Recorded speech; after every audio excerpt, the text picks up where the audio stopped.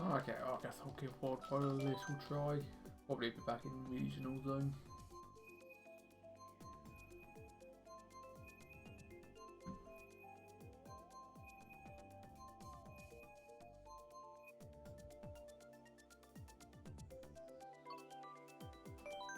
Great track selection to start with.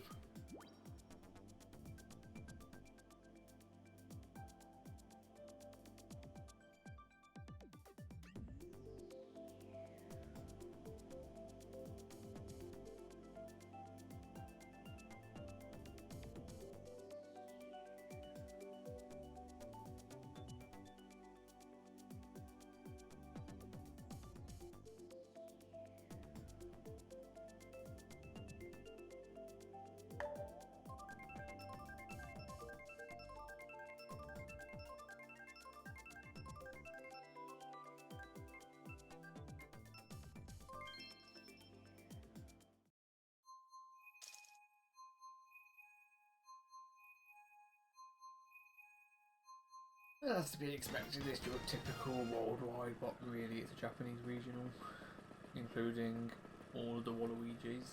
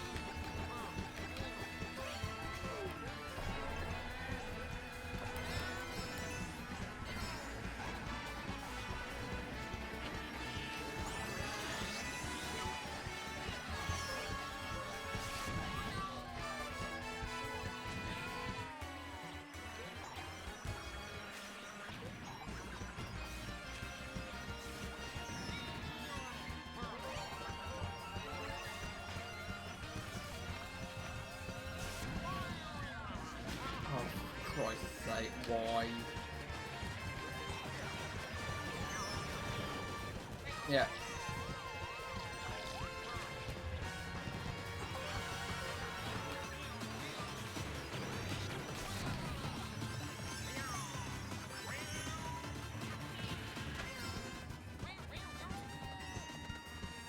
Well, that's probably setting a bad precedent for worldwide. Considering I was in third place and then one bomb led to being blued off the track.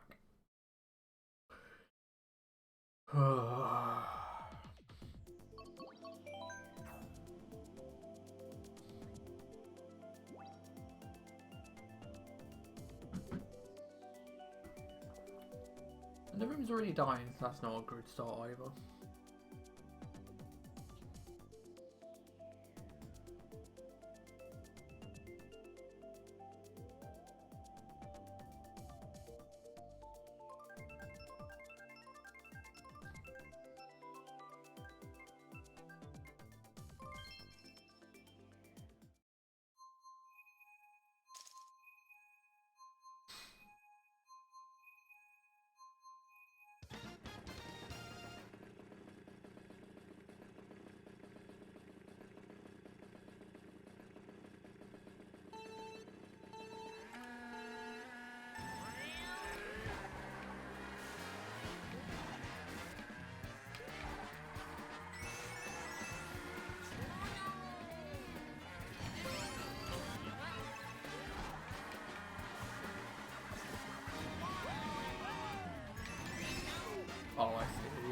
2 did the whole go back to the first item box thing.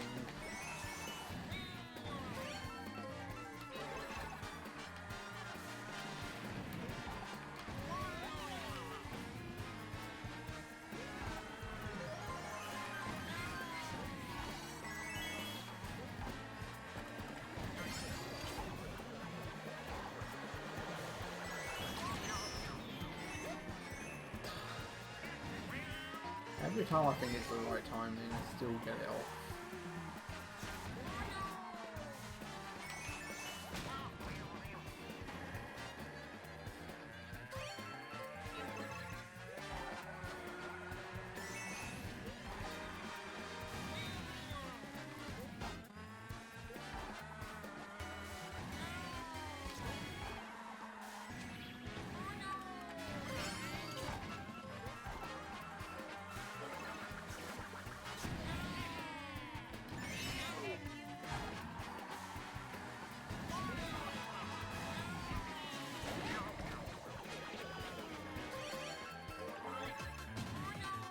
And that's going to be last place. Or fourth.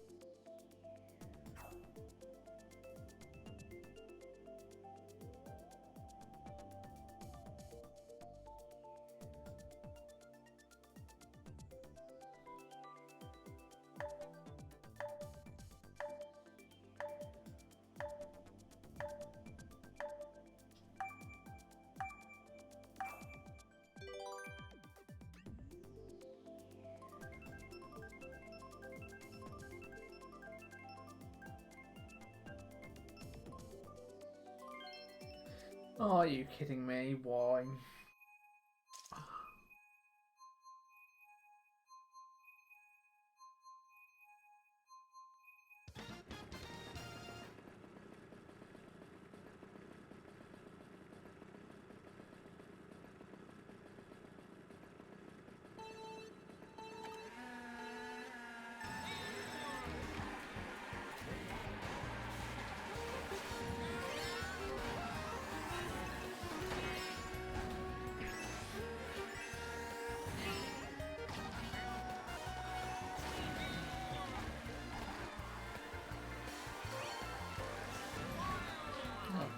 Christ, that's not great.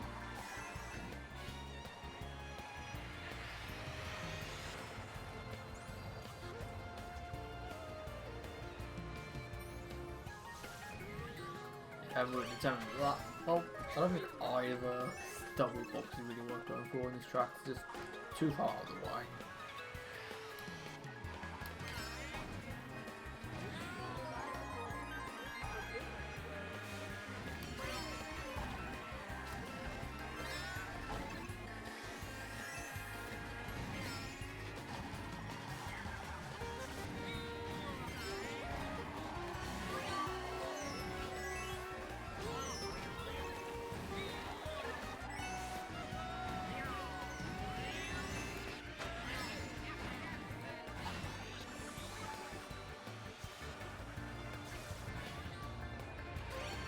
To that guy, but I mean, I don't think it's a flag, probably a flag, looking at that.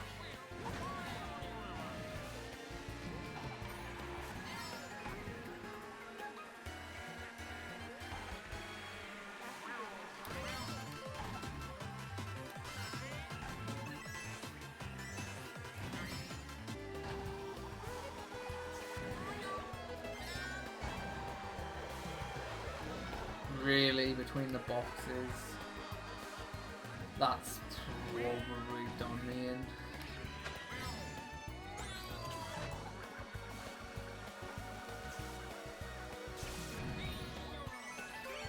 I'm desperate, I need a double box.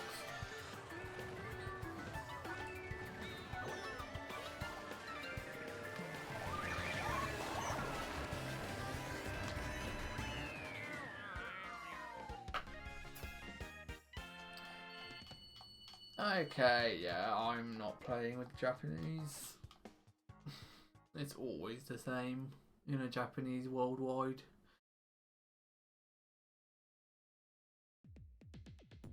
You can't reliably hit people because there's so much ping difference that it doesn't work.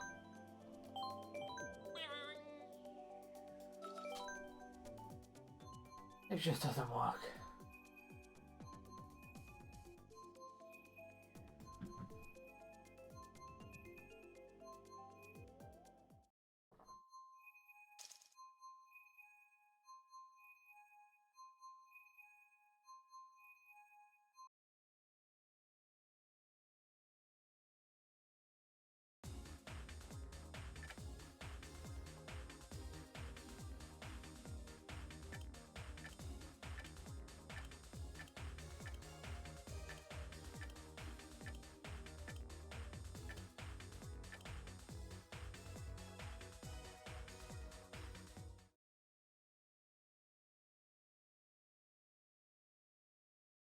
Regional is just way more chill and enjoyable. I am not voting for that track.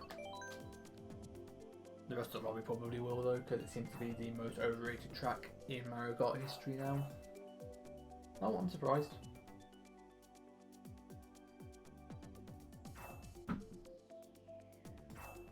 Very surprised.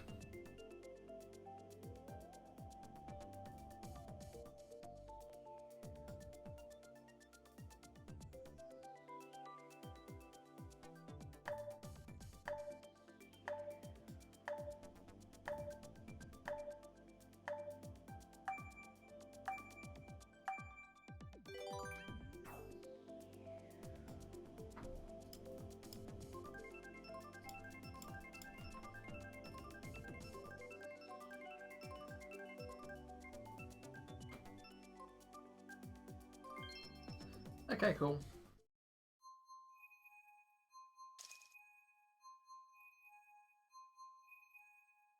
The attacker to beget on the left.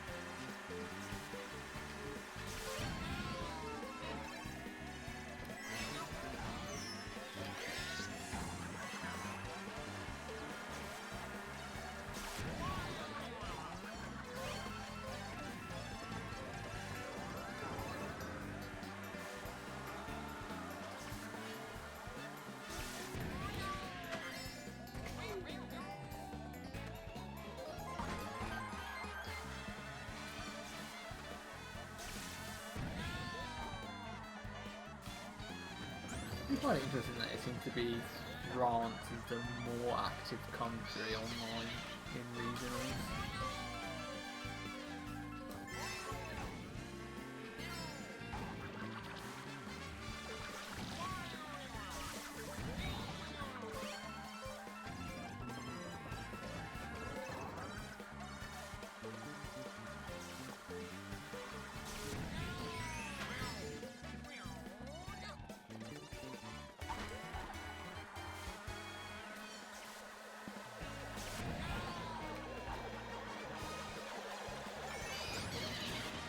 That seems about right.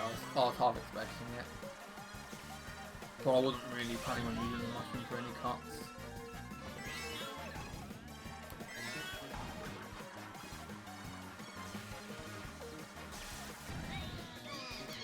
That's also fine by me, because I was going to go for the double.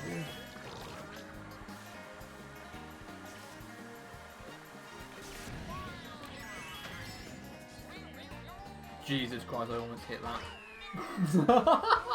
I couldn't see the Goomba Tower.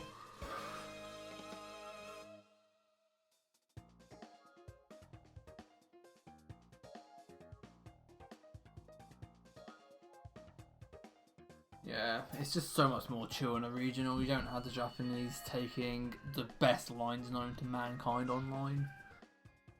Like playing online TT.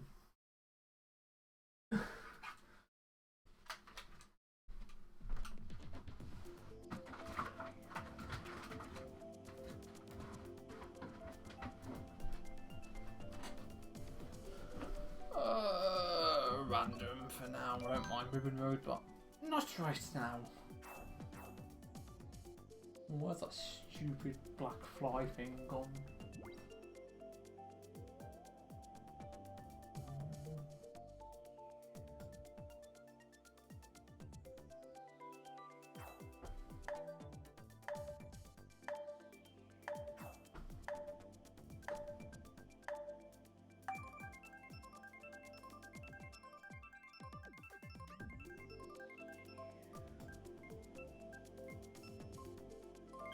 Well, I guess we're playing Ribbon Road anyway.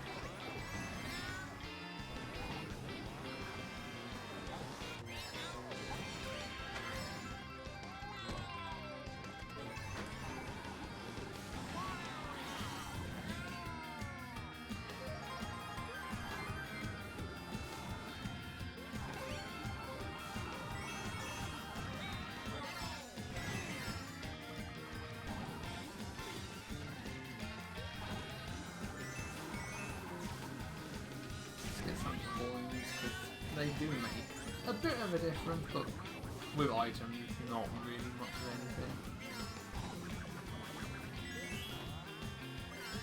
Right, I'm not going for that cut. I don't like that cut.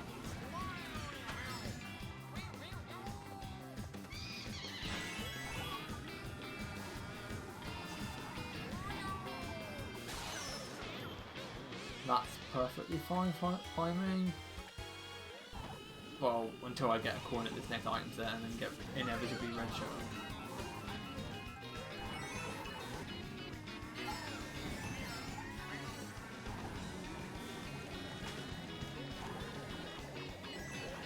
Oh, I left that too late. Oh, I'm an idiot.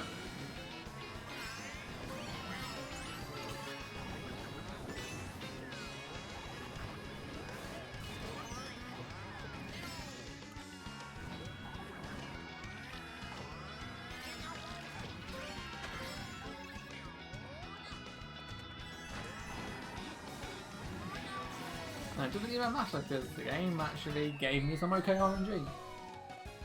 Cool.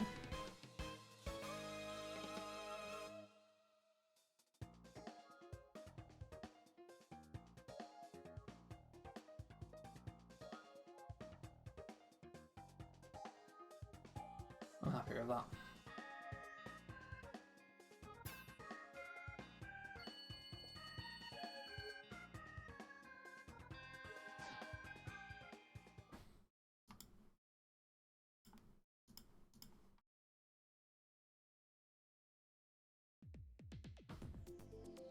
Well, we played Mario Circuit, so I'm not voting for it, but apparently these people have amnesia.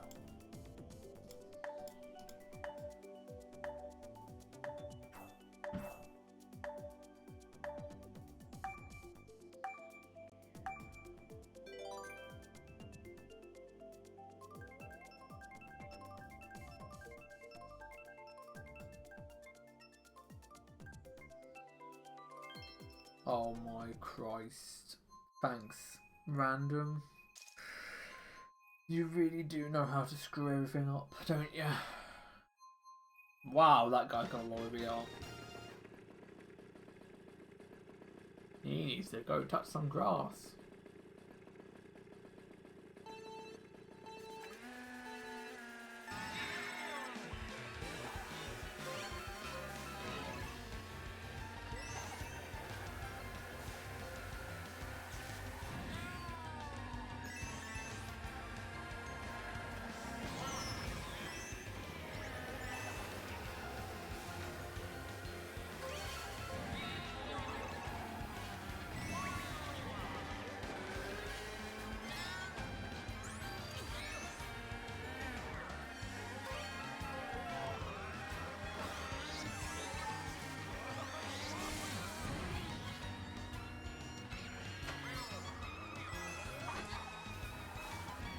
Oh, I let go that too early.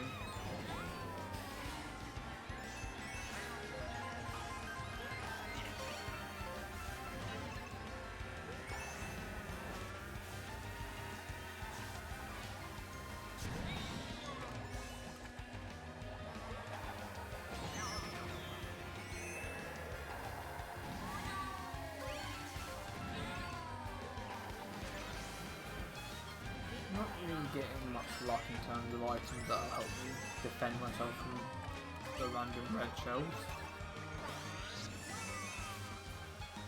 And apparently no one went tight enough to hit that banana. Can Boo please piss off?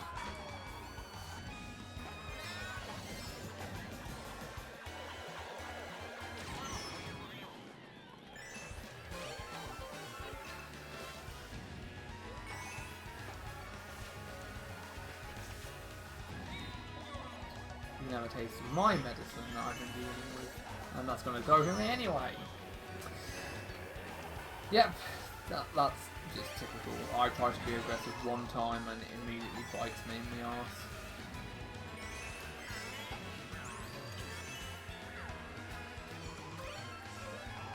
And that guy's got a boomerang in first place, great.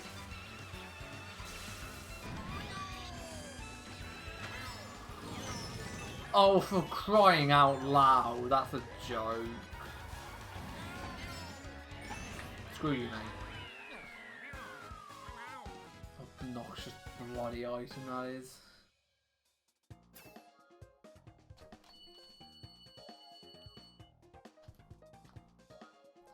Clearly Mr. 77,000 VR isn't as cracked as his VR alludes to.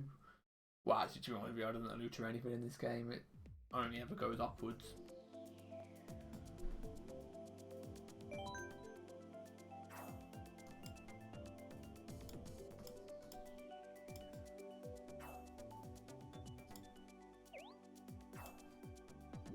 Then again, it's not exactly like VR in Mario Kart Wii meant anything either. Or rather, it definitely doesn't these days.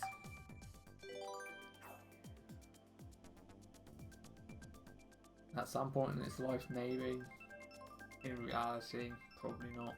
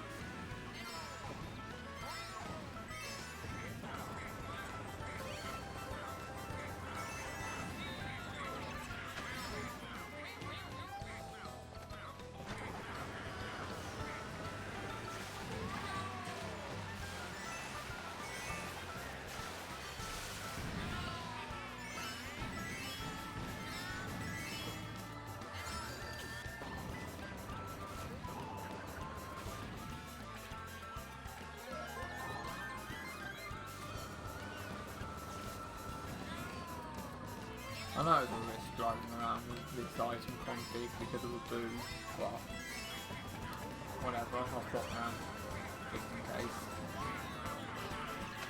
Better to be like this and swap to an item. Yep! I'm glad I did that now! And whoever that is going to be mighty annoyed that they used the boo and got given a coin.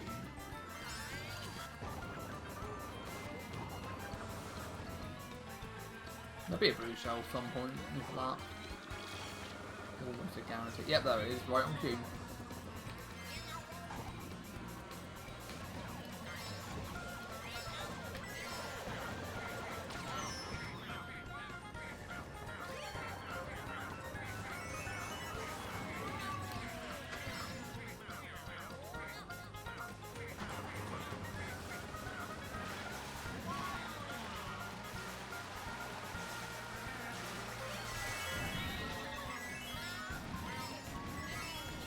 That was actually a really good race. Can't complain with that one.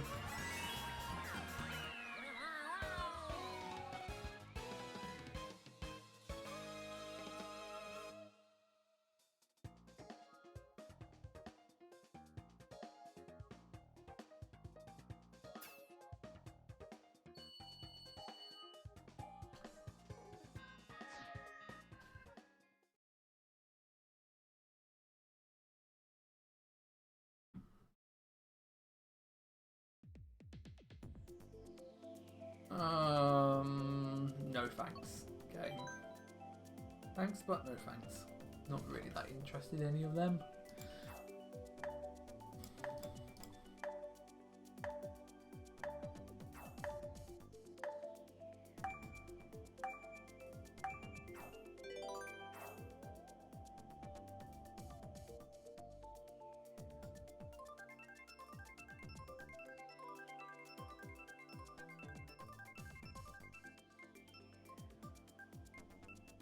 Valley. Yep. Probably the lesser of the three evils.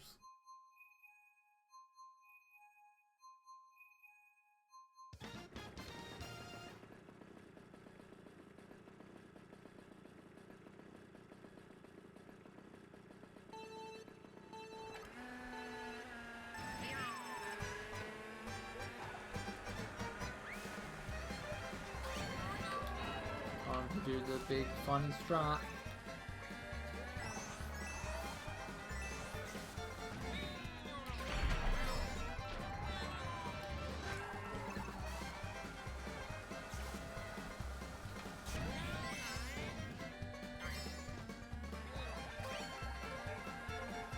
I'm gonna say that's gonna smart bounce off somebody.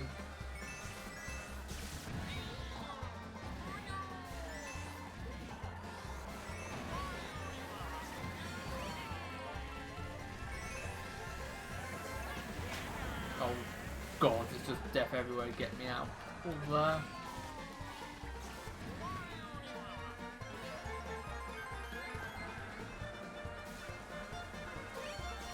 Okay, because of how far ahead they are, I'm just gonna go for it. The last thing I want to do is get stuck in the back row amongst the casual players.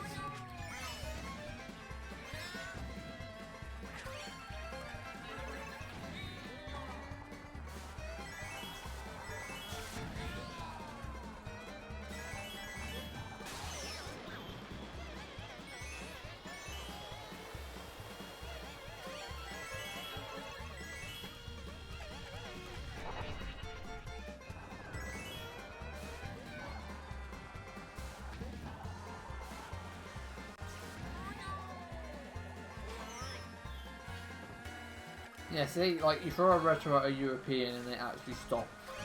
It's still got a bit of delay, but they stop.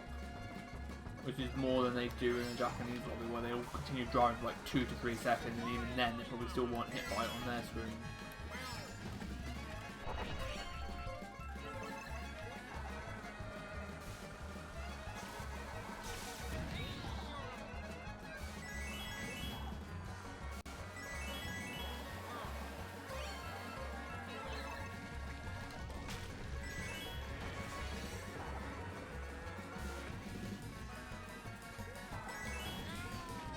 Don't get stuck. Oh Christ, that was a bit scuffed.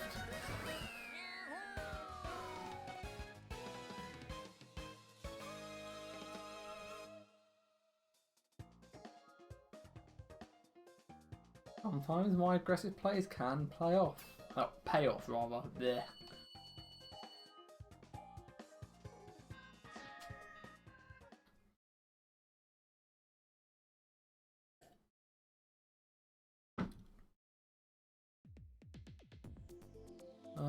Got my volcano. Why not?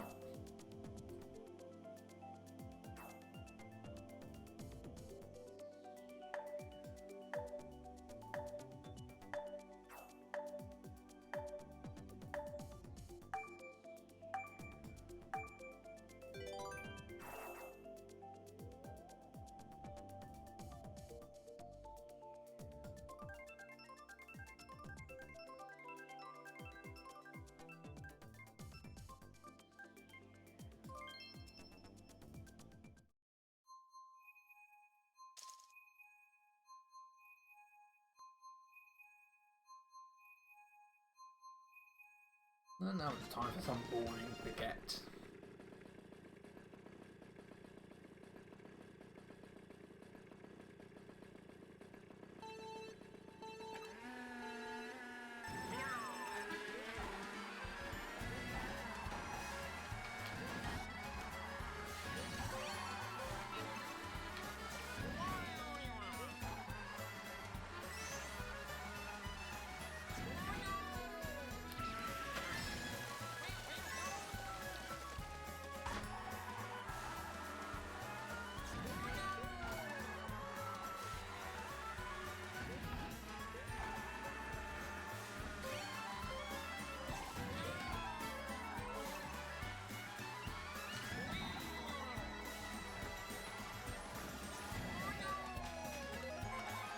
He got a bit too trigger happy with his breads. That's not great. Well, I mean, it doesn't matter anyway. That happened after the item, but I still would have been defenseless. Yeah, of course it's gonna happen because I don't have defense.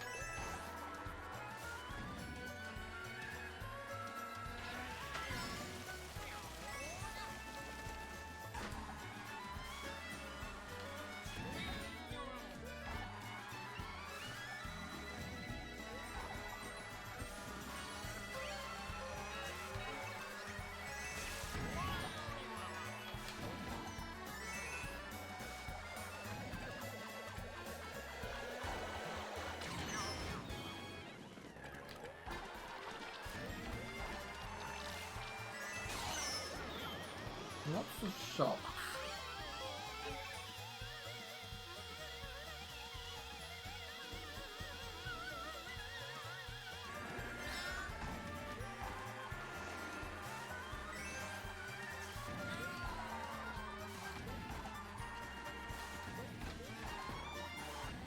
Oh, this guy's gonna win because I highly doubt I'm gonna pull anything powerful.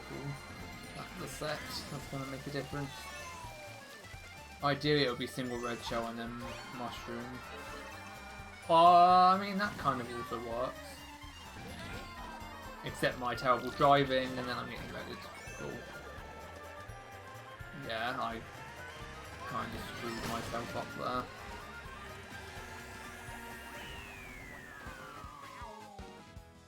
Shouldn't have held the mini turbo. I was trying to squeeze like a pink, and it was the wrong place to do that.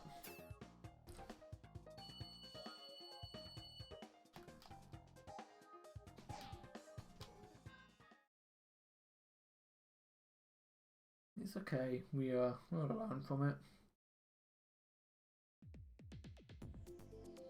Stick to proper volcano, please.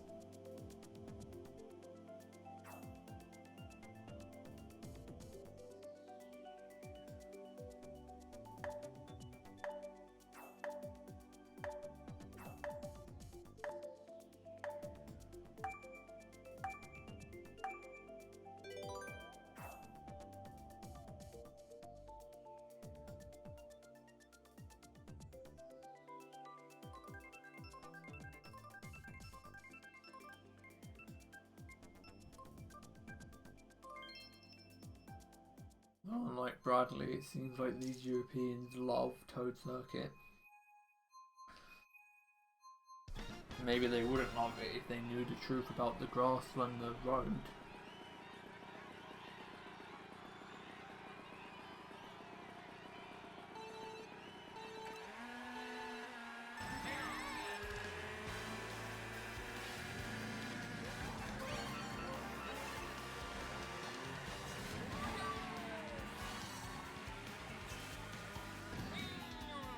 Oh look, there's our amazing grass on off-road texturing. I just want the coins for now, just to drive quicker.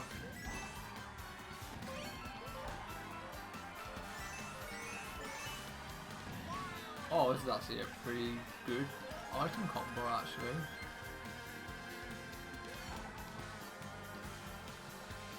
Because if this gets stolen, I've still got defense from my red shell, and I've also got my blue shell defense for free. But based on the way these lot are driving, they're probably going to make a shock spawn.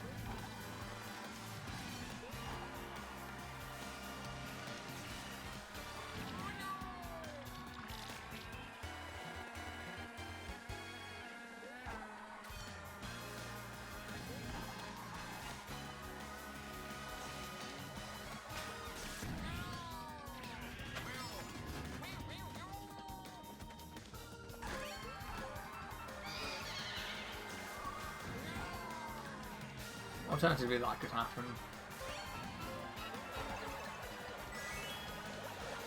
Too late to do anything on. Yeah, way too late.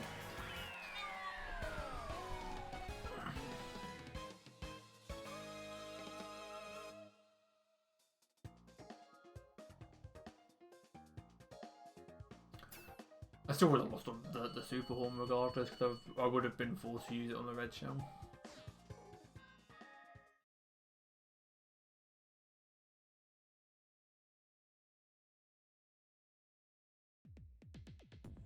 No, we've just played Paris.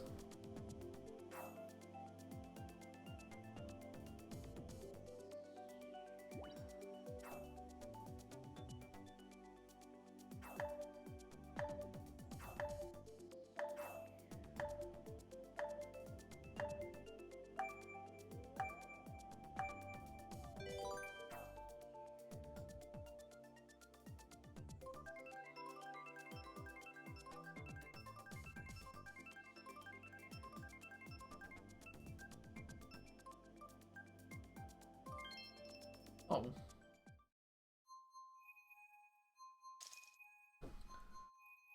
Well, it's a repeated track, but at least it's been a couple of races, so can't be too upset.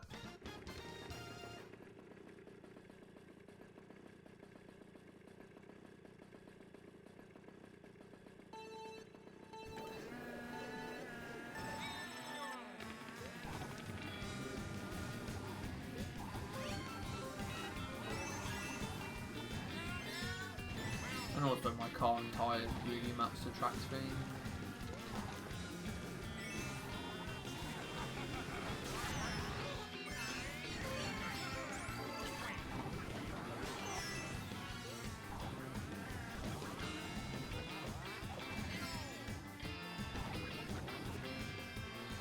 Ugh.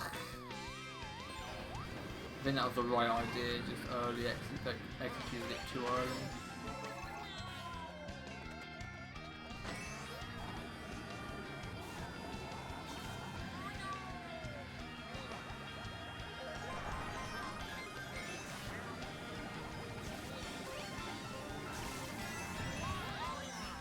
Not bounce.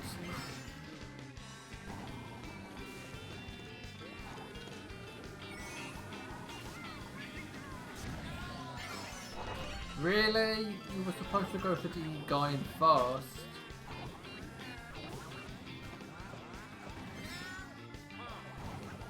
Oh Christ. Yeah, that's my own fault. That's just really unfortunate. Whatever. Fine, lesson learned. We'll just take the normal route on that through. Won't even try the cut.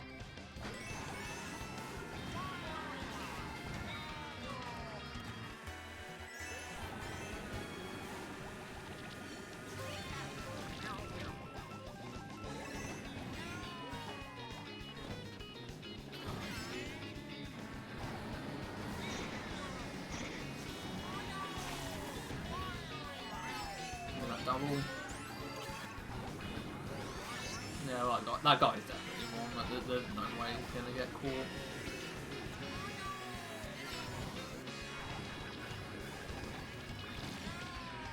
And that guy took the double box, so I'm probably screwed.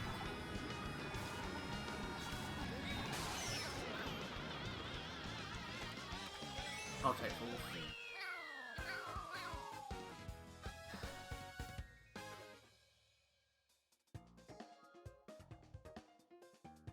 I can only blame that on my bad driving on lap 2.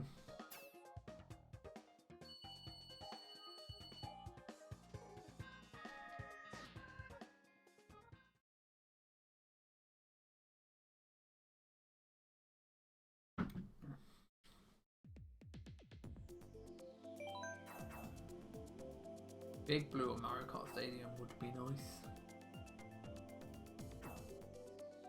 Ninja Hideaway's just not it.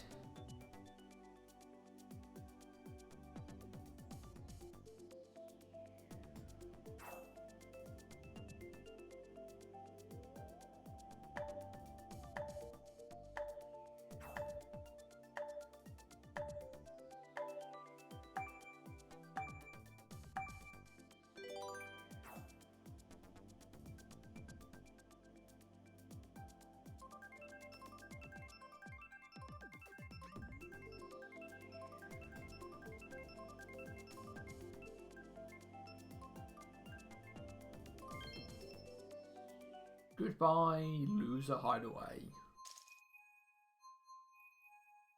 It'll probably be at next track voting, then it'll get voted, and then that'll be karma.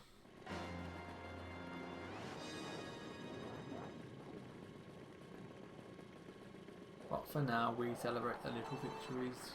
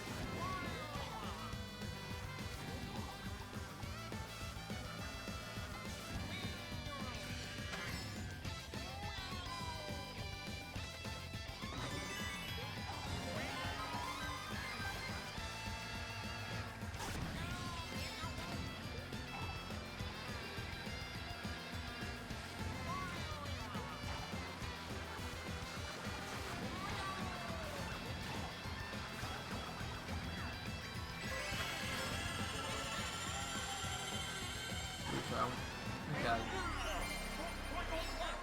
Let's just get off the conveyor belt section and it should be fine.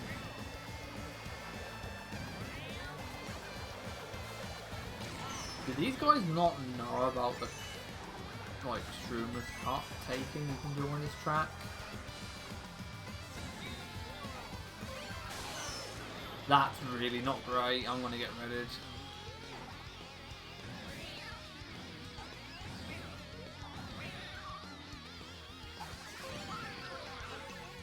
Oh, I'm gonna lose first place now, aren't I?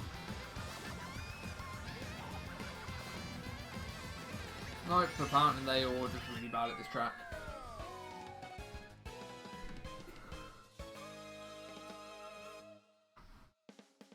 Probably start trying to get my old 300 coins. Or 900 coins rather. What the hell? What's Dark up to and why is he gifting video games?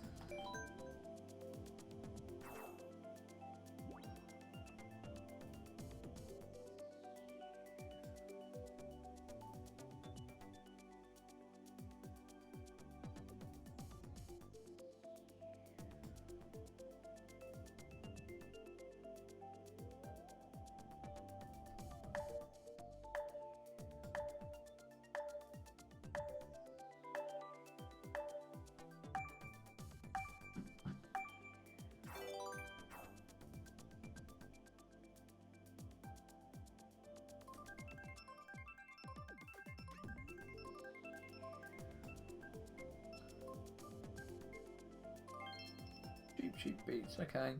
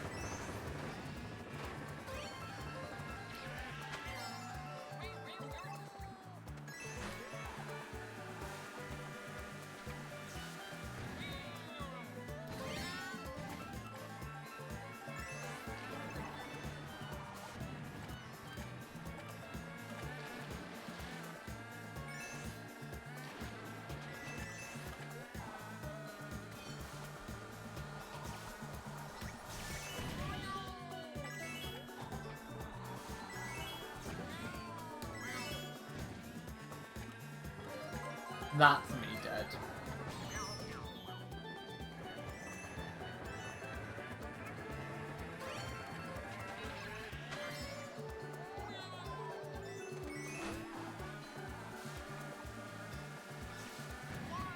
Need the double box.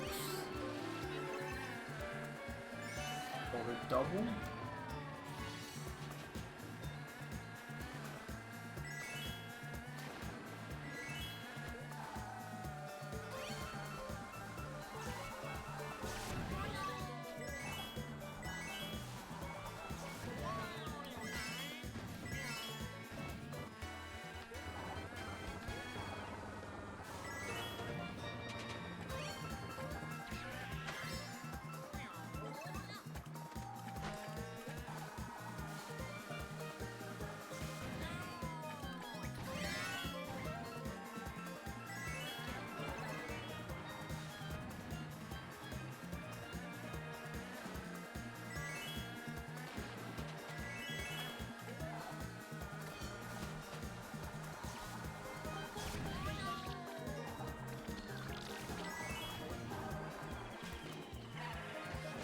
Are you kidding me?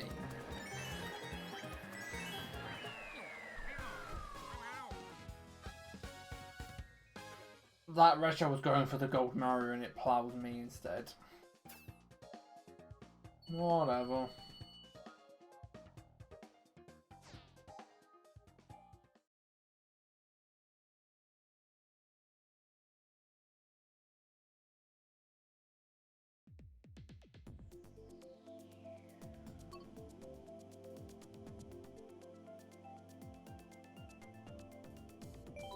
I'll try and stall this out so I can get another 300 coins on tour on my... Oh.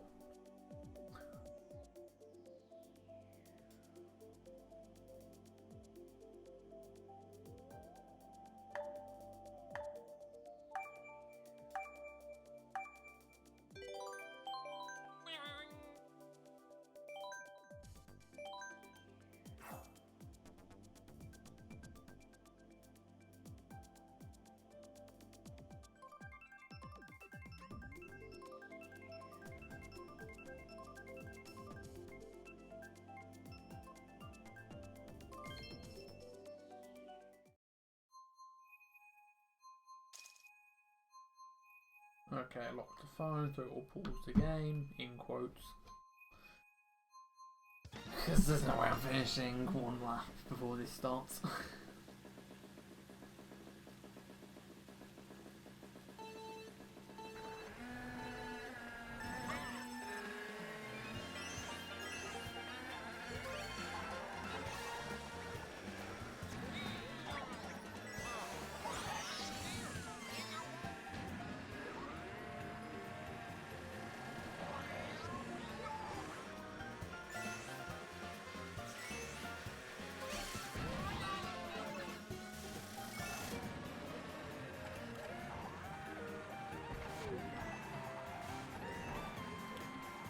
For the double box.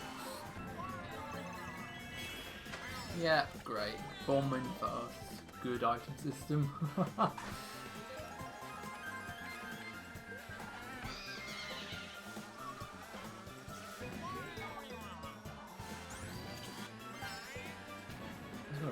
Pop that right there. Yep, knew that one was going to happen. And then get the double for defense.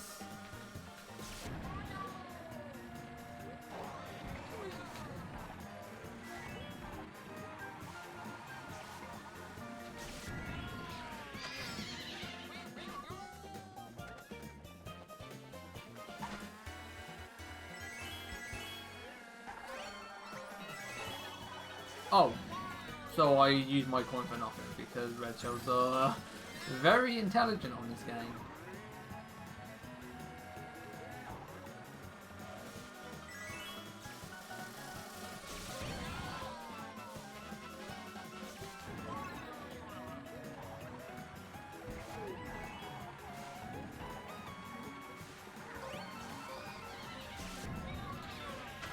That was some very interesting timing on that boom.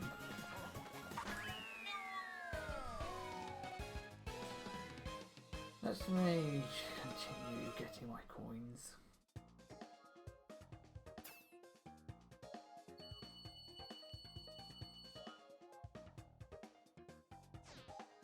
Meant to do it before getting on this game, but oh well, we're here now. It's fine. I can leave it on the Bowser City, I'm fine with that.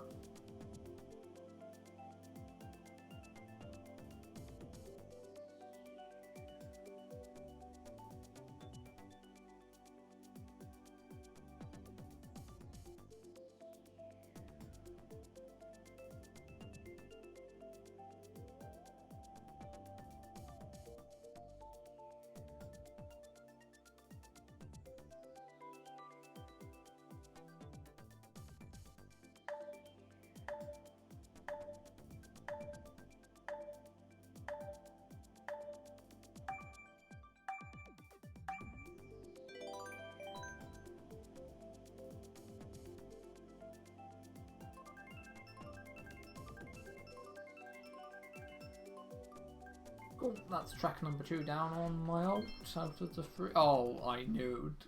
I called it. I called it. Random strikes again.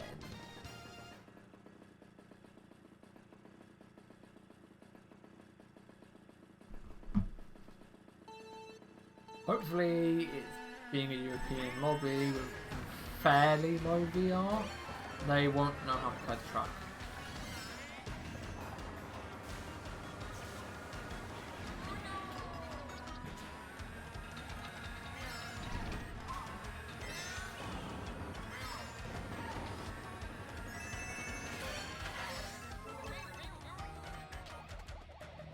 Cool. I'm so glad the guy's right there and the red shell goes, nope, he's not. Oh, great. Yeah, that's definitely what happened. Oh my god, this track's respawn was so fucked. What the hell?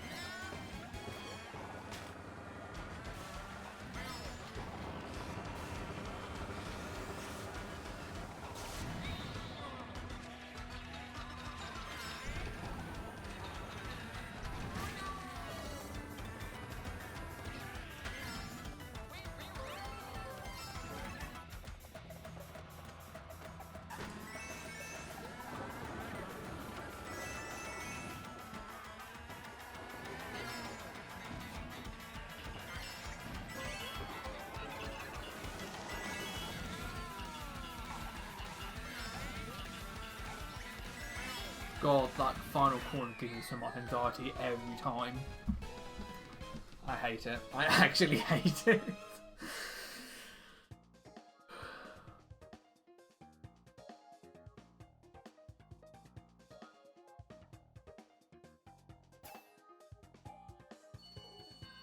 Oh, I broke 22,000 VR in the last race and I didn't even realise it because I was doing my tool stuff. Which I'm trying to finish off right now. So I just have to give enough of attention to see what track I'm on and move it to that one. That's not what I wanted. I wanted that one, thank you. And then I'll just leave it to timeout as always. Whilst I get me 300 coins.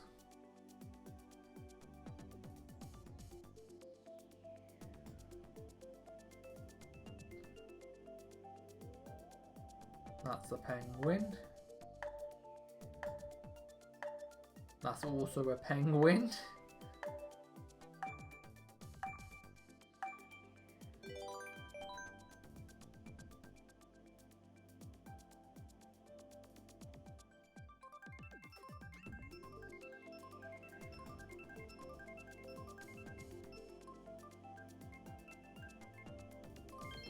Baby Park, hell yeah.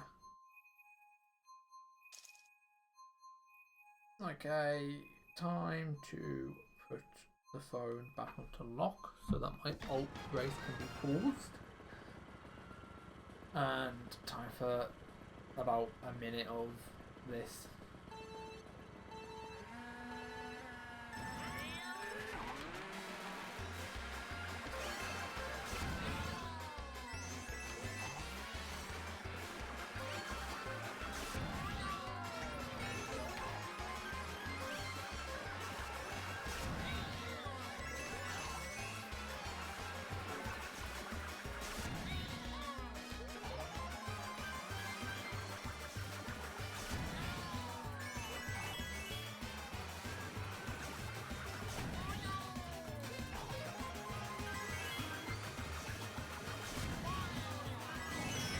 That is really unfortunate.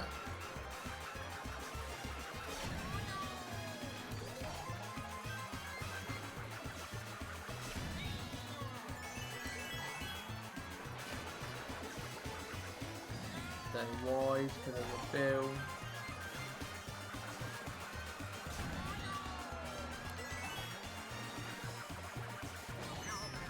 What the hell? Game!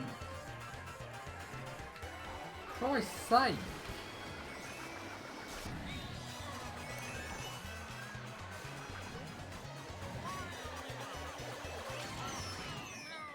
I genuinely lost first place because some random red cell sideswiped me.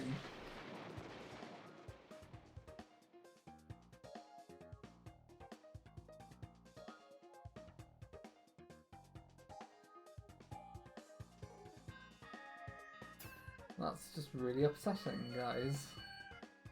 Not like genuinely upset, but in the definition of the word, it's kind of lame.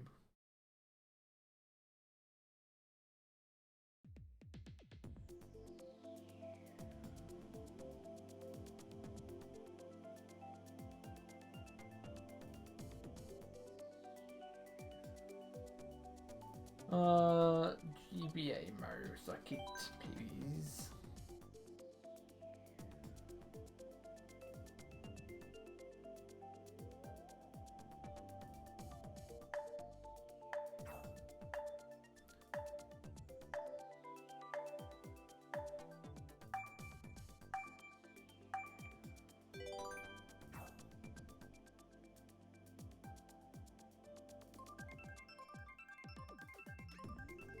Well, that's all done and dusted with, so I can, on my alt for like this is currently important because it will disappear after today thing. So now I won't be that guy who doesn't vote until it times out.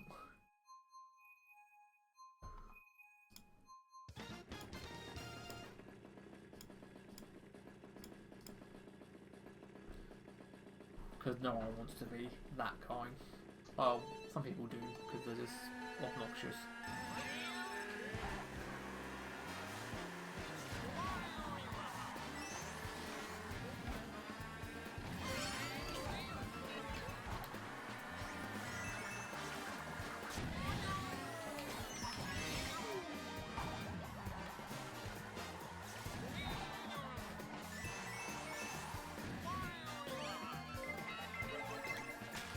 Ooh, barely got that out in time.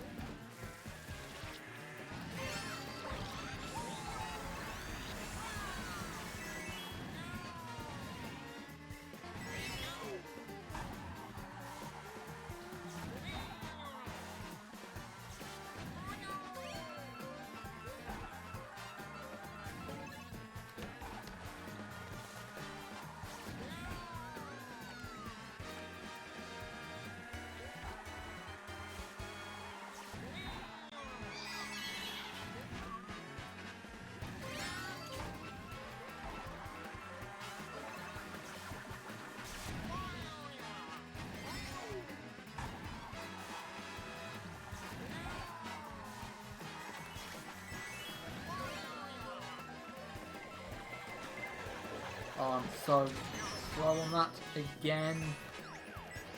Oh, of course the guy's got triple mushrooms. Oh, yeah, that's it. That's it. It's all ruined.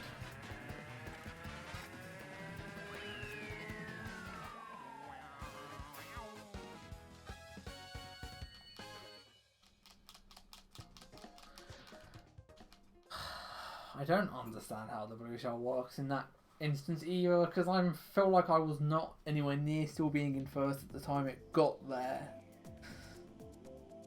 I'll have to look back at these at some point, like after the stream, just see where the blue shell is on the mini map compared to me when it does the thing. Because I thought I was doing the right thing there. Apparently not.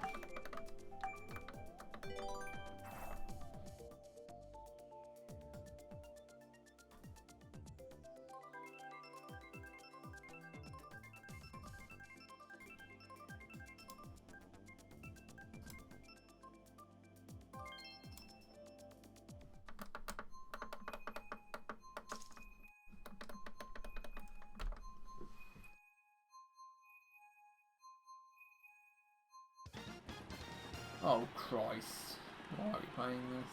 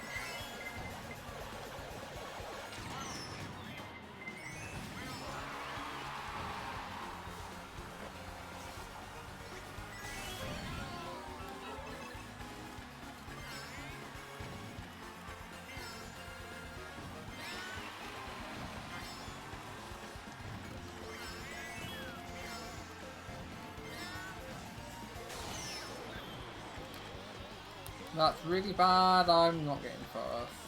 If he got a block, I didn't, and I also went for the off-road. Yeah. No, you're not hitting me with that shit. That's really dumb. Whatever, I'll take second. better than the Gold Mario Rival did, and it's definitely better than what that Donkey Kong did. Who is allegedly a 70,000 VR player.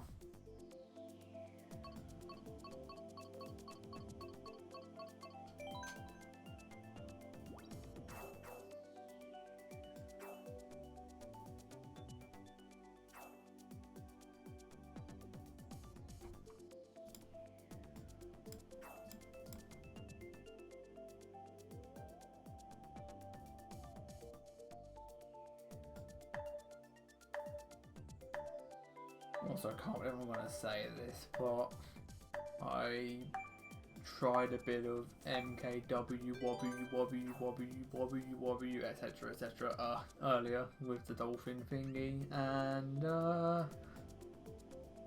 don't think I'm going to be playing much of that game ever again. It felt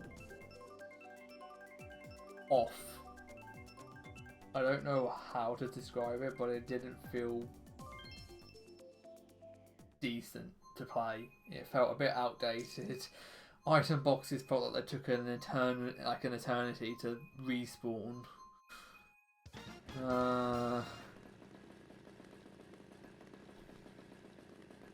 I think I am well and truly a Mario Kart 8 convert now.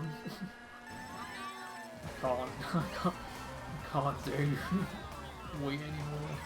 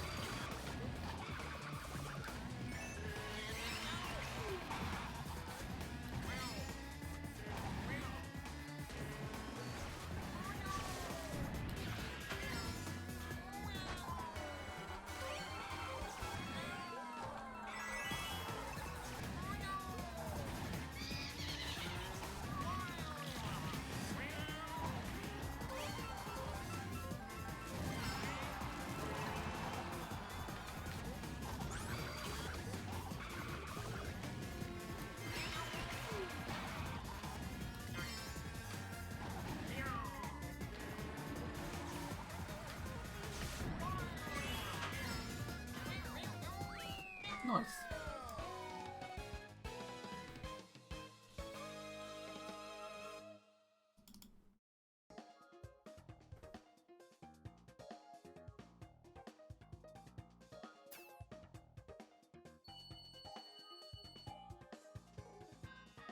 That Donkey Kong is really not having a very good session so far since joining the room.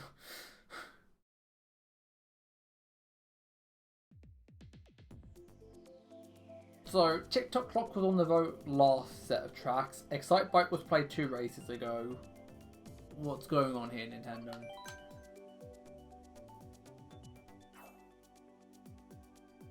I genuinely don't get how people don't get bored of Excite Bike. It's literally just a straight line where nothing happens. And because it's a straight line with randomly generated terrain, it just means that the item boxes are all in stupid spots, either just at the start or on the 2 bends. And the items are just in really stupid spots because of it. Like, it's such a bad track. I don't know what else to say. And we're going back there again, because why wouldn't we go back there after being there 2 races ago? Let's go and fall asleep for a second time.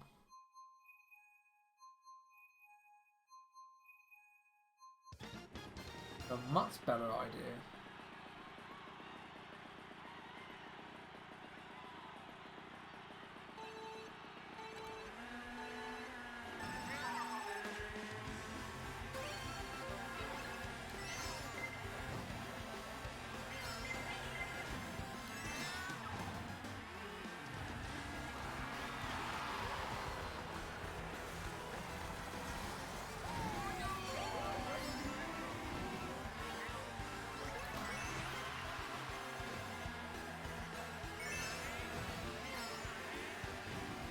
Like, every single time I race this track, it all just morph into the same bloody thing. And it's just that, like, unmemorable.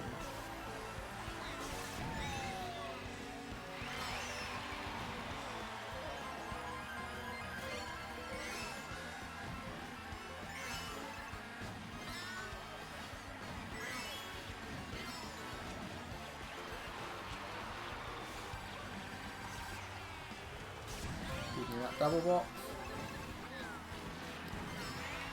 I think... Oh. What? Did my bomb get blown up by a fire flower on my screen, but not on anyone else's, and therefore it still landed on the track? Or was that someone's batch bomb that got hit? I am confused.com.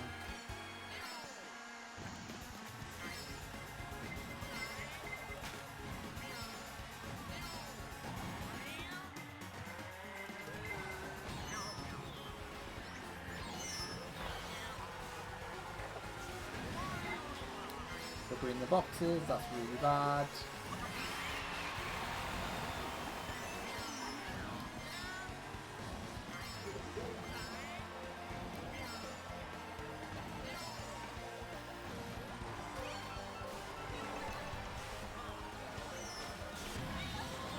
Oh my god, why?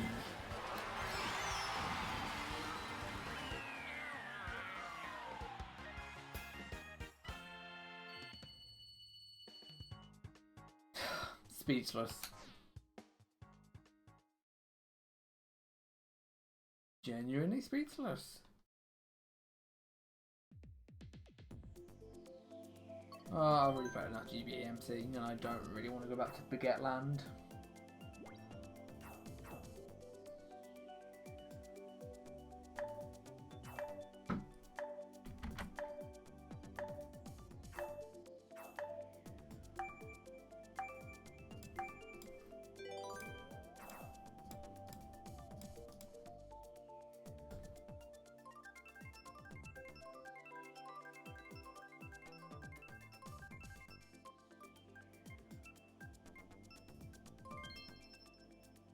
Hello, again.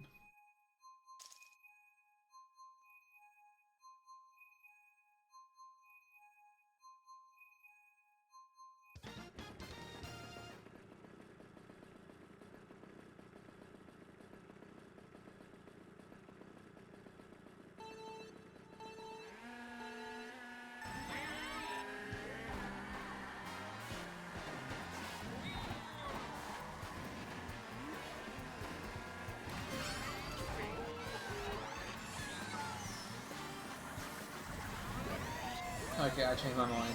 Last break of Please was a skill issue. That's what it was.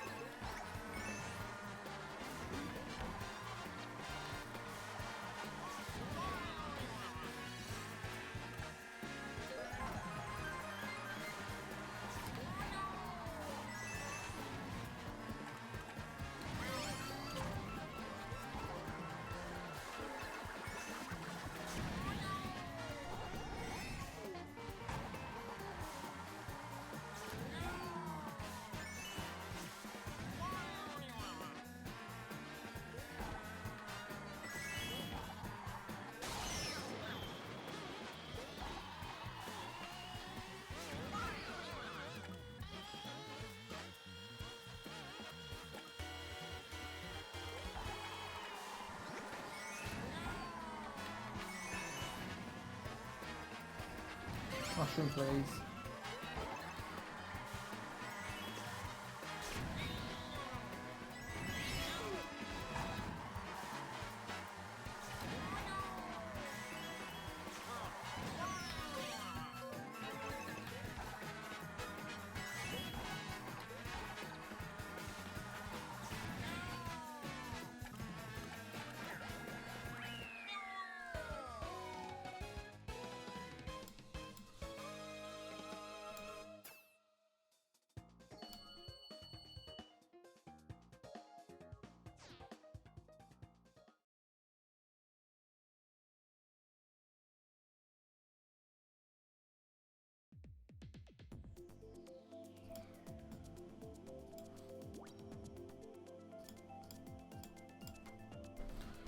I'll hover that over the Eastern Ridge and I'm gonna go. Be right back.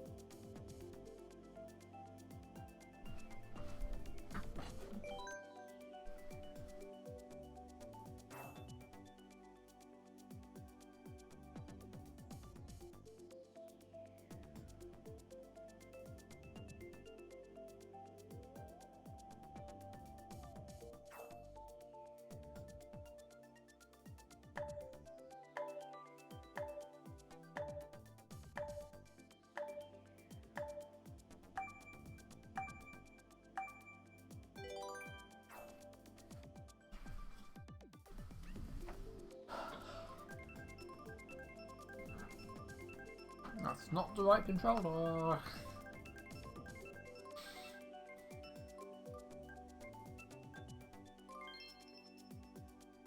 Well, we could have had Happy Fun Time or Death with casuals not able to play Shroom Ridge at 200cc. We get this instead.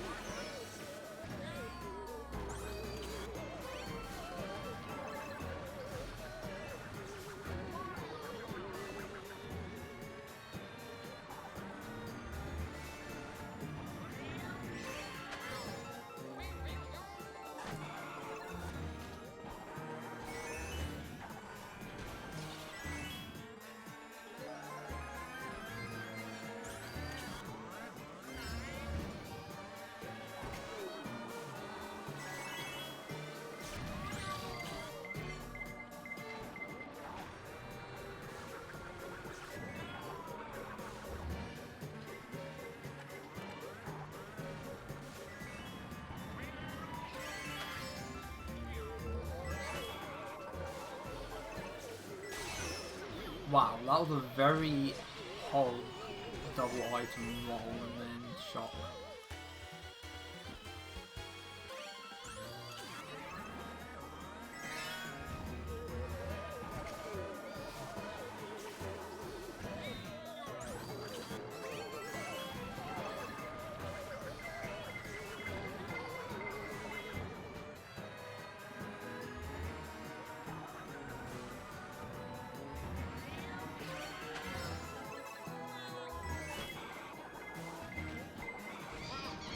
Why? Just why? It didn't matter, at least, but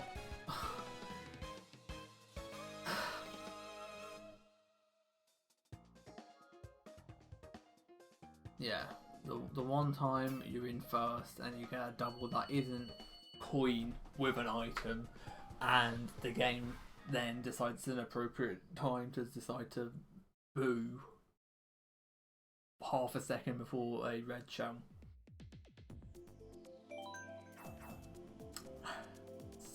Smiley face.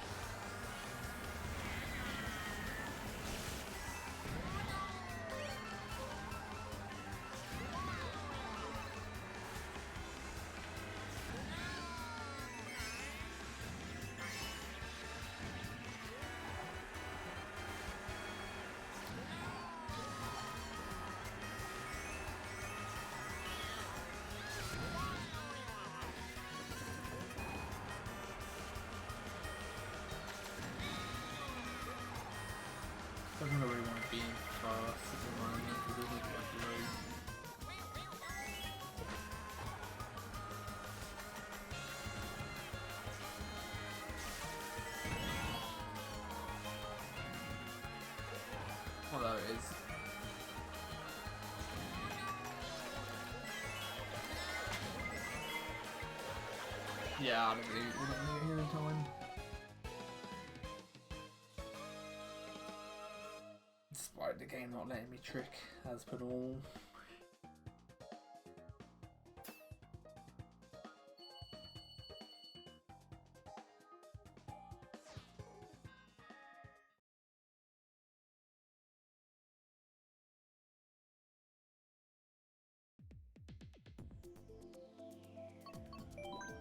I politely decline those tracks.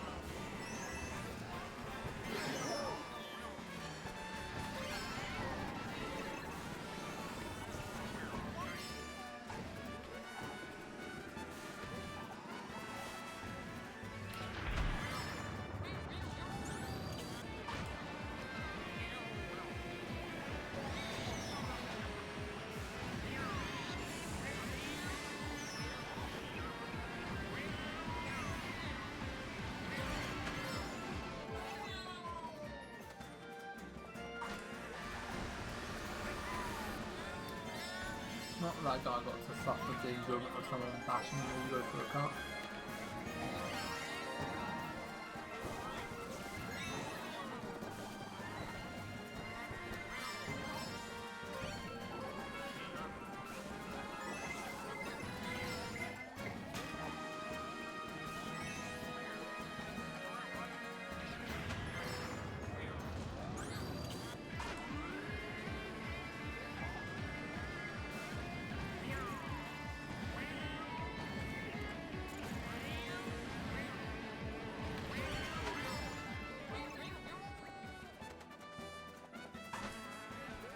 Why does the guy in second have triples?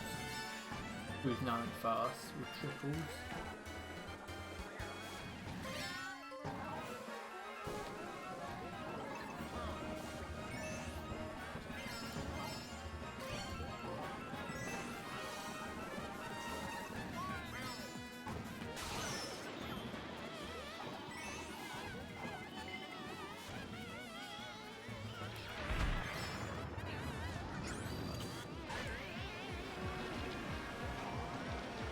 Suddenly, the 70k guy's out of nowhere.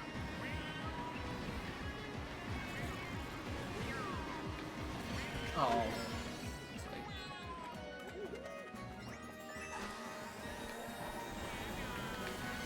Oh, I was screwed.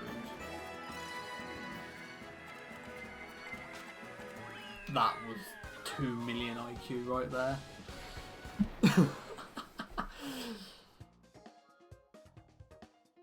It was either try and stay close and get the overtake with the slipstream and possibly get banana lagged off, or go a bit wider,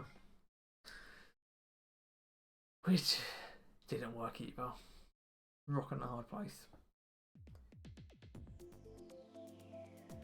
Can Baguette please not appear anymore?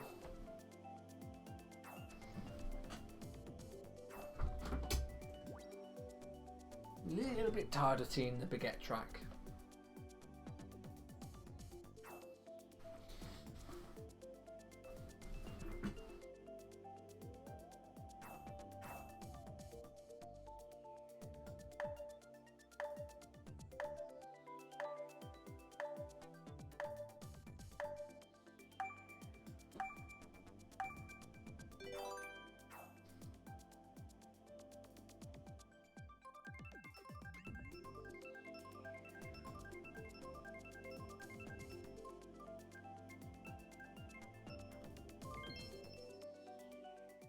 Oh no. Suddenly, Germany and UK only room.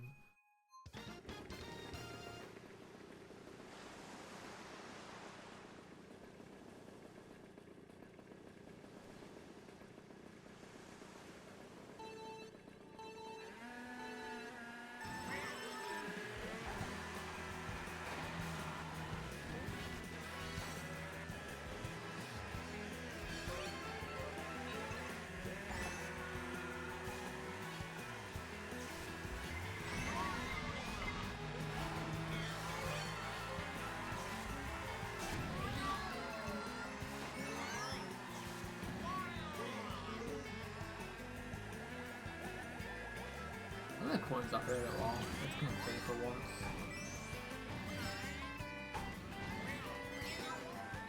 That was definitely worth it. There was like 3 coins up there and I missed practically all of them.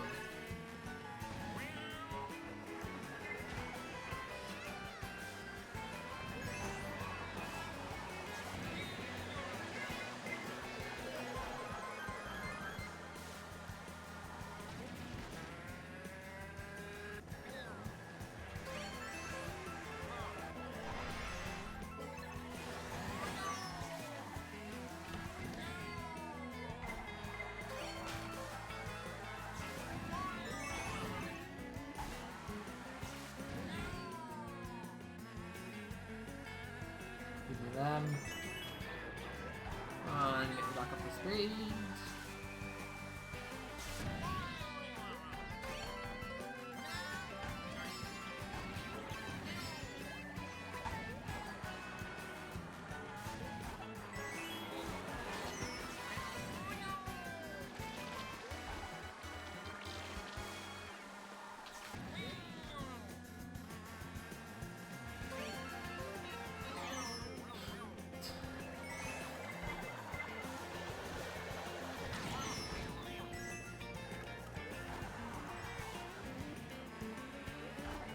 Where'd the guy's bomb just go? He was trailing a... Oh, he must have got food.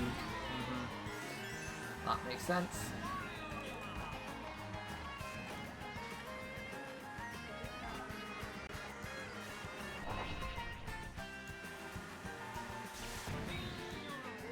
Mushroom please. I mean that also works.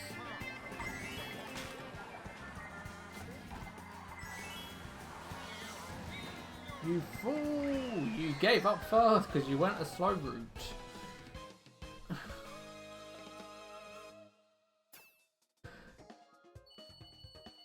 That'll be the last time you make that mistake.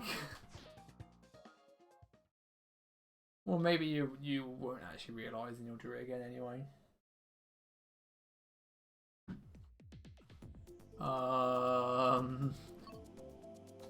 I'll vote this just because it's been an absolute age since I've raced it online. Across the past couple of sessions, it's just never really been picked. So let's give it a shot.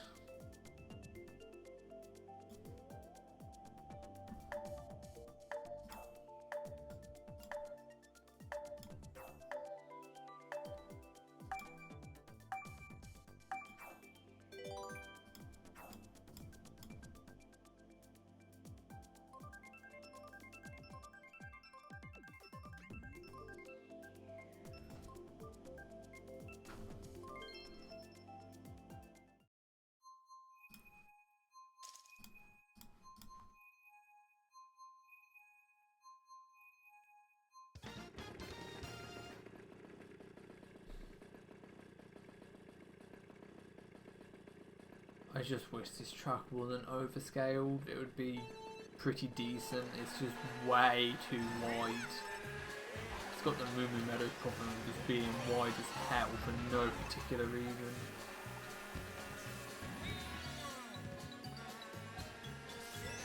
Dry Desert's also got the exact same problem.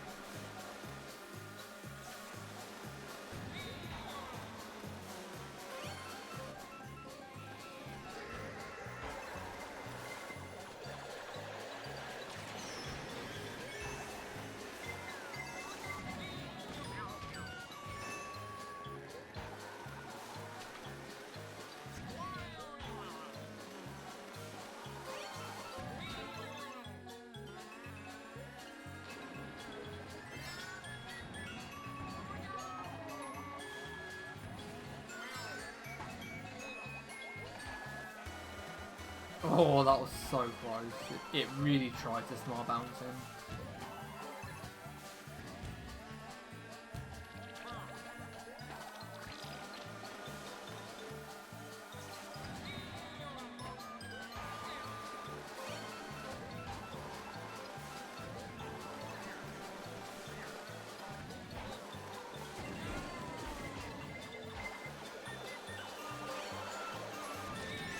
Victory right for the taking. Oh, definitely with these. Go!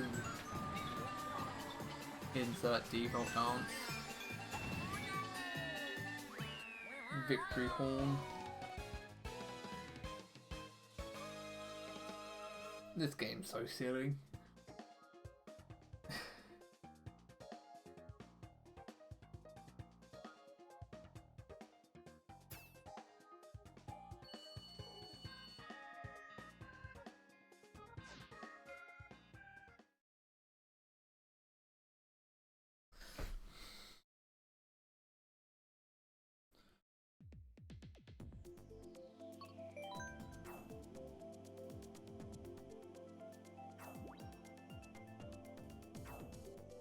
Please no, don't do it. Don't think it, game. You gotta do it. Now that I've said it, you gotta do it.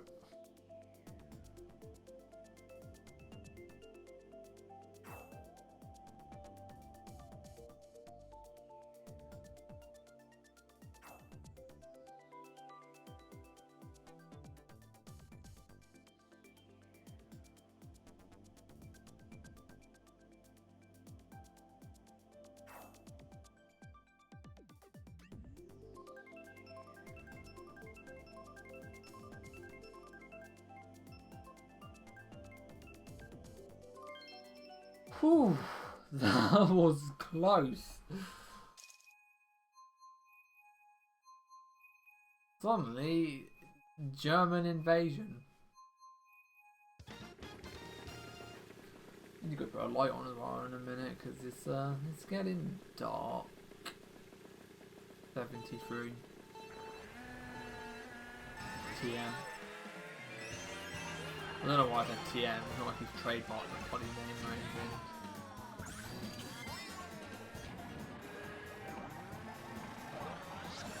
Oh Christ, that green shell was terrifying.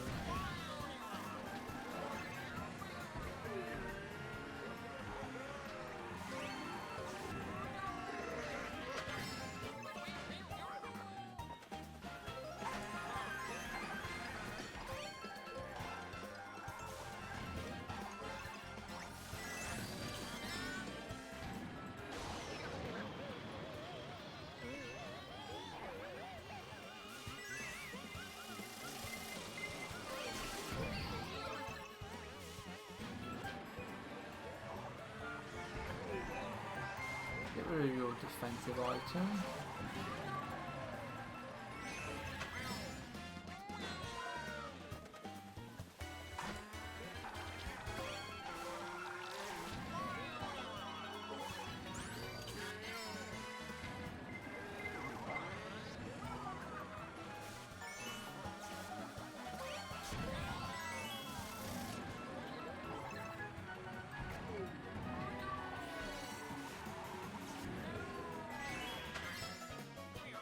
I really have a habit of going in between item boxes in this game.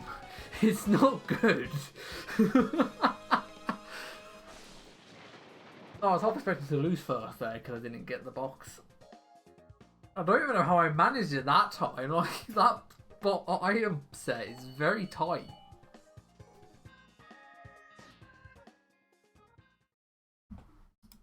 And it's not a weight class thing in terms of like the character size, because I've been doing that a lot with the heavyweights, so... Oh, hello Piranha Plant Pipeway, fancy seeing you here. You won't get picked, everyone's going to go, oh my god, tour track, orgasm.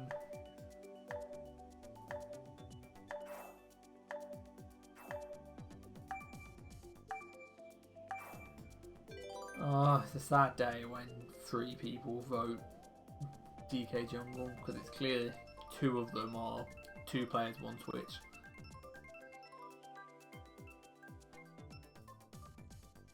Yes! Victory Royale.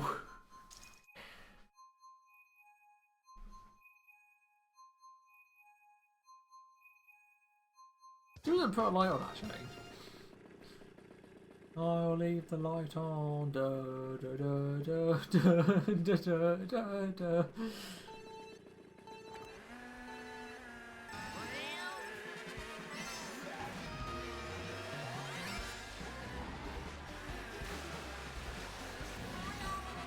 Oh Christ, I am very good at the game.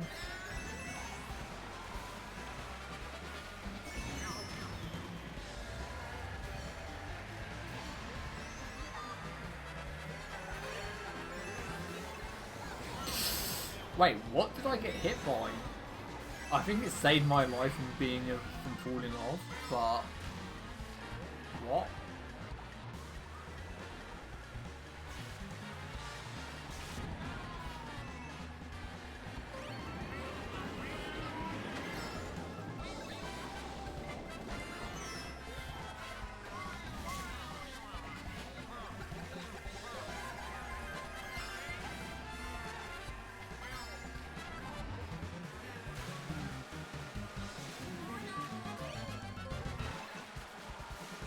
Again with the fire flower.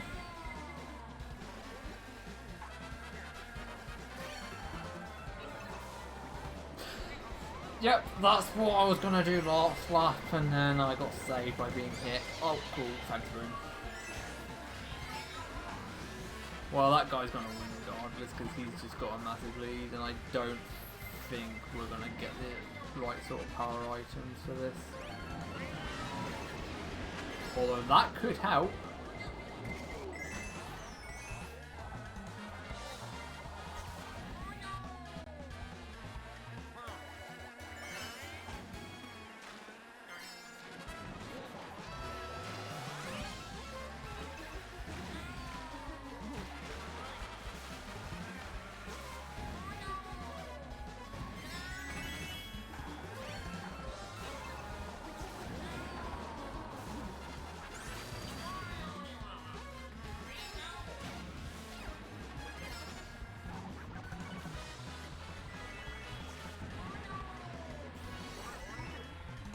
Well, I didn't mean for that to happen, but sure. He'll still win because, haha, the blue shell found its mark at the wrong time. Oh my god! Damn it! Oh, that's so tragic.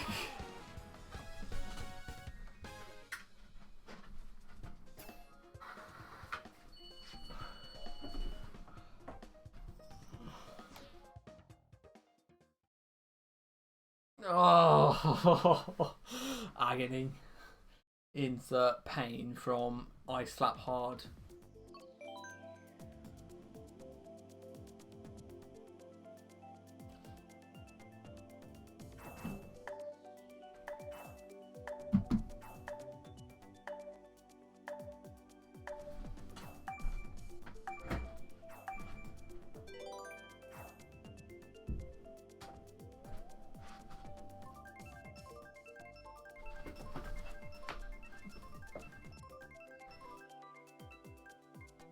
Sunshine Airport. No!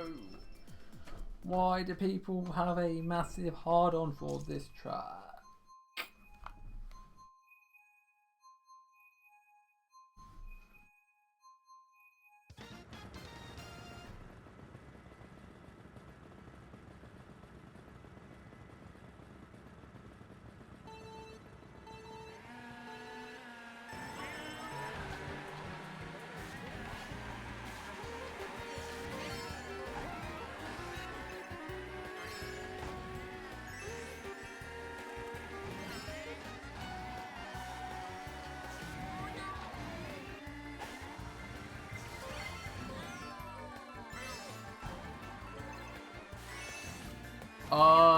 That's not good.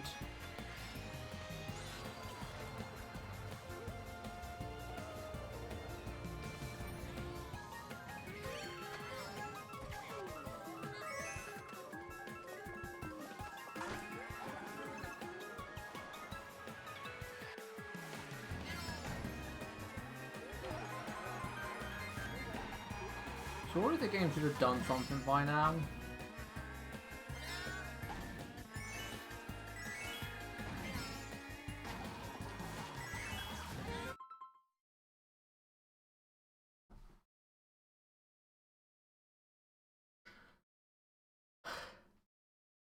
Paid online service.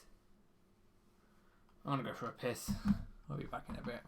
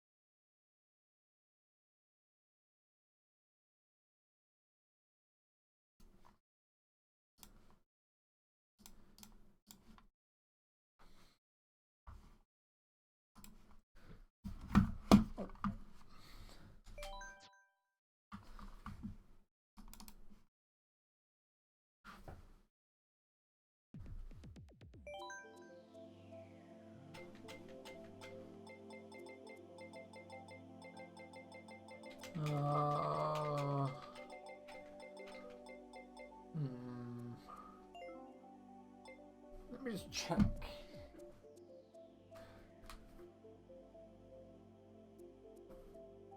Because I think I have something else I might do. If nobody's joined for MK8.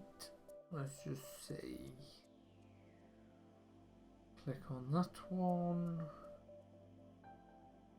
Click on that one. Then that one. Okay. Okay, I think I know what we'll do then for a little bit.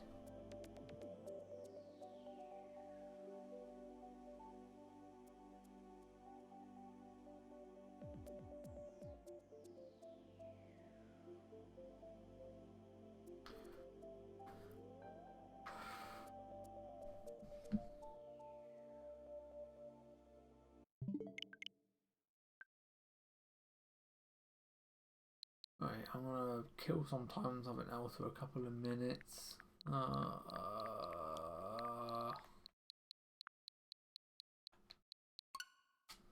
You.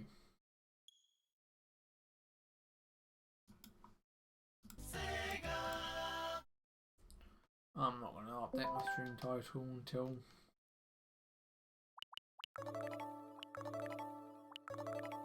hell yeah, the game I've never actually beaten.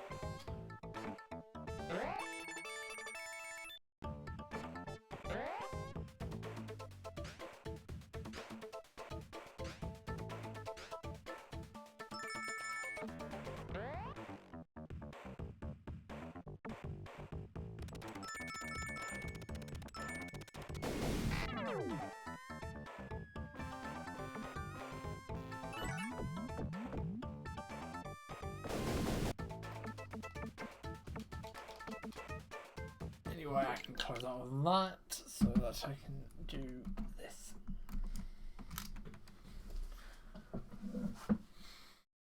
Now that we've killed the sufficient time needed, it is time to start updating the stream title and everything else.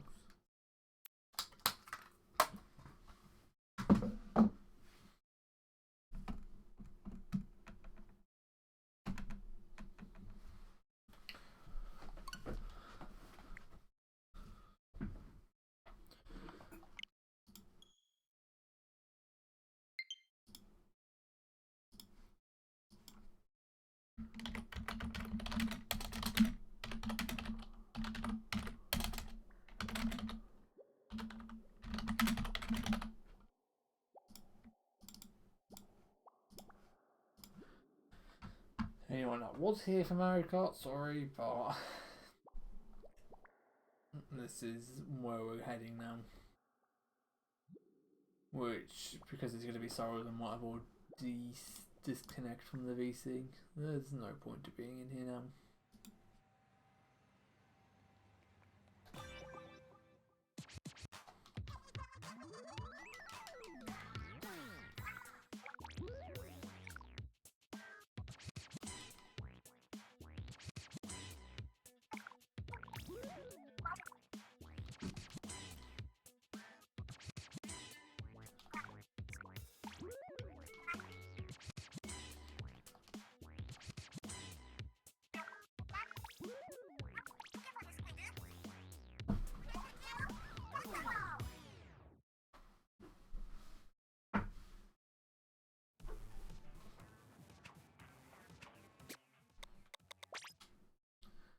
Anything new in the shop that could be beneficial to wear?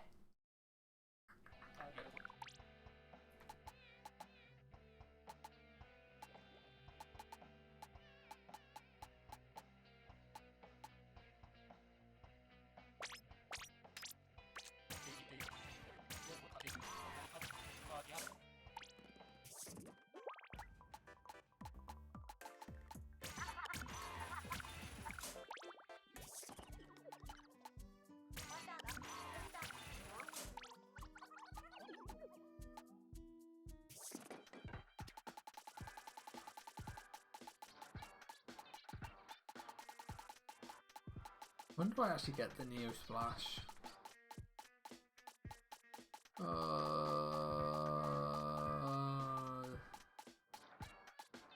Isn't it quite high up? Well, the regular splash is 25. 27. And I'm like, what? Level 14? Yeah, 14. Okay, what do I want to run? Maybe.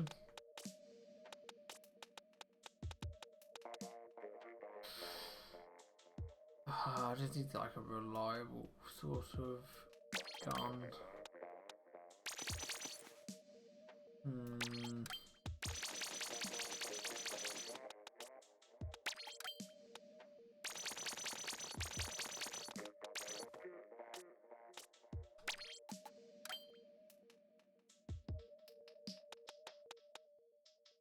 Oh, I hate how they look, but do I want the run speed?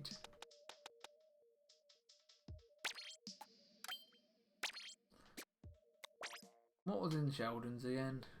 Was there anything I could have picked up that I should have picked up? No. Maybe? Question mark. Don't want the rollers. Don't want the chargers. No. When does the 96 Gal come into it?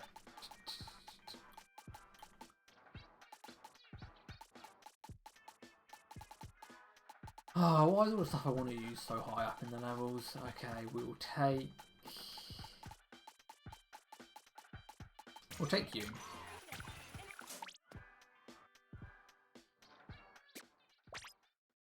And then we'll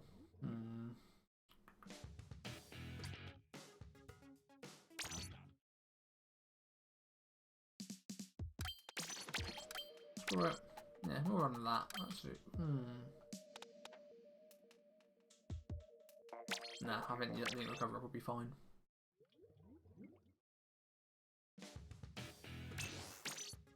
You really don't even going to do a whole lot anyway when I'm in low rank.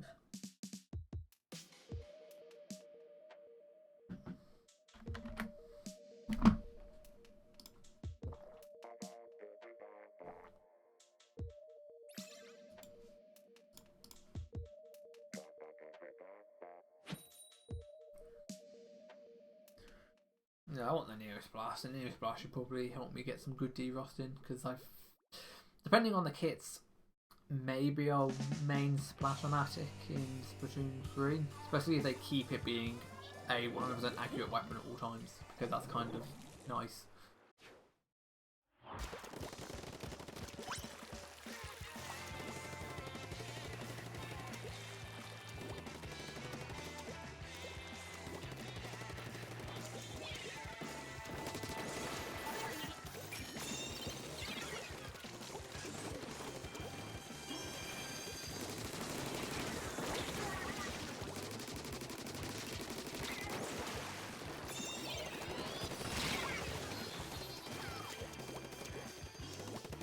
Didn't even see them. Okay.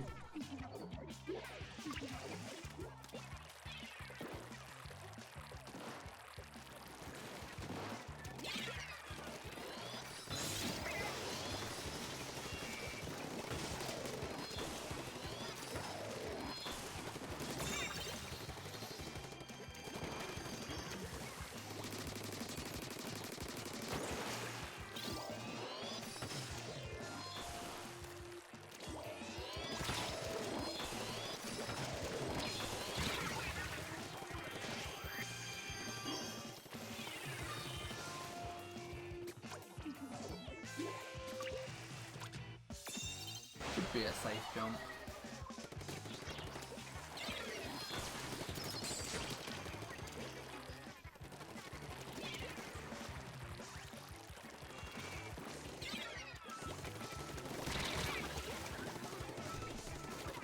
My aim is atrocious.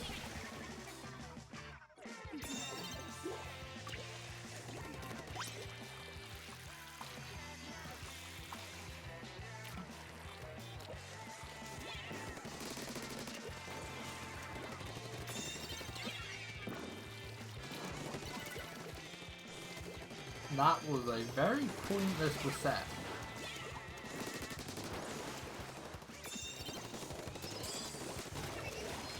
They've been wiped, come on.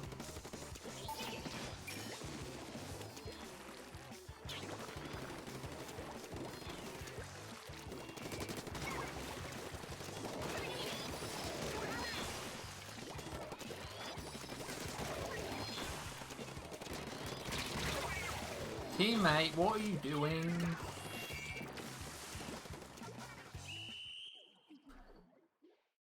Man, I don't know, sometimes people just seem to lack the ability to think. I mean, it's B rank. It's kind of to be expected.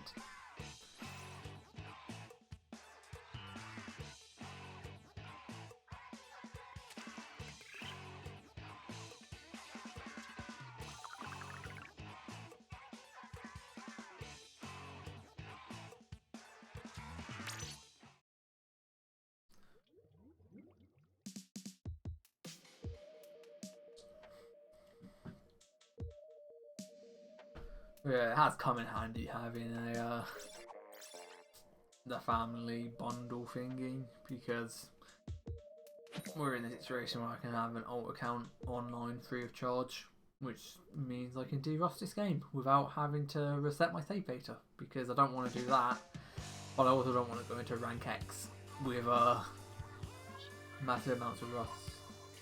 Well, I played one match so far and it was a knockout, so that's good.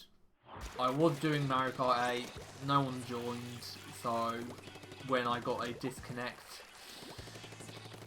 in a pretty epic fashion, I was like, okay, let's just see what the spoon rotation is.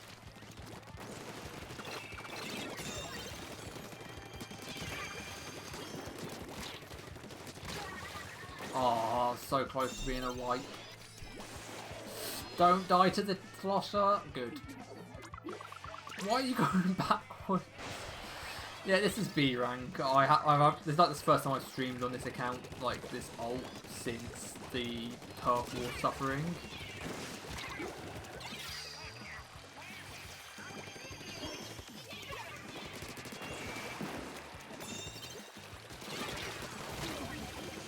I literally couldn't see anything. There was just one flying everywhere. You're in an okay spot to jump to.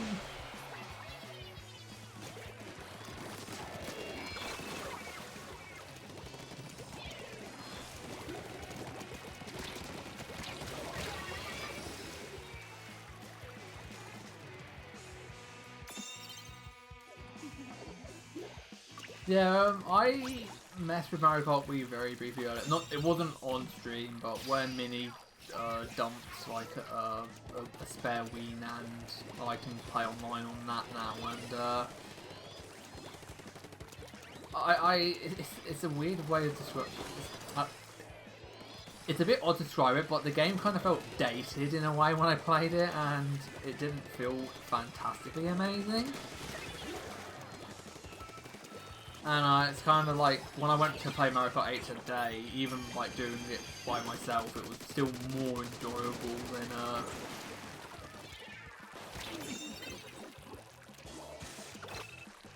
like...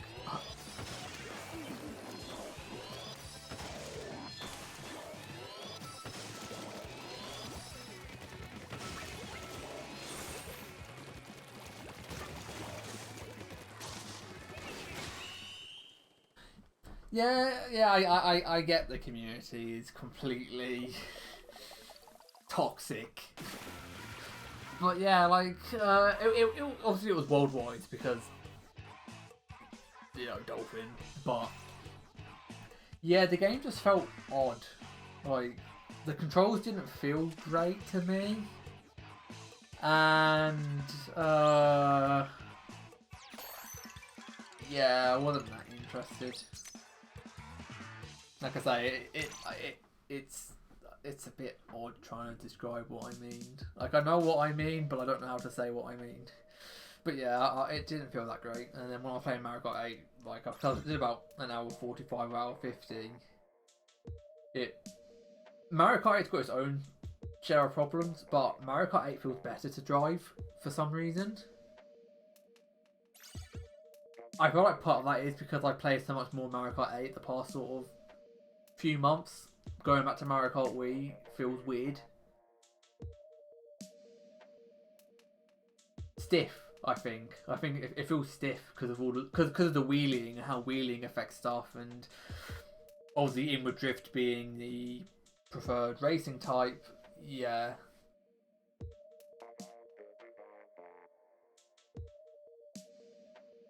Like, as I said, Mario Kart 8 very loose and slippery, and its physics have its own problems.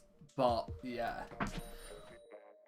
See, with this game, I could probably go back to Splatoon 1 and it would still feel the same. Other than the fact that there's probably a lot of hackers now. And graphically, Splatoon 1 is worse. But Splatoon 1 is also better for specials and certain abilities in the game.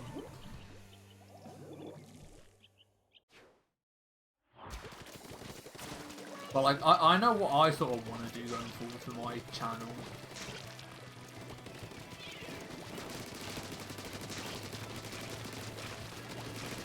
Because like I feel like the best thing that I'm gonna do for my own channel, I'm gonna back out from that. 'Cause it's gonna blow up.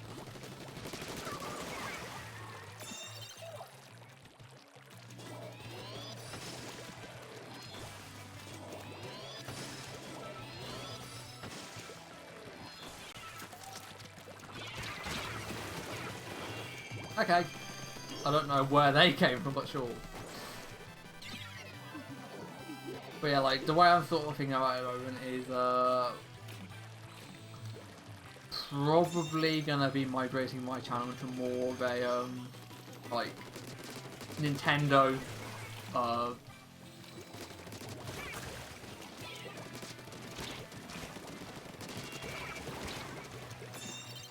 like, multiplayer type channel.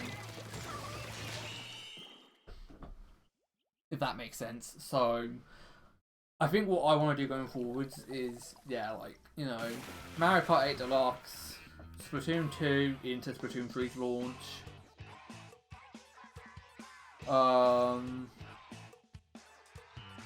So then Splatoon 3 will take over from Splatoon 2, naturally. Mario Strikers Charges next month.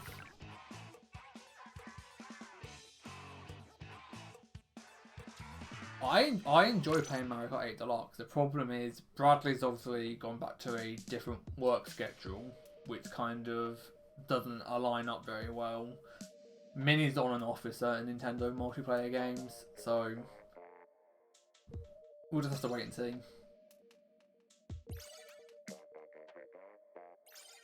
It's just the slightly irritating thing with my sort of thing, like, well, like with the server, it's not getting as much use as I would like in certain areas. Like, we're not really getting Jackbox gathered, we're not doing golf with your friends, we're not doing anything else. Like, the PC side's very underused at the moment, aside from the very occasional Fortnite, and, well, Fortnite's on its way out. For once, I'm genuinely serious about that. Like, there were low points during Chapter 2, absolutely. Like, if we just talk about Fortnite very briefly. But now, with Chapter 3, the current state of the game and the way I feel towards the game, it's on its way out. Absolutely, without a doubt.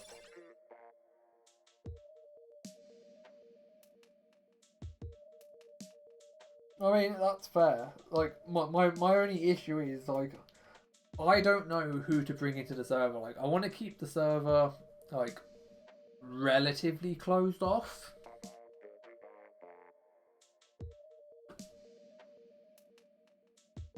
But at the same time, I want to expand the server, but I want it to be trusted people, if that makes sense. Like, that's the whole point. Like, I don't want... I want... Yeah, okay. It's just... I'm doing a very bad job of articulating what I want to say. So let me...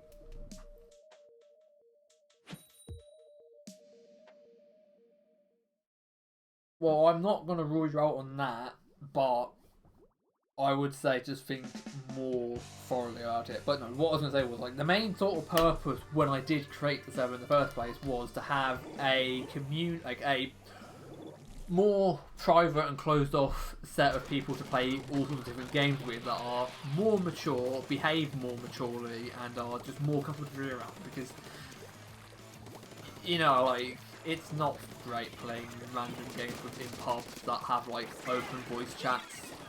Because, like, playing with, like, little kids is awkward as hell.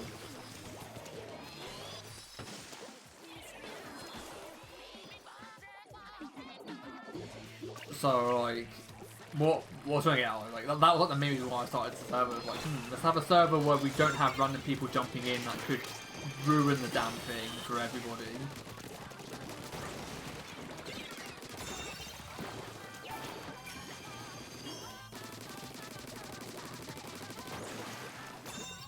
But like I say, like, because most of us have like an overlapping set of friends, I like how they just let that guy run through.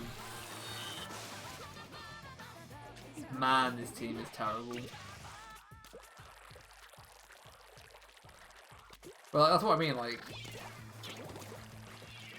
I'm open for certain games to do stuff with viewers, but they wouldn't be in a call, so to speak.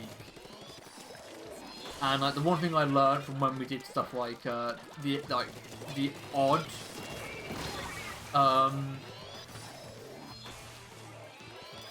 Among Us session. There was that one time when we did it through Bradley's server, and some people that kind of made it awkward to play because they either didn't get what was going on or their VC was just... They just made the VC very weird in a way. Not like creepy weird, but awkward.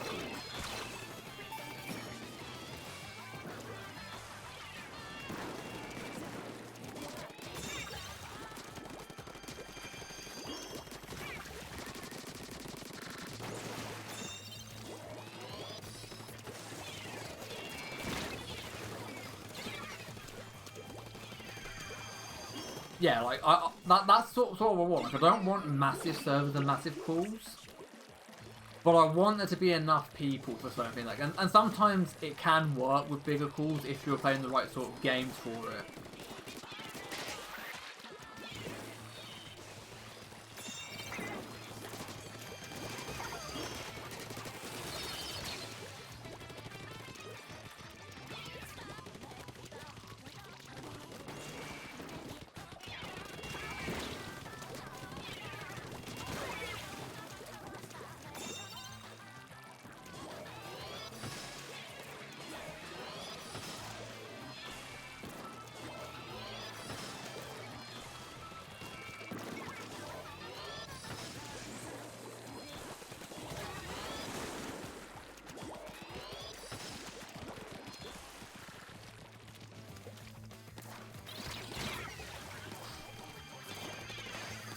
Yeah. Because like I said, like with Jackbox, people are probably going to be a bit more controlled about it. But like the couple of times I have tried to organise Jackbox, the first time we had like 5 or 6 people, which was okay. But the last couple of times it's been like 3 or 4 of us, and that's not enough people for stuff like Jackbox. And that's where the problems start to like occur with like organising certain things. Because like I want to play stuff that's a bit more varied, but it just doesn't work out sometimes. Because sometimes people play a game and it's not for them. So like after like one try or something, they might not be that interested in the game, which is like, you know, fair enough. Not everyone's gonna like every game ever.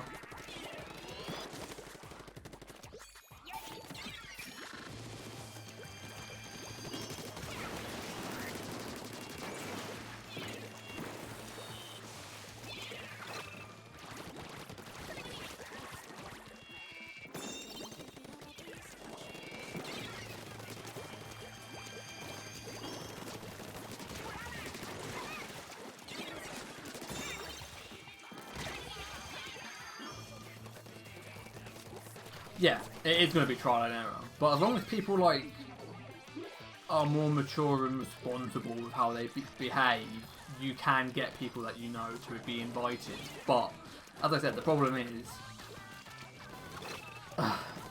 people like, and I've said this before in some of the calls that I've been in, like it irritates me a lot when it tends to fall down to me to organise something. Like it's normally me who instigates something. It's normally me who tries to be like, oh, who wants to play this game? Or so like, let's take Mario Party for argument's sake. Literally, obviously you're not included in this because you've not really played the Mario Party games and you've always said that you're not really that interested in that, which is, yeah, whatever. That's not the point right now. The point is, the amount of times Mario Party's only gone ahead because I've been the one to say, hey, who wants to play X Mario Party game on Y day? And that's the bit that annoys me the most, because I made it clear that the whole server was like, you know, if you want to play a game, organise it. You know, like, Minnie's got Smash, like, Minnie likes Smash, and he's got no one to play with, but then he doesn't, you know, like, this isn't like a call out, but he's not, like, actively asking people he knows if they want to play Smash. He's not, like, putting it forward. I've even, like, got Neil into the server. I don't know if he's still in here or not. Oh, he is. Yeah, Neil's still in the server for argument's sake. And Minnie could try and organise Smash with Handy and Neil for argument's sake, but I've never seen that happen once. Like, the server gets used for the more casual talk when some random news article comes up, and it gets used for stuff like that, which, yeah, that's great. But when it comes to organising games and what people want to do or not want to do, it's me or nothing gets organised. Unless I'm the one to say, okay, who wants to play Fall Guys? Okay, who wants to play Splatoon? Well, obviously this is more recent because of the third game coming out, but you know, just like examples, it's me that goes, oh, who wants to play X, Y, or Z? And that's what gets my backup, is that I want to have it so that everyone can organise the games they want to play with the people they want to play with. But it's not happening that way. It's just like, we're so close to being able to do that sort of thing, but nobody seems willing to do it.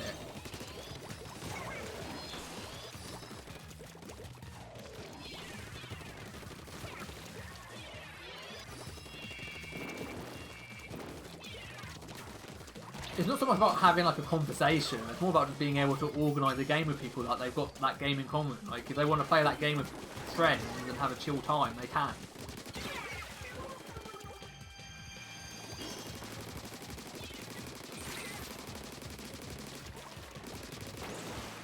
And I also hate me there, like, again, like, I'm not calling people out here, I'm just like making examples on the top of my head. It's just like, I get the difficulties in it, it's just nobody's making the effort, and I've had the conversation before. Yeah, and I get that argument as well, Logan, but I know from like people in the past certain things they've played together, and when I've not seen people make those sorts of efforts, it's disappointing more than anything else. Like, I'm not here to make anyone look like a villain, it's just I'm trying to like have something for everybody in a way through the people that are trusted. And like I say, Fortnite is obviously on its way out and it's not really worth delving into. So that one's kind of being, you know, pushed out here. But it would be, like, again, going back to my like initial sort of vision for the server was ideally, yeah, I know, like, this is a problem, like, people,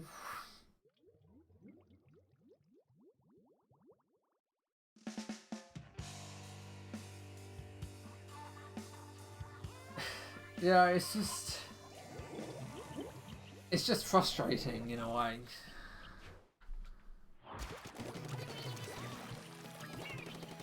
And that's why, like,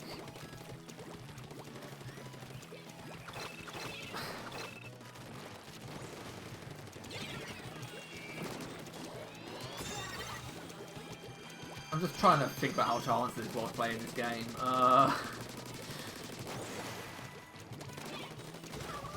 The first difficulty comes from trying to...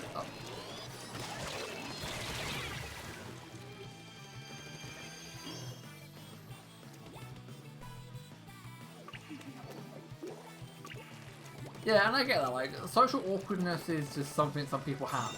Like, I have that myself. Like, there are times when, during the Mario Kart Wii days, 'cause this is the thing, like, during the Mario Kart Wii days, our social group, in quotes, grew bit by bit. Like, I got in with Bradley, then obviously I got, I think, familiar with Joey, then sort of Cypher, then Minnie, blah blah blah. And like, more and more people we sort of start getting exposed to. And I think the one key to that is obviously going to be streaming. Like, once someone's got like a bit of a bigger stream audience, they can start organising more stuff that way. And then if, for instance, I created a stream server that was separate from this server. Like, if there were people that I decided to start playing with and they were like, this could be good, that guy's, I don't know what happened there, but whatever. Like, yeah, like, if there are people that were like deemed, okay, these people are kind of good, like, I could then invite them along to the server. I just think part of it's probably my own fault of having like an expectation that people had more trustable friends that they played with that would have been overlapping with the circles of us in terms of like game interests. So I understand that part. What we've got in the server at the moment is decent. It's just I would like to have more, and it's probably something to work on going forwards for this year.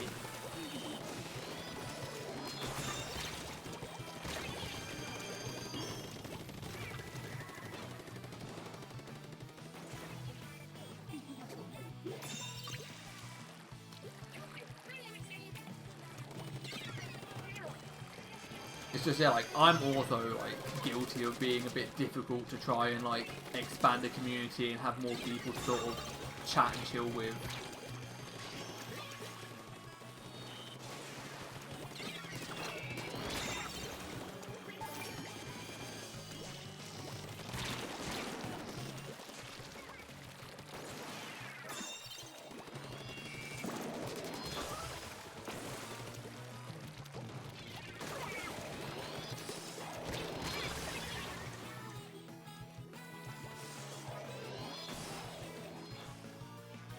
Because, like, that's the one thing this year that could change, because if I can get, like, a more stable, like, streaming schedule instead of being non-existent.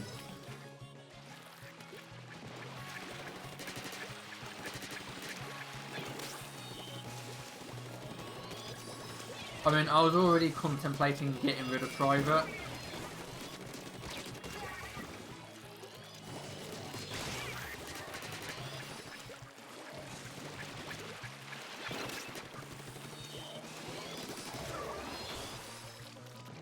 Six hit markers for a 4-hit kill.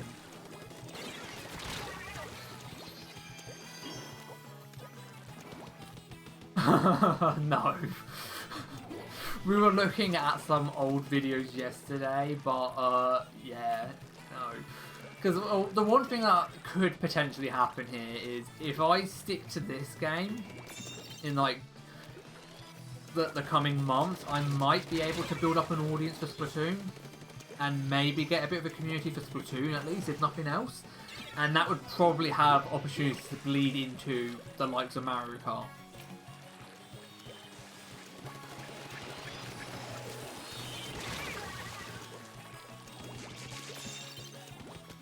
That water bomb just saved us.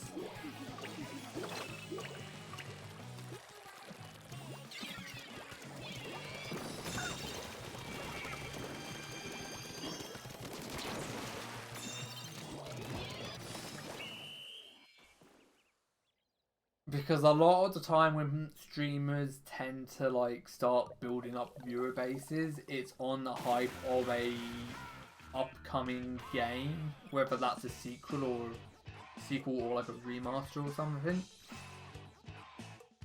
And of course, if I'm going to start trying to build up a bit of a viewer base, it means not only does the language have to be curtailed a bit, well, a lot, not just for me, but for people that are really cool. There can be a little bit of swearing to an extent, but it's gonna have to be more clean in general. But that aside for now, I was gonna sort of say, like, this year, the Mario Kart Deluxe DLC is bringing people back to that game, including us. Mario Strikers is next month. It is looking a little bit bare bones, but it could be a fun enough game with the way matches work online to be something that appears like once or twice a week. Splatoon would be like a much bigger goal, like much bigger airtime, just like Mario Kart would.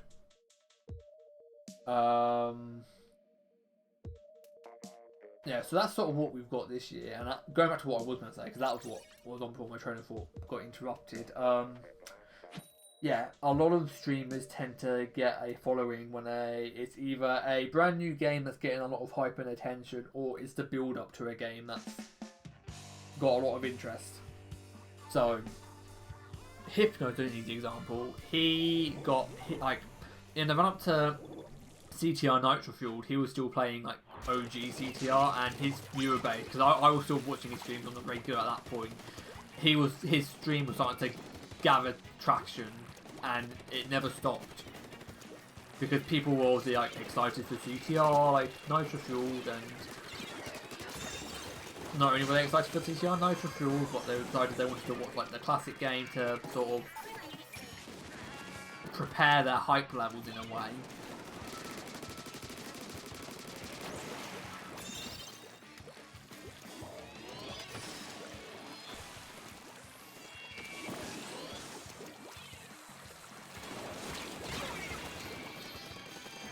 So, because Hypno was obviously speedrunning like CTI any percent, and he obviously mentioned Nitro Fueled like his stream titles and stuff, he was gaining traction, and then obviously he was there sort of day one with Nitro Fueled, but he already had that advantage over other people because he had a following from the classic game, because people were like, oh wow, you're really good at the classic game, and he never really looked back. He now consistently averages like over 100 viewers a stream. I'm not saying that's what's going to happen with me. I'm not even saying that's my goal. But as far as Splatoon goes, I could probably build up a bit of a following from this. And, you know, get success that way to a degree. Like, for all I know, it could work, and I might end up blowing up and getting the stupid tick next to my name on Twitch. I'm not saying that's going to happen. I'm not saying that's my goal. If it happens, it happens. If it doesn't, whatever. But it's a possibility, because with Splatoon 3 coming, there is going to be a lot of hype, a lot of interest around the game, and people are likely, who sort of are online on the regular, to browse for Splatoon 2 streamers who are still playing the game, to sort of be like, oh, have you seen the trailer? What are your hopes and expectations for the new game? What are you sort of looking forward to most, sort of thing? What would you like to see not brought over from the previous games? You know, etc, etc. And then, like I say, if it comes to the point where I had enough of a viewer base, or like on a concurrent average, to have a server, that makes sense to have a server, I would then open up a server and try and get activity going in there, and maybe try and get people to sort of join matches and be in a call, and just be warned that if they do misbehave, they will have their VC privileges stripped, and if they are better behaved and well mature and all that sort of stuff, they could then be moved into the more private server for more trusted sort of individuals, to try and build up a community again for playing other things. Because, like I say, I think my new priority now, because I'm kind of done with speedrunning, is to create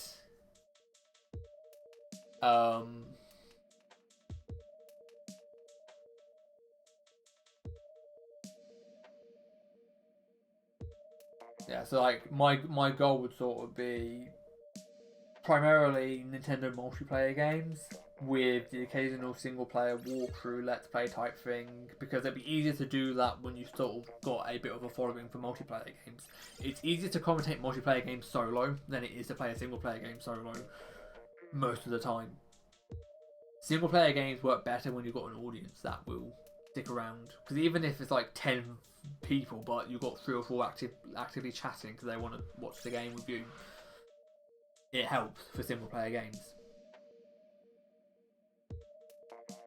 But yeah, like, it would mostly be like Nintendo multiplayer stuff, the occasional single player game. Like, I'd probably end up streaming Frontiers single player nonsense with Sonic, and then we'd also do stuff like Jackbox, which would be easy to do with a viewer base, because then it doesn't matter if there's only a handful of people in call being there to play the games, because we would have the viewers to back up and join the games. Again, if people are stupid, privileges will be stripped, people would be banned, etc, etc.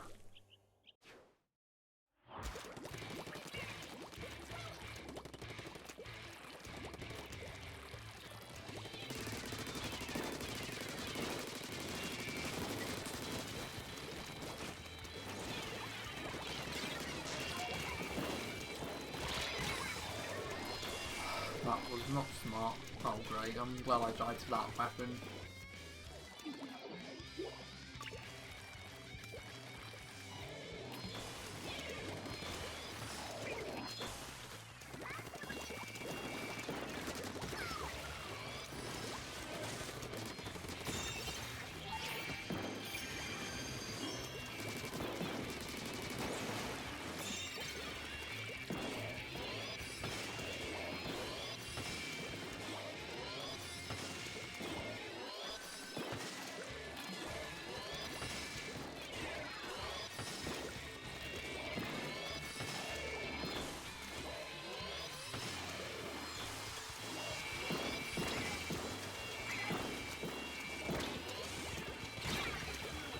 Where's my teammates?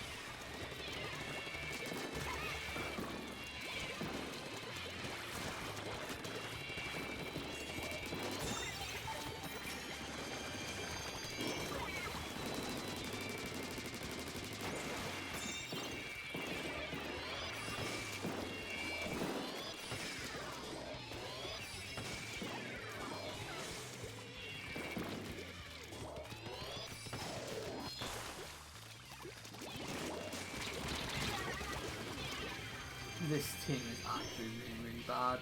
They're just not supporting me with the Rainmaker.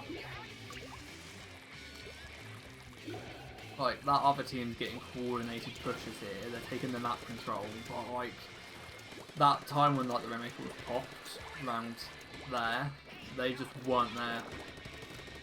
I didn't even pick it up because I knew I couldn't do anything with it.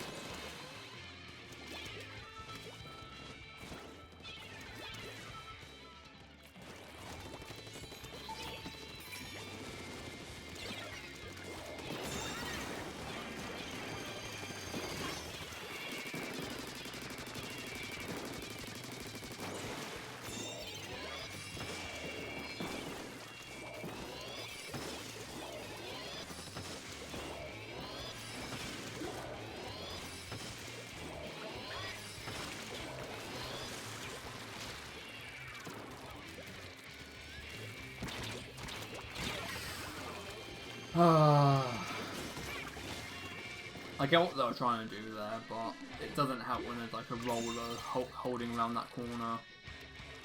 They get the lead here. Okay, cool. I don't know what that guy's doing. His priorities are all out of whack.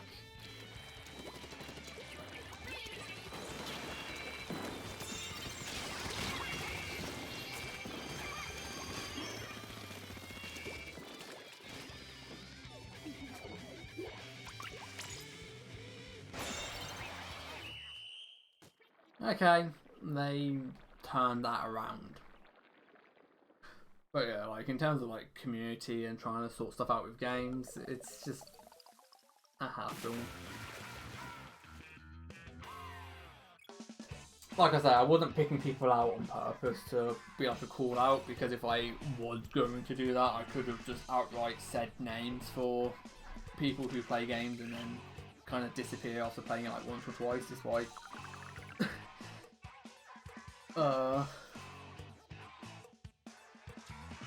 being like, oh yeah, we can play that game.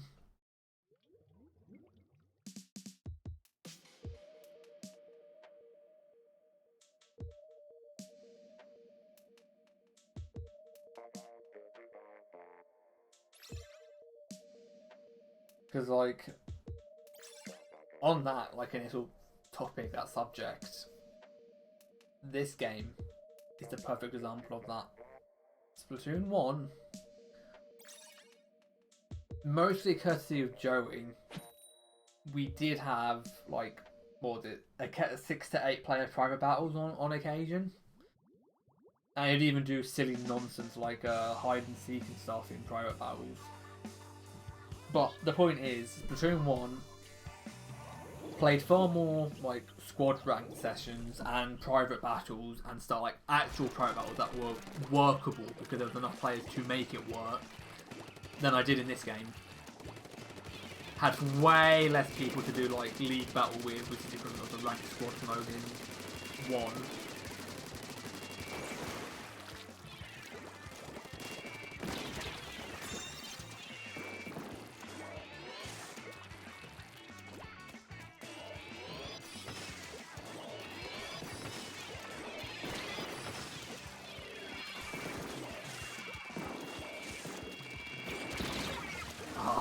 Almost.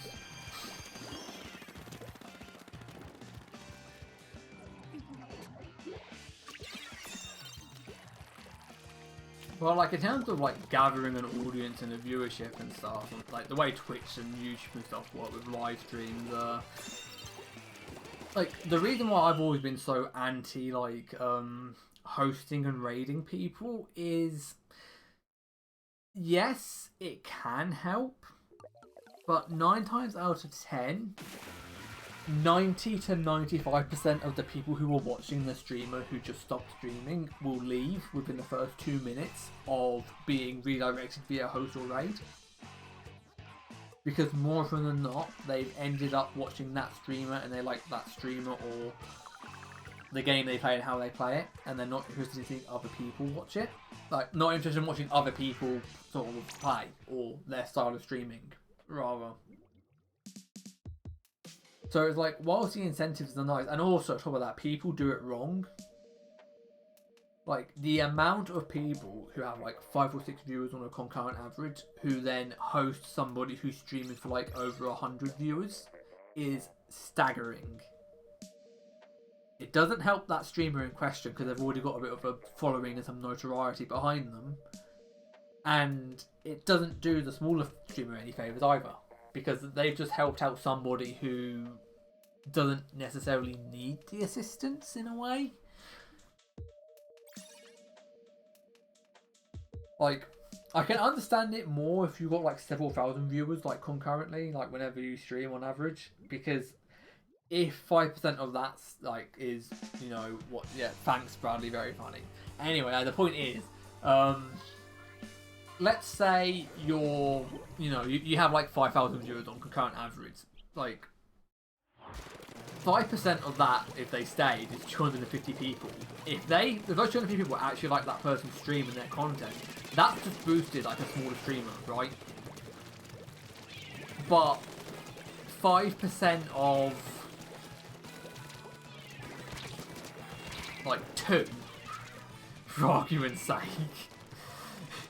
it's not even a proper person. You've got like 0.1 of a person.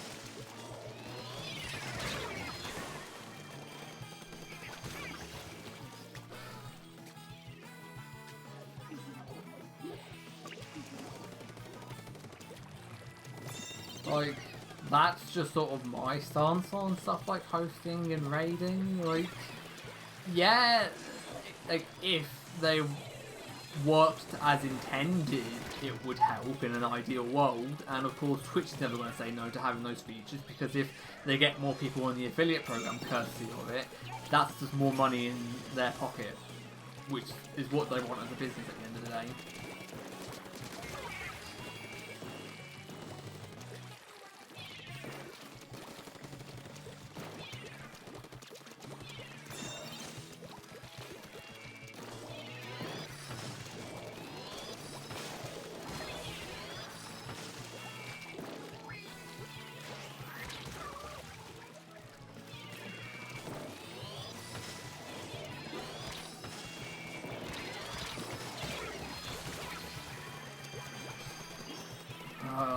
There's just nothing I can do because I'm not getting the support to push forwards.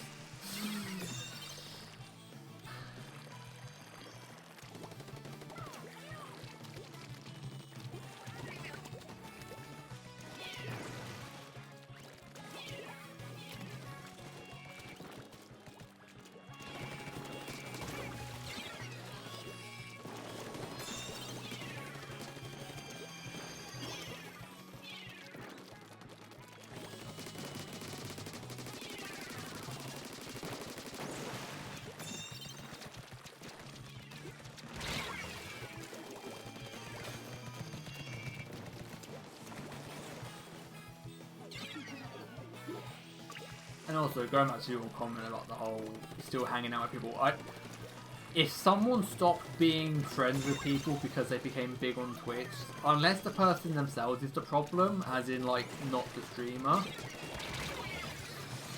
that's really bad. If it's not if it's someone like else that's the problem and not the streamer, then yeah, cut ties are there like a questionable human. But for the rest of the, like, otherwise it'd be on the person in question that's become a big streamer, because then they're the one who's suddenly the problem, because they are like suddenly not interested in hanging out with people, I guess.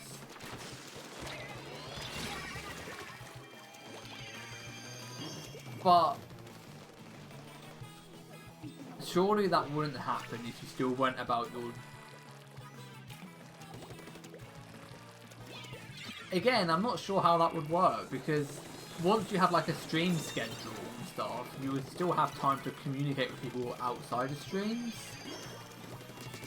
And you can still try and have like a day or two where like you dedicate it more towards like just like you're streaming your content, but it's like games with your friends rather than with viewers. If that makes sense. I mean, I know that you wouldn't be able to do like, if it was like you became like a full-time streamer with like the revenue income, then I can see it from that angle.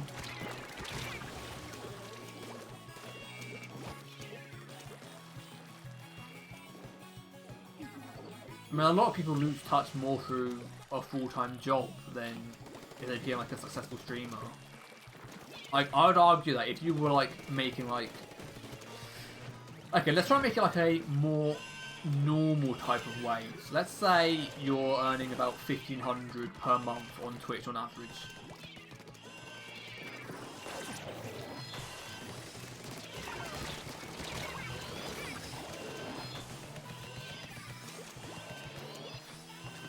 Then, if you're like earning 1,500 a month on average as a streamer versus what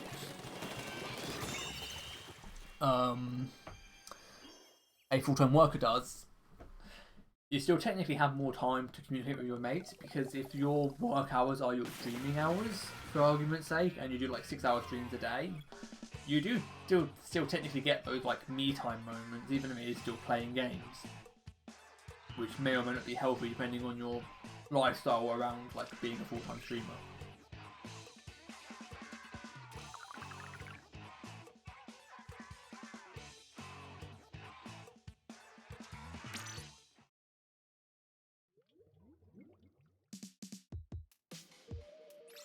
It's just something that I find interesting in a way.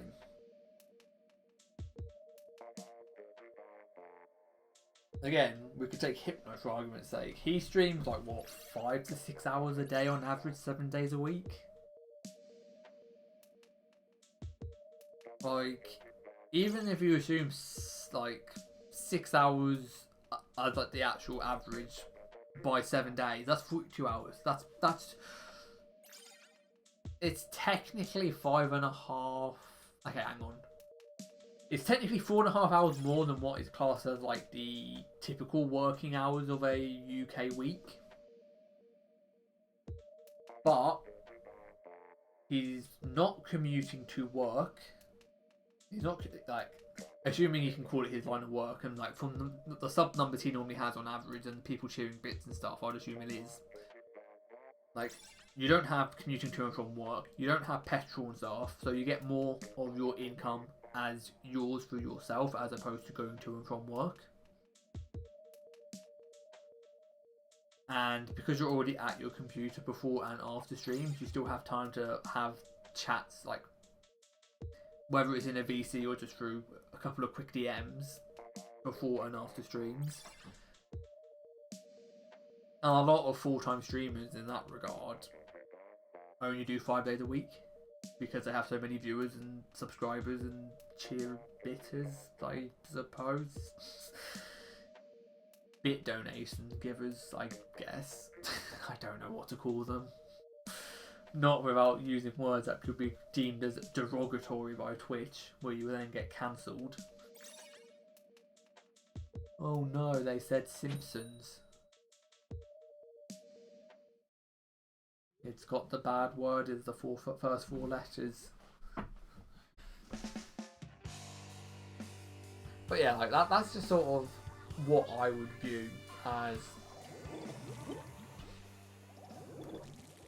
I don't feel like making a living from Twitch is really worth it for most people. Like, unless you get like the Fortnite experience where all of a sudden you're Tyler Blevin's making several thousand dollars a month, and then it's got bigger, and you get all sorts of stupid sponsorships. Cough, cough, Raid Shadow Legends.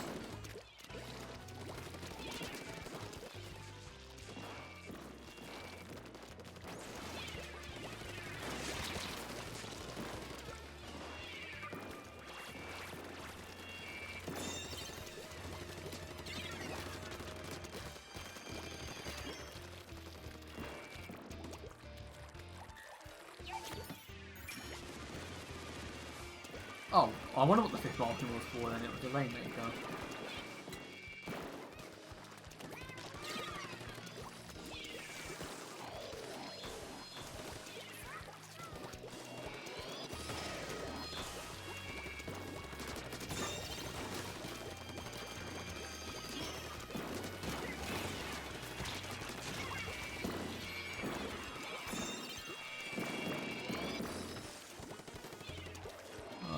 Okay, let's put it right there.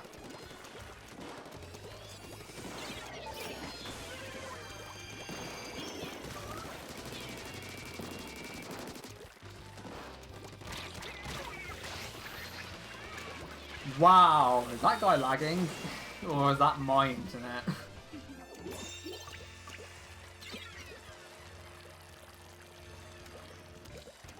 Okay, let's go a different route.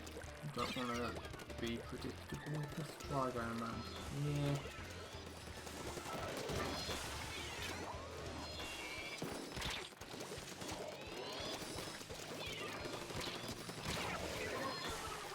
Auto bomb, please do something.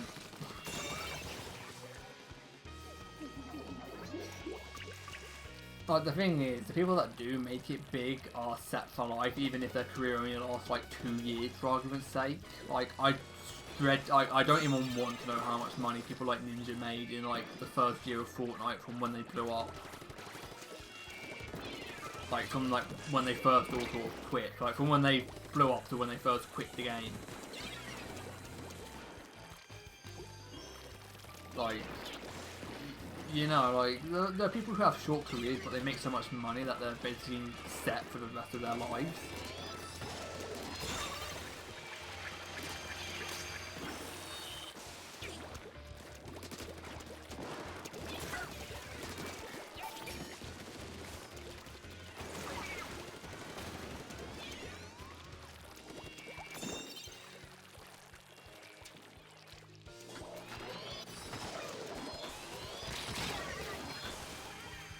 I read that got like a book, the one that was trying to give chase.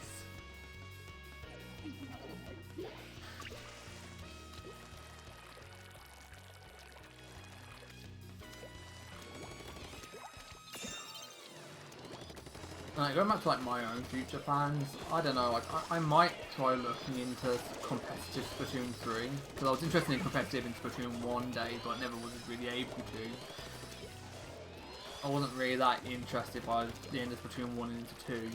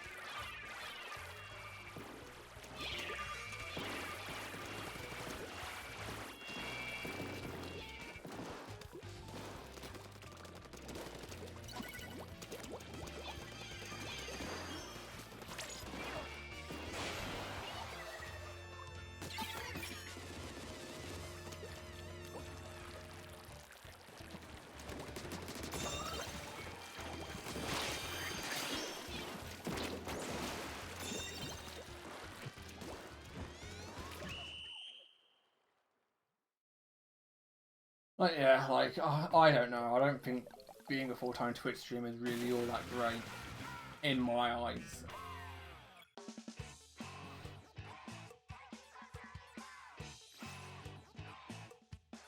Especially the ones that are sort of like hypno-sized, where they're sort of making what's equivalent to about the expected minimum wage in your country of residence.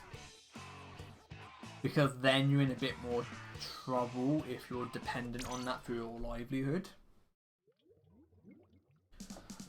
I mean, there is an example with the Mr. Sword of Seals, who, between the money from his stream and working at game, got that place to rent.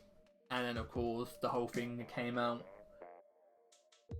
with the 16-year-old, or however old he was, the 15-year-old at the time, then 16 when they did the tweet thing, and his streaming career died. Yes, it was his fault, but if you suddenly lose something that's a big part of your like overall income, that's where you can get the problem in terms of the long-term stability of your well-being and your livelihood.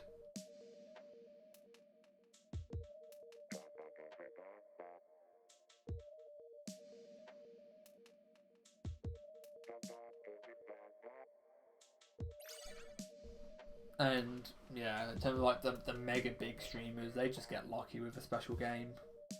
So it's I don't want to sound like I'm discrediting people for the work they put into their streams to be professional and friendly and welcoming and all that good stuff. But when a game like Fortnite is catching fire and your stream just happens to be towards the top at the point of that happening, you're more likely to attract all of the big viewer numbers. And people are like, oh, that person got a lot of viewers, I wonder why. And then they join in and make it bigger, and it's not quite earned in a way. It doesn't mean they haven't put in the hard work. Like, and then another quick example of that would be, look at Chica, where she's getting that, you know, her skin's being released in the shop in like 3 hours.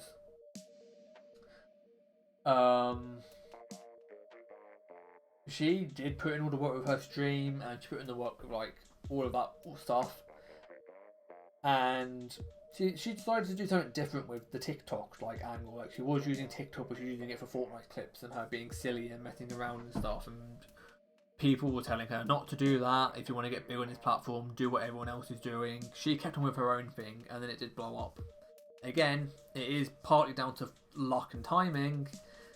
It's mostly it's mostly luck and timing. But if you can fill a niche that hasn't really existed yet, at the time said niche is starting to gain popularity, that's how you get success through internet fame, as lame as that kind of sounds. I don't really want to call it that. But yeah, to become celebrity famous through YouTube and Twitch, one, absolutely dedication. You've got to be passionate and you've got to want it. You've got to make it high quality and have that effort put in.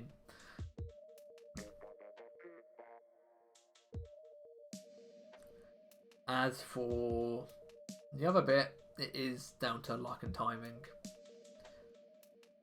Like the first sort of YouTubers that blew up on YouTube back in the day, like PewDiePie and stuff, they were the forefront. If you're in the age range where you can get onto something the moment it starts to become a new and relevant thing, you often get to ride that line of success up to the top.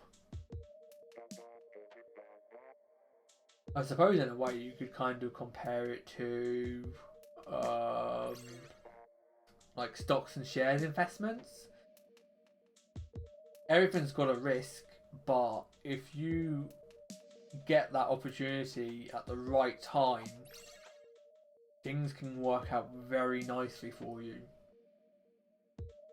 And as long as you're sensible with what happens after that and you're able to nurture and cultivate it correctly, you can keep it through your hard work. And that's when it becomes, you have earned this because you're keeping what, not only have you sort of got your popularity and your like income, your revenue, your stability, but you're keeping a hold of it. You're not losing it to being a questionable human being or anything else. So yeah, in some ways, I definitely do agree that streamers do often work for what they get. Like, but at the same time, I totally understand how it can be like, did you really earn it, or did you just get lucky?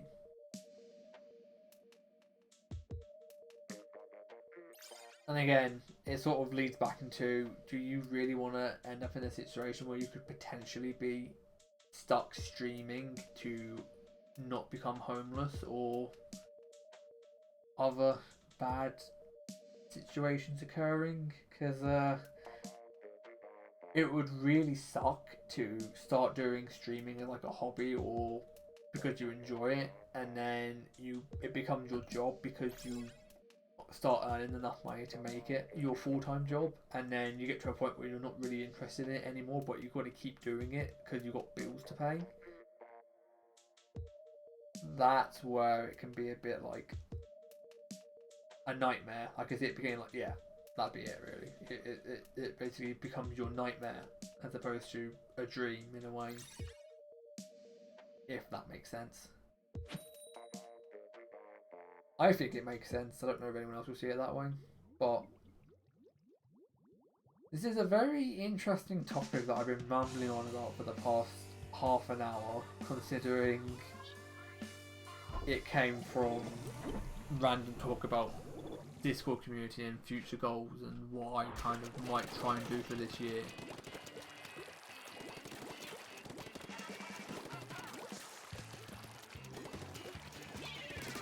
Well, that bomb just went nowhere.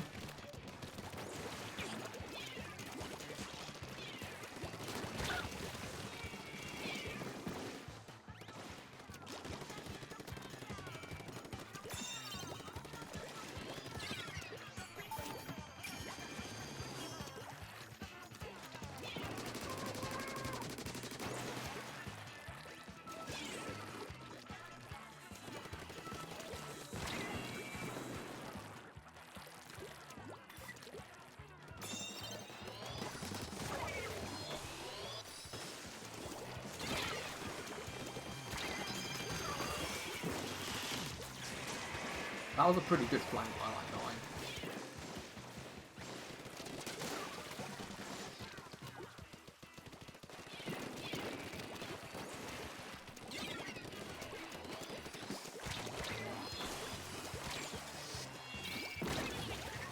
Oh Christ, that's really bad.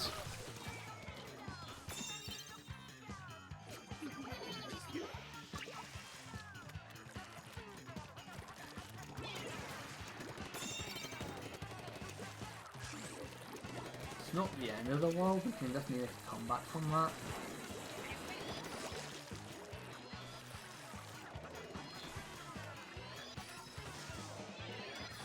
Just gonna try and sharp down here.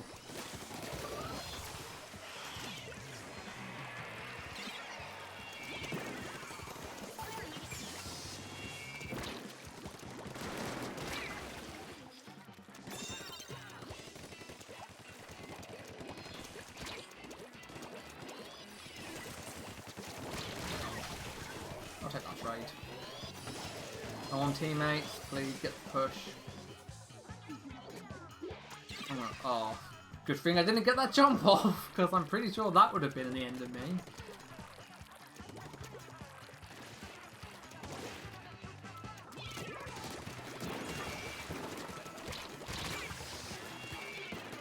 One then dead. I'm not sure I agree with that one.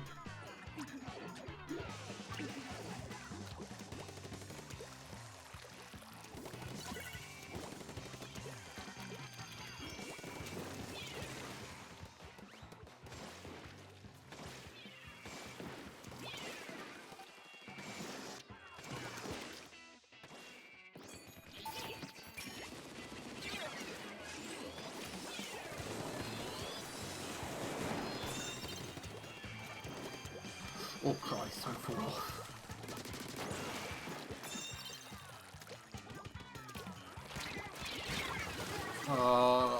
Bloody plus.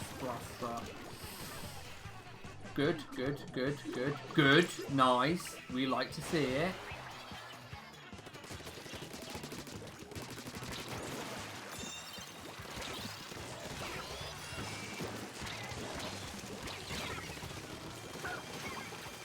Just getting it to a 17 is good, because they've got to get quite far with that now. Which means I can just focus now on just doing general support duties.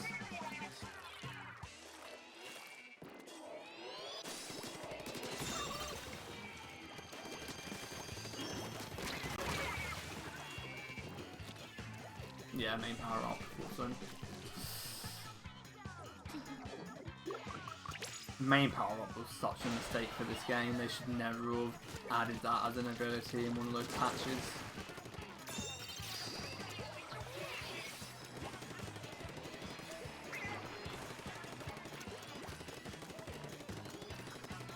Just gonna get some coverage back that way, make it harder for them to push.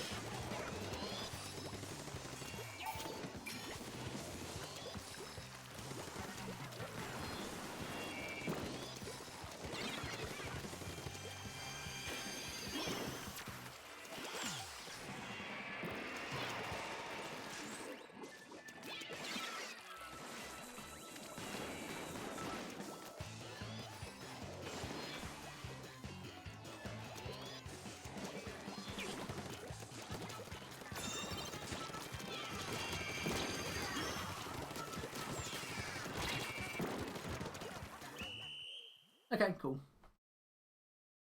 Yeah, like, I don't know. It was definitely rambling, but I think I'm happy with my stance on stuff.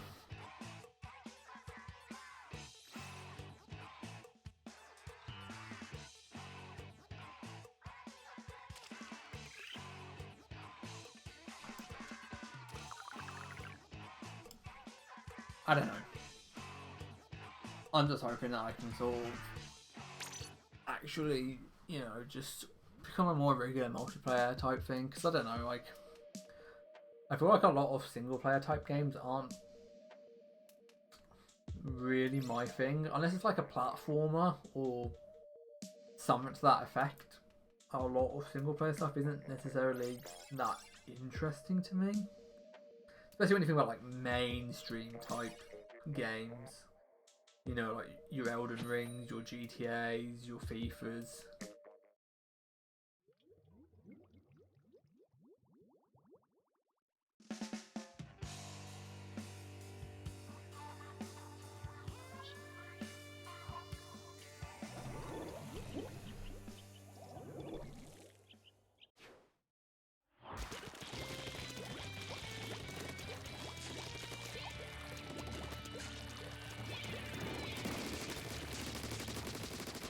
Back up.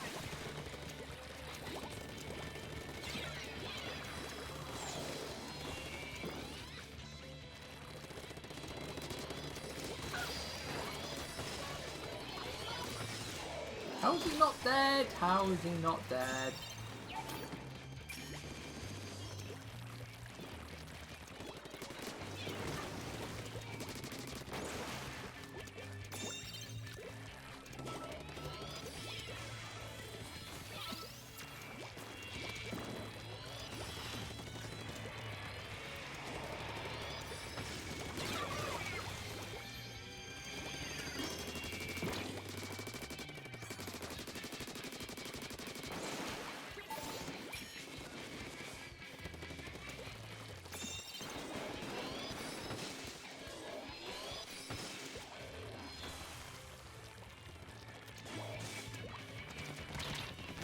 Did nobody pay attention to the fact that I had the Rainmaker? Okay. Priorities!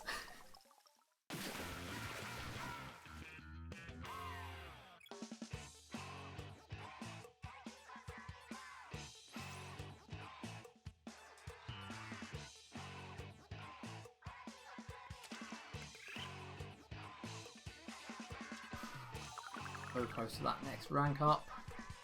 Delicious.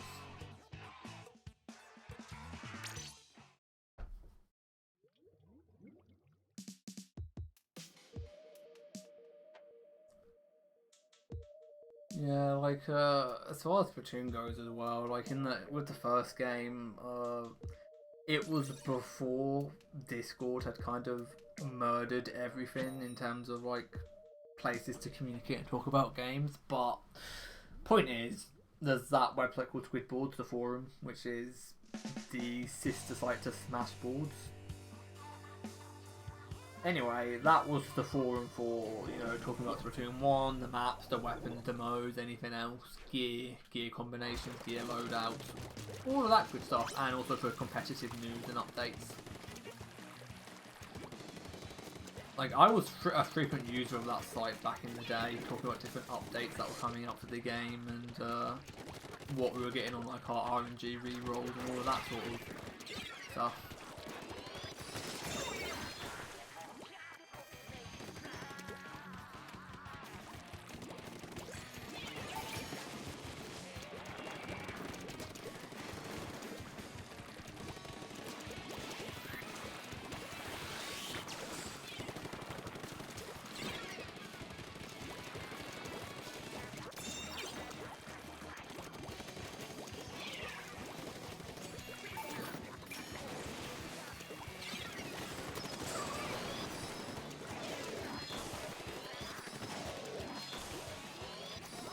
Oh, come on, get up there!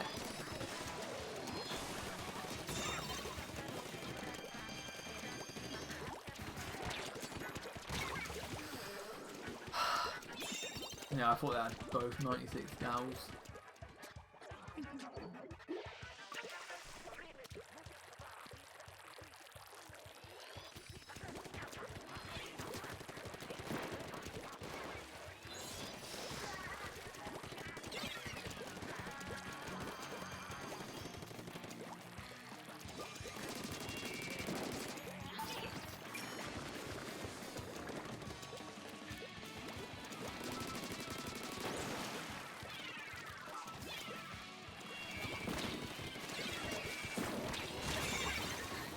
I didn't even see. Wait, that guy had the Rainmaker?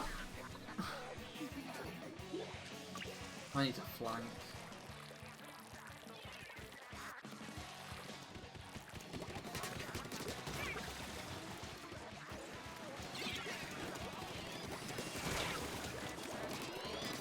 Or we can get a wipe.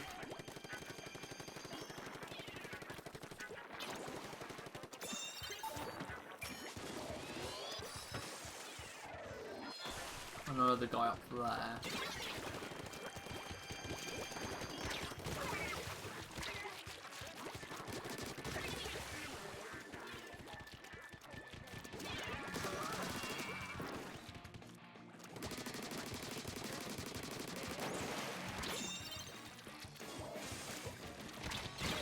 Oh, 43.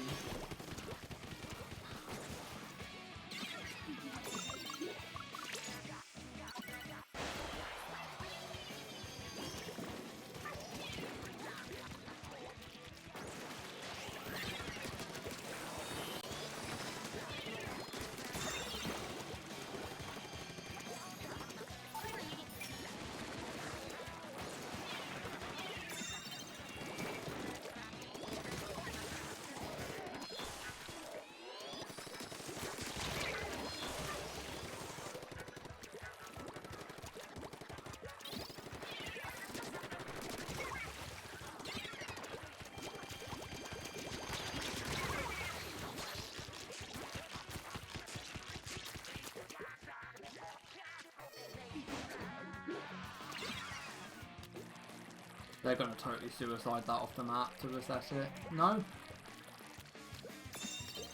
Well, they died doing that.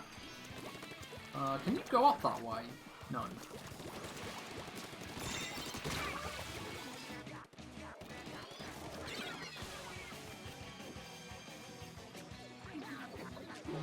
Don't be so aggressive, teammates. Hang back a little bit.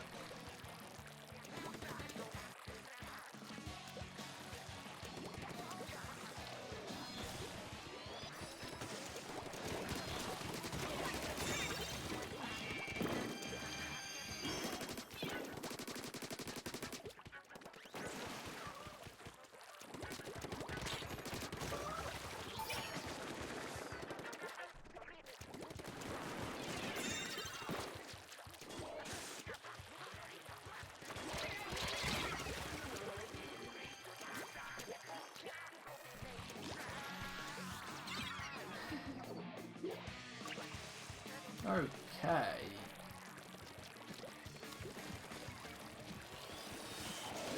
Oh, that's really bad. Oh, they drowned.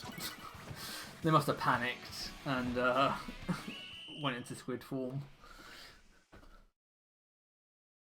It's good for us, though. Should have been a knockout, really, when I got the wipe, but the teammate just didn't respond quickly enough to the situation. Wow.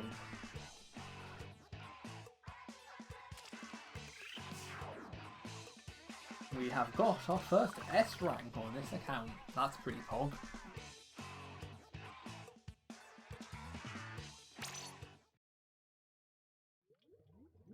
And now it will get much harder. Or realistically it should.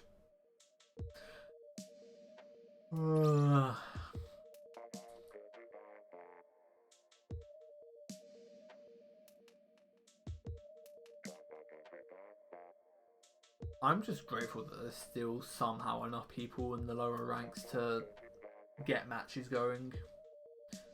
Because it would really suck to have to be like in the higher ranks to be able to even play ranked modes.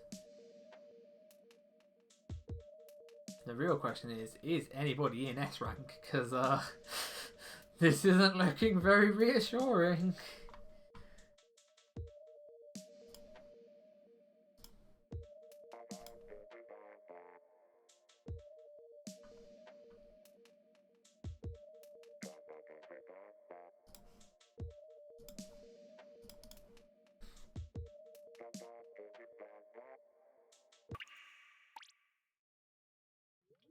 Uh-oh.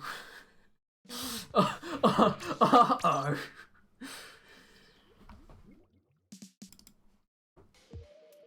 I think I need to reset that because I think the problems with this game, because there's far more black screens, and Elgato capture cards don't like black screens, yeah, the audio desyncs a lot more. At some point I'm going to have to get a name and media capture card, just so I don't have to deal with that nonsense.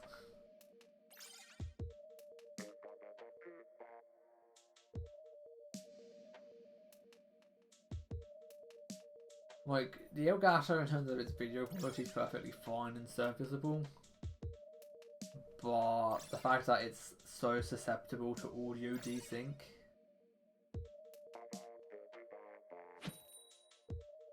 Don't be so harsh on yourself.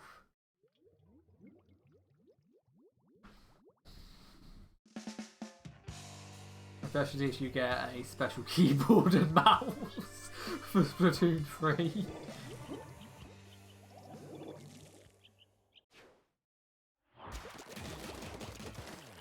I mean, it's been 5 years since 2 and 3, so...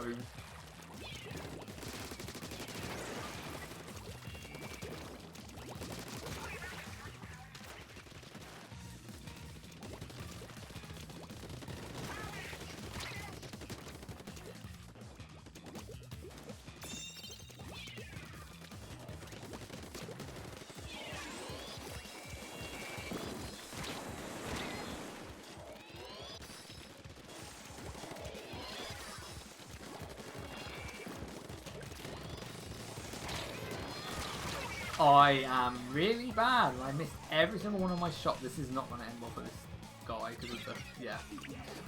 That was not a smart jump, teammate. Why are you jumping?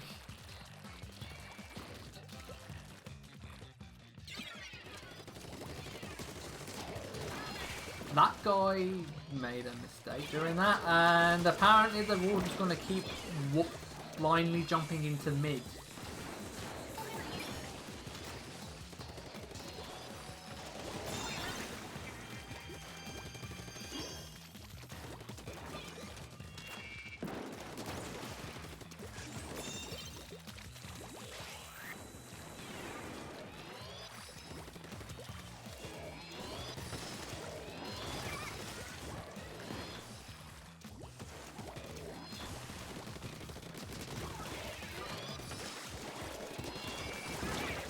Go, go, go, go, go, go, go, go!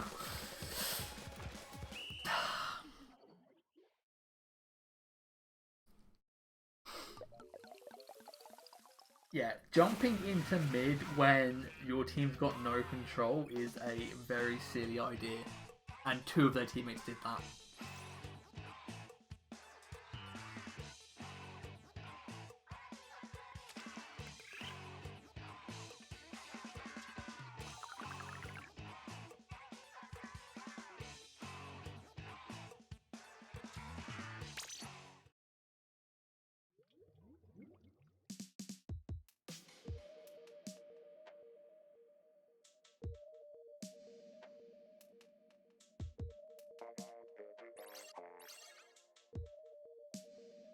We've got a guy called Rest in Peace.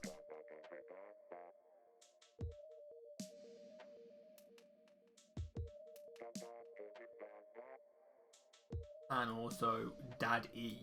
I don't know what that's supposed to mean, if it's another word in English, like it's some language I don't recognise, or if they're into daddies and they decided to put it with an accented E.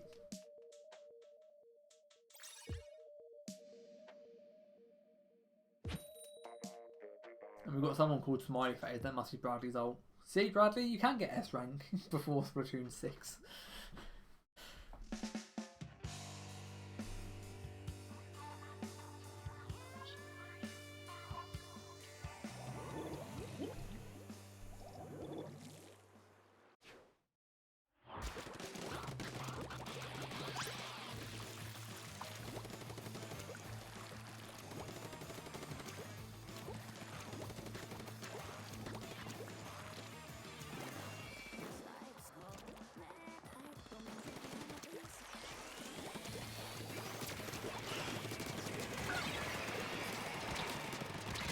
Damn it. Oh, he was one shot from death.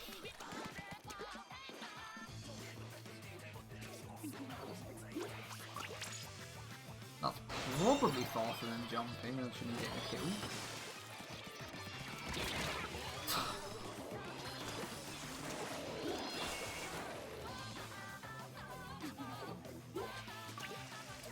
with the flank.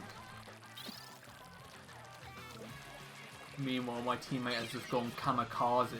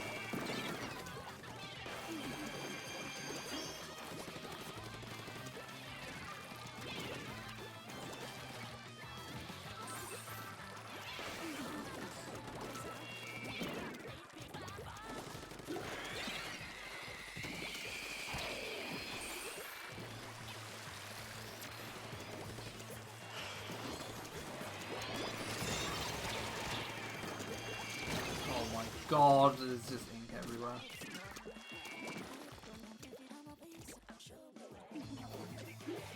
And none of it's in our colour.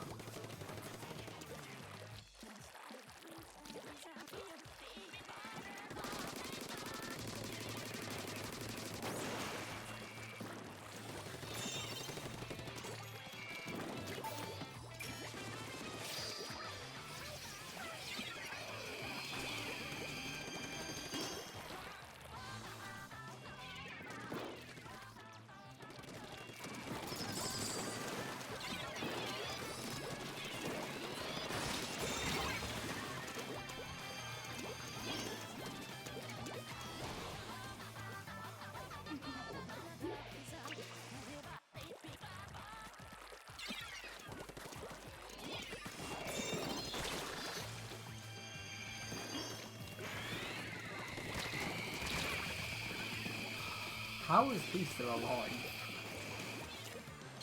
This is going to be their match because it's been one-sided the entire time. Right, I need to try a different direction, different avenue.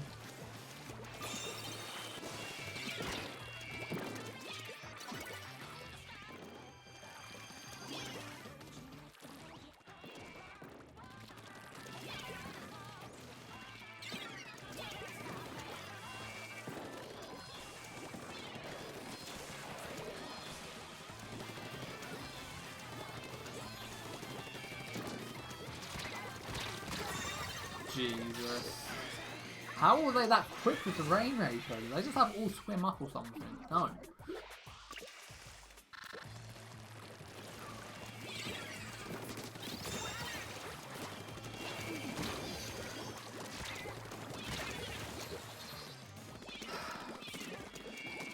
I mean, the lead loss was bound to happen, and so was that, because there's just no map control. They just keep jumping back in, and we've got no coverage, no control, no flanks.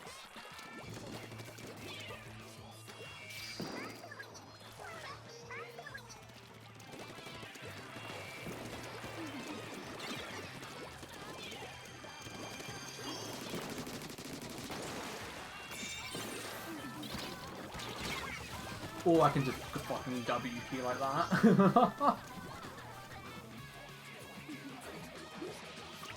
Sometimes that's all it takes from Rainmaker, it's just a stupid W key from an idiot. Even though I played that very terribly. My aim wasn't there, my flanks wouldn't work, and they just kept marking me with the point sensor. Yeah, I hands down did the worst other than the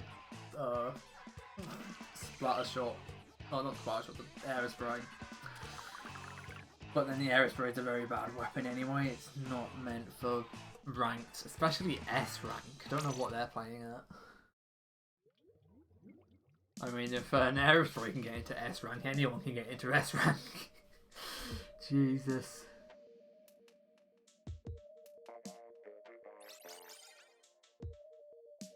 The weapon with the worst accuracy and the worst time to kill in terms of hits. It probably is the worst time to kill, full stop, actually. Unless you want to make out that snipers are slow, charging up to their kill point. Anyway, yeah.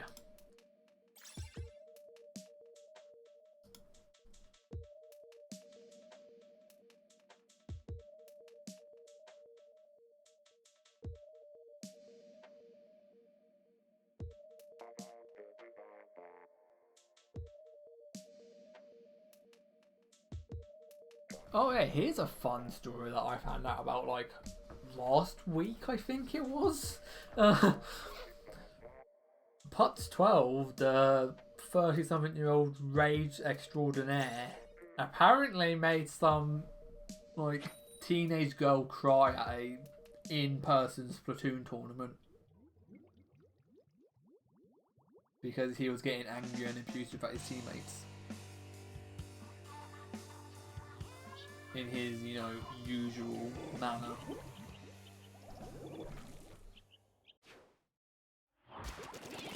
Well, I don't think he swore at them or like anything, but he did get like raging.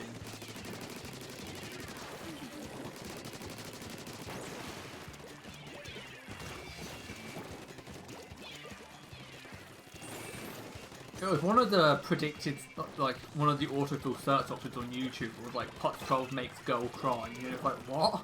So I clicked the search for it, and then, yeah, the video talking about what happened. Very epic.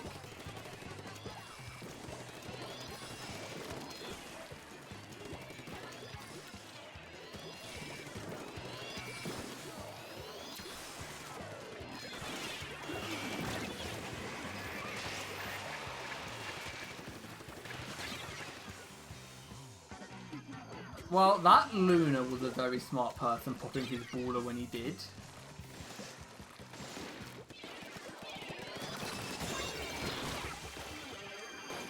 Wait, what? Oh, that's what killed me. Okay.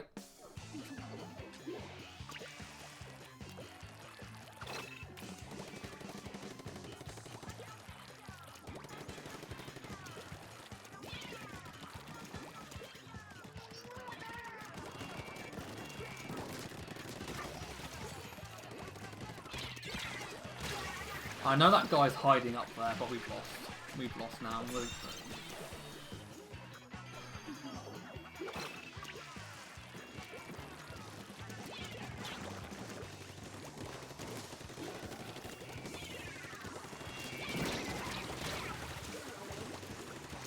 Oh my god, teammate, kill them! You're a Lunar Blaster!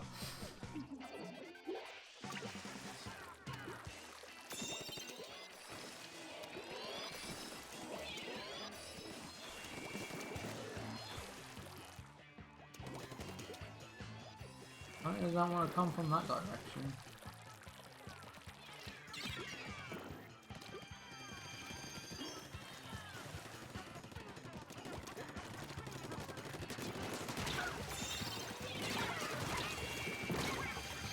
Where was that bomb? I couldn't see it. Oh, I was gonna use my special. Damn it. Well, I'm gonna go down here.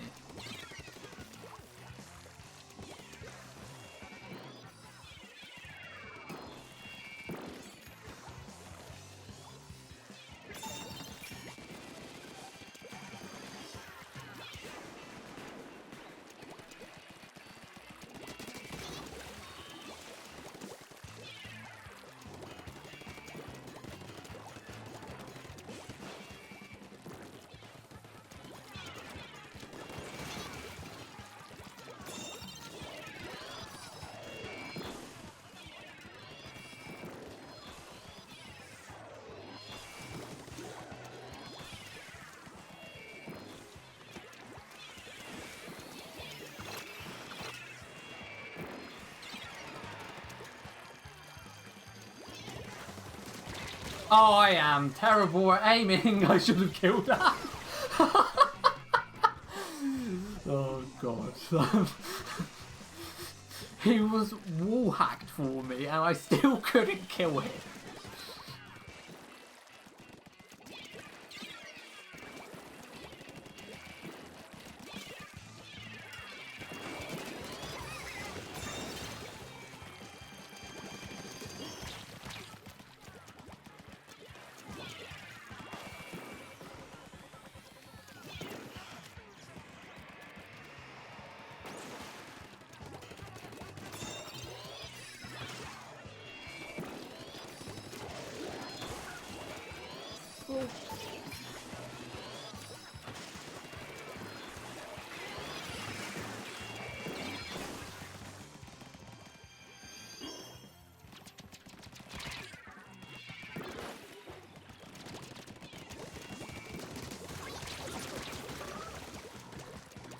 Move, move, move, move, move.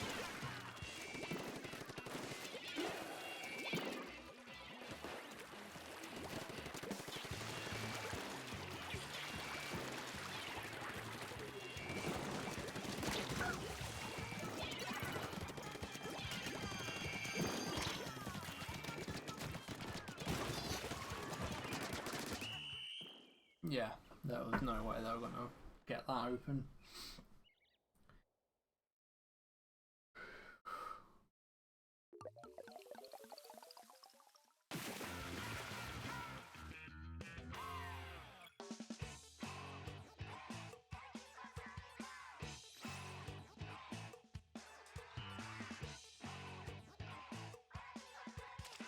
That was a better match in general. That was played it a lot better.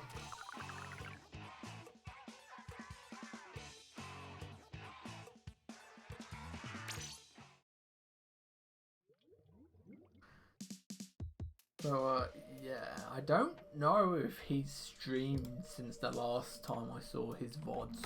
Let's have a look. Because he streams to YouTube now after he decided to leave Twitch.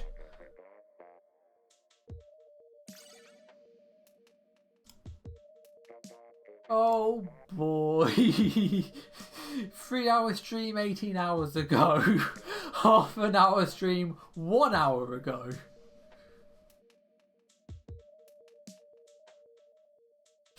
Oh god. Oh heck. Well, it'll be nice to have a quick flick through that after I finish streaming today, because that's gonna be content. I'll probably finish when the rotation ends, which is in 20 minutes. 4 hour stream makes the most amount of sense, I think. I think it's Splat Zones next, which I wouldn't mind playing. I'm just thinking for now. 2 hour session. Nice and short.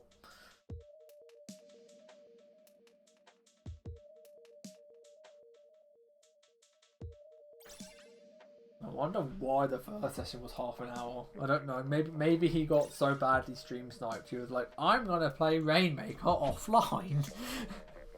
Because you guys ruined it for me with your stream sniping and your game throwing and being defensive. Speaking of which, I actually found one of those other videos where that had some interesting content. Oh, funny times. Oh god, it's this song.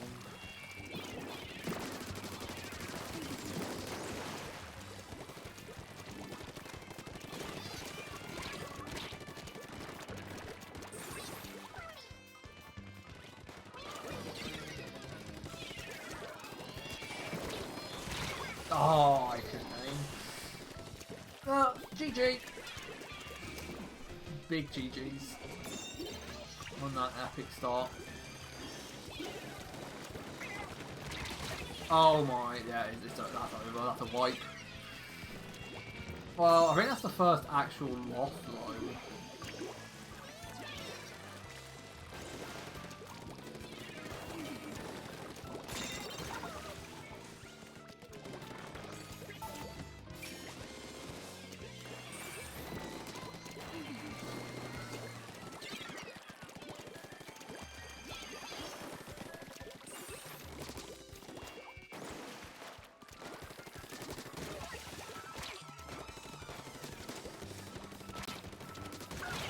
I am so bad at aiming, holy hell.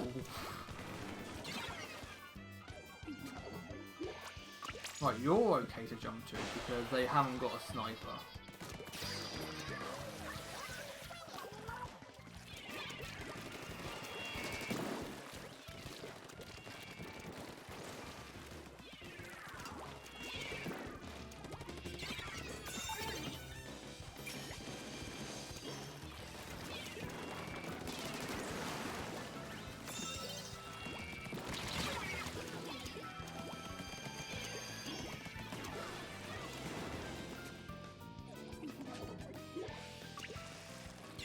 We had player advantages and nothing.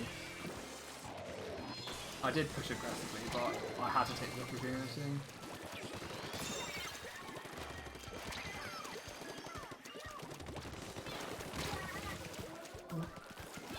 I have no clue how he moved that fast, but there was no ink for him to move into.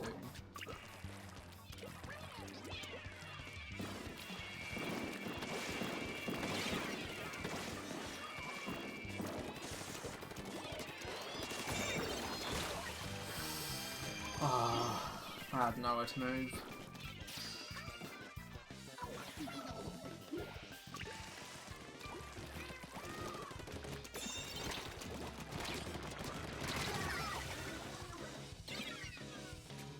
What are you doing, Timo? You're just letting them sit around the Rainmaker base, which is making their job easier.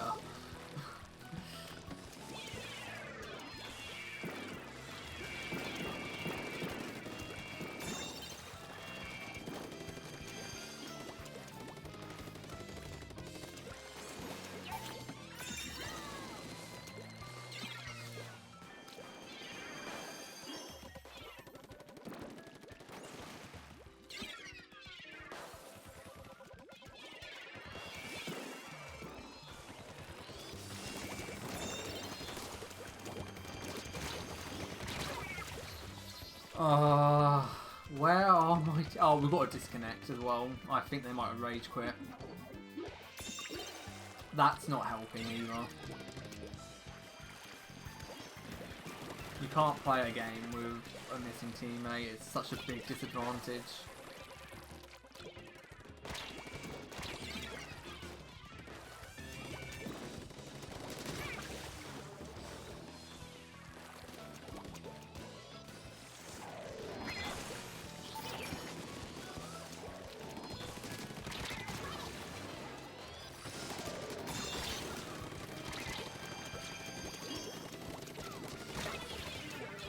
I don't know how he healed up faster than I could.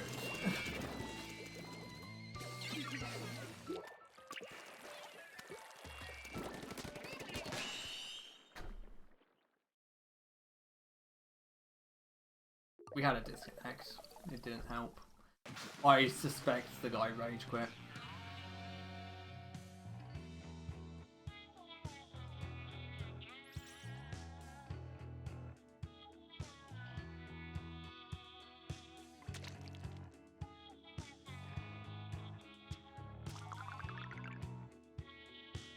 Well, that kind of sucks. But we move on.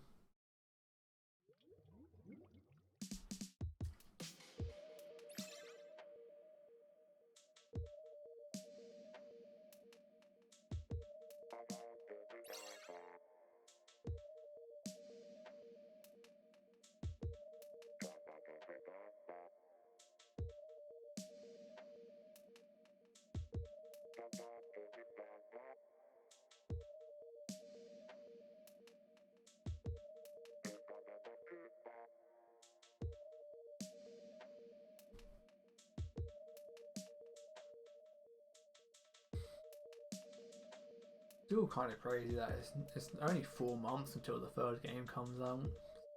Really not that long at all.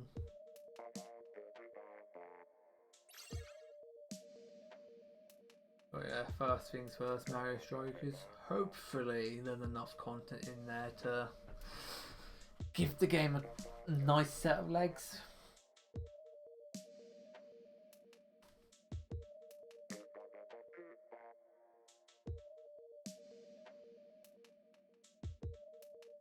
my only concern.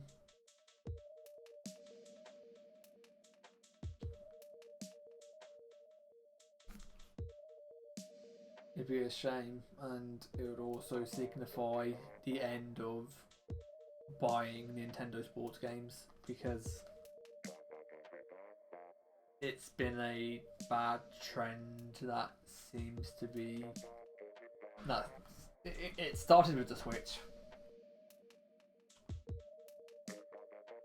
Mario Tennis Aces, Mario Golf, Walter, Super Rush, and Switch Sports, and potentially now Mario Strikers Battle League. Which, yeah, it's not boding well. Like, the problem is, Splatoon kind of started this precedent of, in quotes, free updates to a game. And from what I heard, I still haven't seen like the actual like factual data on it, but from what I have heard, Splatoon 1 was supposed to come out in the autumn. Nintendo moved it to May because they really needed the game out in the Wii U's launch sort of year. In that, well, not the launch part, within that sort of year, they had gaps in the launch lineup of titles. So they moved Splatoon to like the end of May, and did it with the promise of patching in the content that should have been there at launch. And if I'm not mistaken, at the time Splatoon 1 launched, it only had 5 maps available and only Turf Wars. Part of that was because there wasn't enough players on the Wii U to be like, should we just have rank open immediately, or should we wait till we have enough players who have unlocked abilities to play ranked? But the point is, there was 5 maps. The other 5 maps were on the game's disc. The Sloshers and Splatlings were on the game's disc files as well, but they were completely unfinished. They were literally not in a state to function in the final game. And you had no private battles and no friends squadding up with friends to play ranked. This is really not looking good in S rank, getting this many timeouts. Yeah. So the version 2.0.0 patch patched in private battles, squadding up with friends for ranked, and added Rainmaker, which is the third and final ranked mode they planned for the game. They also added a couple of extra songs, more gear, and finished off the Sloshers and the Splatlings, so they were now finished weapons ready to be released at a later date. And then the maps that were added in that don't actually have data on the game's disc were started to be added in from Flounder Heights onwards, which I think was like 6 maps. Flounder Heights, Hammerhead Bridge, and then the 4 gimmick maps, which were Museum, Dalfonsino, Mahi Mahi Resort, Piranha Pit, and Anchovy Games. 2 of which are in this game. The other 2 will probably go into Splatoon 3, because Museum's already confirmed for Splatoon 3, which I'm pretty excited for, because it was one of my favourite maps from the first game. But yes, the point is, Splatoon kind of set that precedent, but ignore the fact that Splatoon 1 was very bare bones at launch. Splatoon 2 still worked with that sort of thing, because it launched with, I think, 7 maps, maybe 8. Yeah, I think it was like 5 new maps and 2 returning maps from the first game, so you had 7 at the start. Then Splatoon, and then again, you had all 3 ranked modes immediately available. And then they patched in Clan Blitz, and obviously they patched in more weapons and gear that weren't actually finished on the game's cartridge. But Splatoon works with that sort of drip feed. As long as there's enough content in Splatoon 2 and 3, like, well, more so 3 now, because 2's finished with. But as long as 3 starts with enough content, like, from the base, beginning, Splatoon works with the drip feeding of content. Because it works well with Splatfest as well, being like monthly. Like you get one Splatfest a month, you get like 2 weapons a month, and maybe a new map.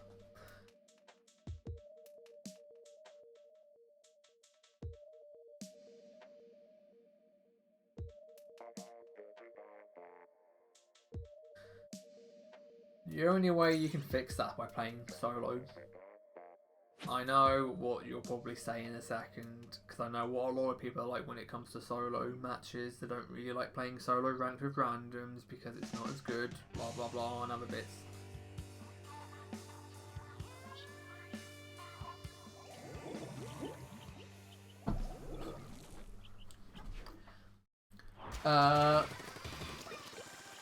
That's only in turf wars. If you play ranked, unless they lobby snipe, they can't join.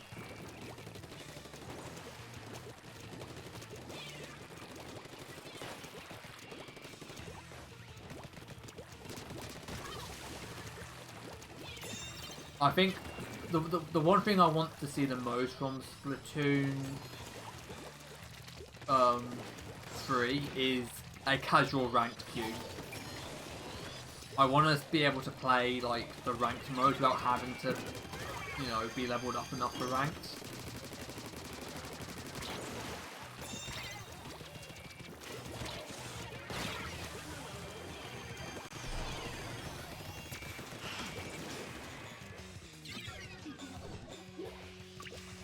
Yeah, like, I know what I mean, like, the ranked mode in a casual queue list, that's separate from turf wars, so yes, it would be classed as unranked, but the point is, I dislike very heavily being forced to play turf wars.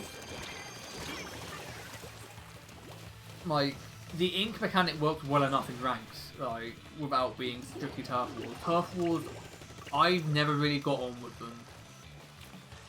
Well, okay, that's a bit of a lie. They are fun, and they can be a good way to blow off steam and try out new weapons. But the meat of this game has always been in the ranked modes. So Splat Zones, Tower Patrol, Rainmaker, and then unfortunately in this game, Clan Blitz, which is the one I really can't stand. Like, Splatoon 2 already took steps in the right direction for ranks. Like, every mode's got its own rank compared to Splatoon 1, where you just had one rank and that was it, and it was just shared across all the modes, because that was just your permanent rank. Which was a bit dumb, because you could be a really good player in one mode, okay in the other, and really bad in the third. But then you'd still be queued up with the people that are, like, top ranked players.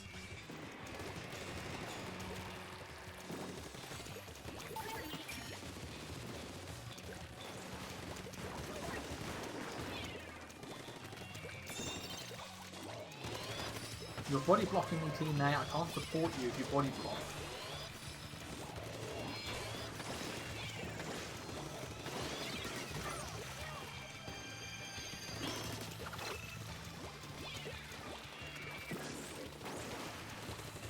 Move out the way. Yeah, like, I just prefer the way the rank modes were. Like, having a central focus objective where it's more important to get kills and good positioning and holding, like, key choke points. It's far better than just painting stuff and then losing in the last 10 seconds because they got a lucky, like, snipe, so to speak.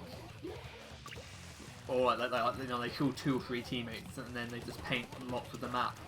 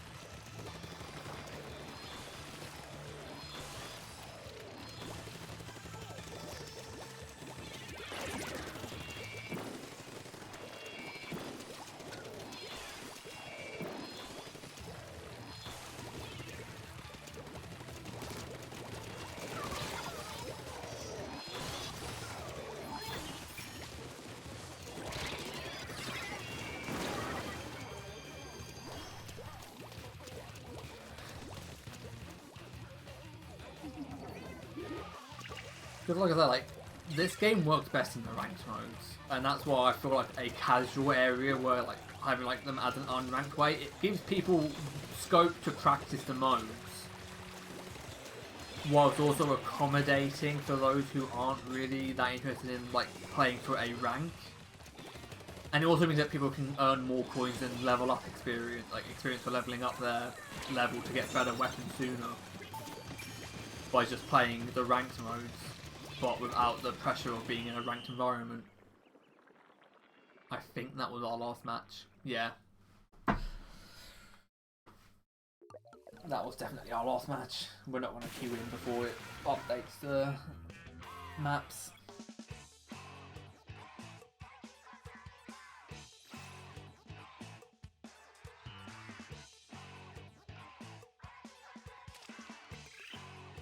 And we hit the OK line, so that's good too.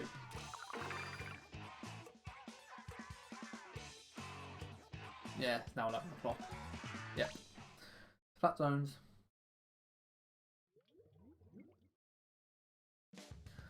I mean, whilst I'm here, I could just mess around with that sort of idea, like, okay, flat zones. Right, let's just go into the recon mode, so I can just quickly do this before ending off stream.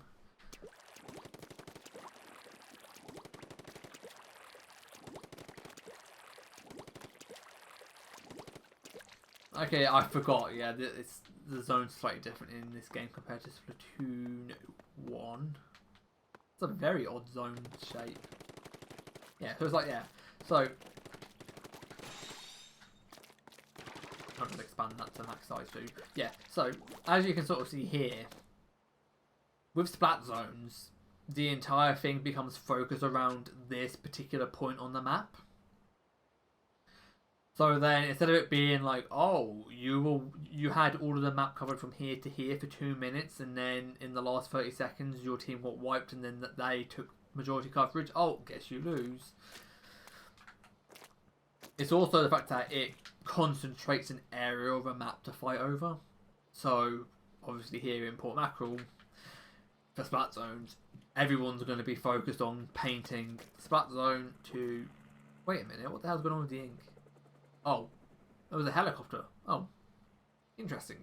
But yeah, so the point is, like, the gist is, this becomes your focal point. It's not just, oh, I can just never engage with any player ever, and like, yeah, cause like if we pretend it's like a turf war, like turf wars are fine for people who are really into it, because like, yeah, like this is area that you would cover in a turf war. You might cover this like up to like this point, so you've got another way back to mid if you get wiped.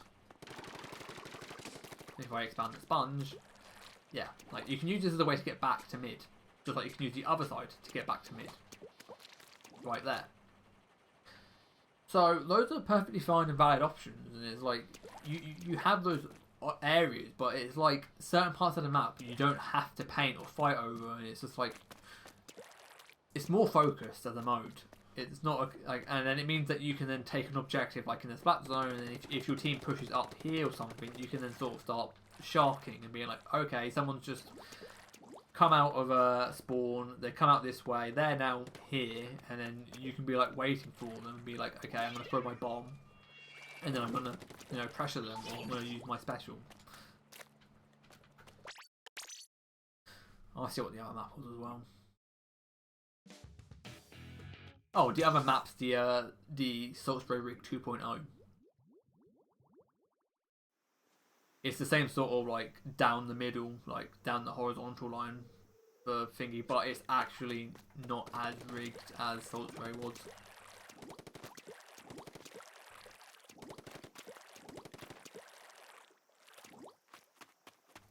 And again, same thing here. This is your main focal point. You can, you know, you can come in from. This was the last map they added.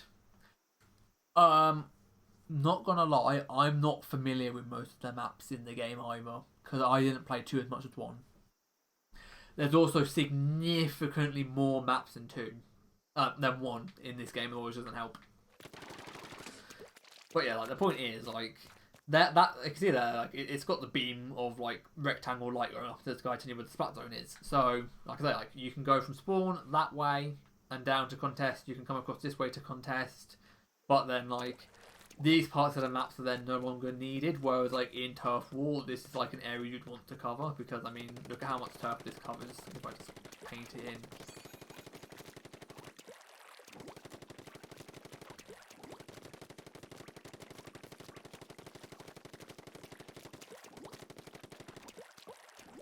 Like yeah, see that's a lot of turf to be covered. But yeah, like so, like I said, like ranked modes, they focus more on getting killed. Like if you're into more like action and you want fights and you want to be more aggressive, these are the modes to play because you have a centralized objective. Whether it is a splat zone like this, what's on in squads league. Rainmaker. There you go. There's like these. Well, that was an early map that was added. One of the first ones added, just like this one was. You might not recognise this one either. It depends. I think it might have been like a 2017 map or something. I don't remember. But yeah, like again, Rainmaker. Tower Control and Rainmaker are more interesting because they're a dynamic objective. So you fight to get the Rainmaker, of course, to break it open, and then you've got to push to zone. And then obviously they have different changes to maps, right? You can push up this way. And you can like go like that to the Rainmaker goal, and then you go up and then you dunk. There won't be a dunk animation because it's a recon. Or you can go straight up these stairs. Or you can go this way. And then you might want to combine routes and go up that side and then come around this way, or you might want to come down this side because you've got the right hand peak because obviously every Inkling is right handed, and then you can come this way instead. I'm about to blow up.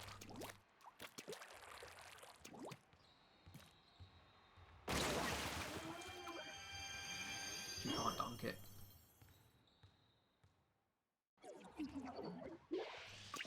But yeah, that's the whole point. Like with the ranked modes, Rainmaker and Tower Control, like I said, because the objective is dynamically being pushed back and forth. Like because Tower Control is like tug of war in reverse. Like you're trying to push, instead of tugging the opponents to you, you're trying to push a tower to their goal.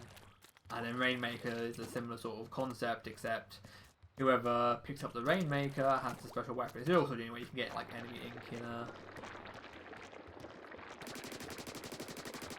recon. But yeah, like so that's your goal for Rainmaker, to get that there. Oh, I know they do have the spawn. And then also they got these from camping the Rainmaker. It won't work in here, but if this was a proper match, this would say Rainmaker rezone, and then the time would start counting more rapidly. But yeah, that's the whole point. Like ranked is better because you're fighting over a single objective, and it's about getting the better score. So splat zones, whoever holds the zones for the longest wins. Rainmaker, Tower Control, whoever pushes further wins. Clan Blitz, whoever gets the best score wins. Clan Blitz is similar to splat zones in that you're scoring points to win, but you're like trying to get 10 clams to make a rugby ball, and then you throw the rugby ball at the goal to break it open, and then you can just throw clams in freely. So yeah, that's why I find ranked better than Turf Wars, because like I can go into a Turf War match like this, but I'm not actually going to go into Turf War and play because I don't like Turf Wars that much. I don't mind messing with them when I feel like it, but being forced to play them to get to level 10 is shit. But like I said, like the whole point is, you know, like in Turf Wars, you do this at the start of a match. Like you start by being like, okay, I'm going to paint up everything on our half of the map, like so. I'm going to paint over here. I'm going to paint over here, and then I'm going to get this stuff.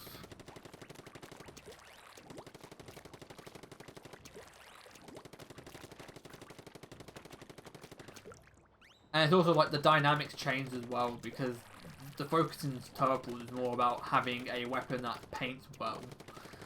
Because the way weapons work in Splatoon is obviously you got your like blatantly, but you know, your bog standard like elements of a shooter, like how much range a weapon's got, how much damage it outputs,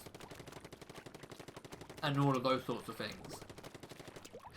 Splatoon also has weapon accuracy, so you can see the center dot is what you're aiming at, and then like the 4 little diagonal white lines is where your shots can fly. Like you'll see here, some of them fly straight, and then you can see like the dots of ink can sometimes go far left and right, and if I jump, you can see that they really go quite far.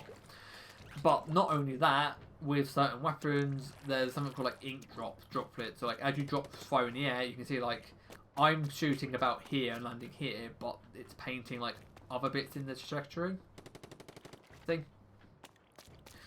So some weapons are better at doing that than others, and they're the ones that are better for ranks. That's why you tend to see a lot of people use stuff like the aerospray, because again, just really quickly. This is extending stream slightly, but whatever. I'm happy to do this. If I just test out weapons, I can make some quick comparisons because I can change weapons to things that I don't actually have purchased. So if I pick, for argument, hang on, okay, apparently I can't do that.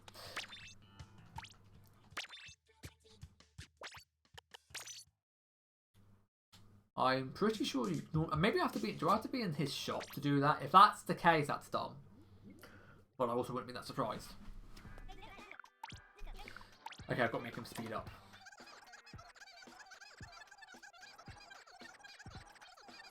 This would be worth it in the long run, just bear with the game doing this nonsense.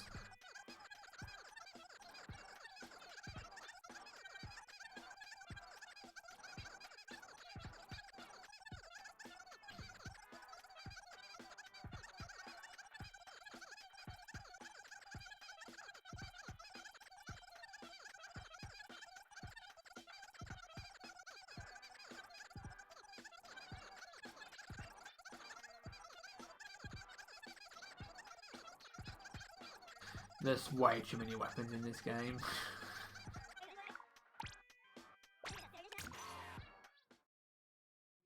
Okay, so let's pick this one. This is the longest range gun. That's because it's sped up, but yeah. So this is the longest range gun in the game. So there's your range and there's your painting sort of element for it. I don't know if it'll let me. Okay, it will let me. Okay, yeah. So here we go. Here's the aerospray. See, like. That's how that one looks when you paint with it. See, it paints a bit better than that, but has less range. And then, like, if I go back on the splatter shot, that's what that looks like after firing for a few seconds.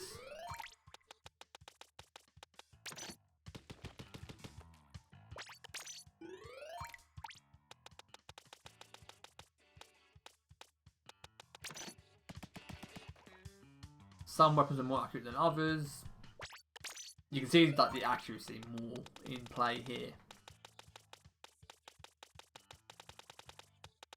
And then of course you've got stuff like this where you can do that, and that's how much you cover for painting. But like, as long as you don't mind like burning your finger out smashing,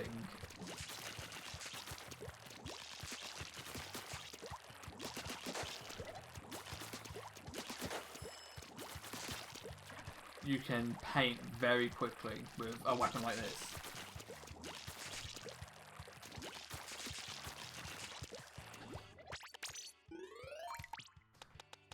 So, like I say, like, you know, you've got weapons like this that have like next to no range, but they have like, that's like, these are your sorts of like TTKs.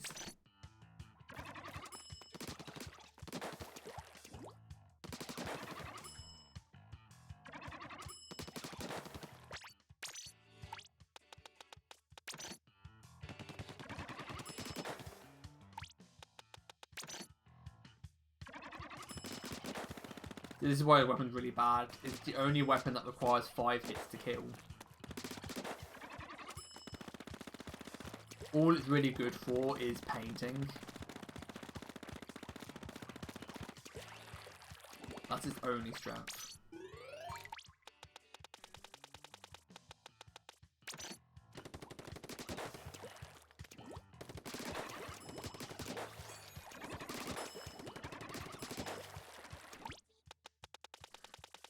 But like, it's good to come in here because you can sort of see what weapons do what damage. And you can also look at fall off damage because like, if I aim up like this, hang on. Yeah, see, the game's got fall off damage. Like when a shot starts to reach the max of its thing, like this, look at that, I'm doing 30 damage. It became a 4-shot kill. If I do this, 2. If I do this, 4. Because as a shot travels past its like effective range, it loses velocity and damage. But depending on the weapon, it doesn't really matter sometimes. This is 42 damage.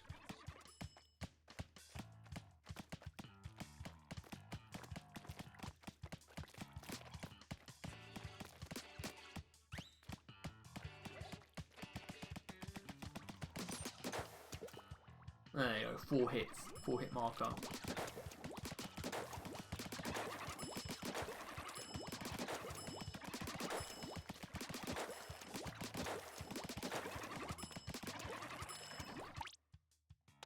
So that's the general gist of it, and I'll just quickly go back to the lobby because I can show you how many maps this game ended up with, because even I can't remember off the top of my head.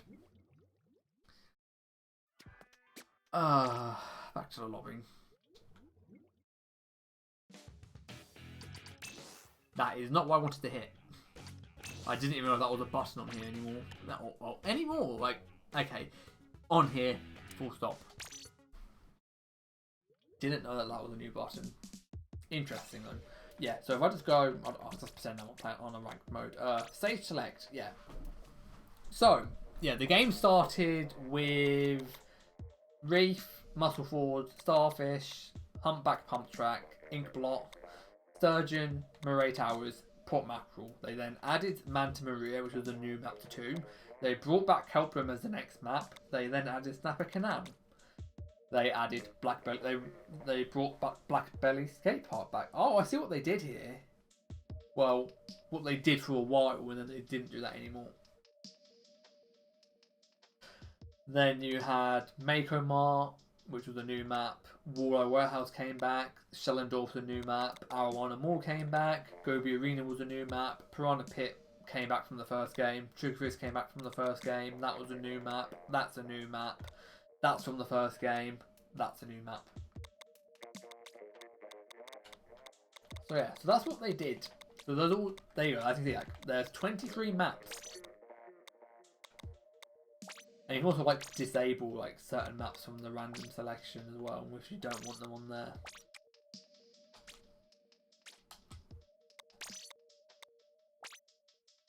Yeah, like if I do this, like you've only got like, you can take maps off the random selection.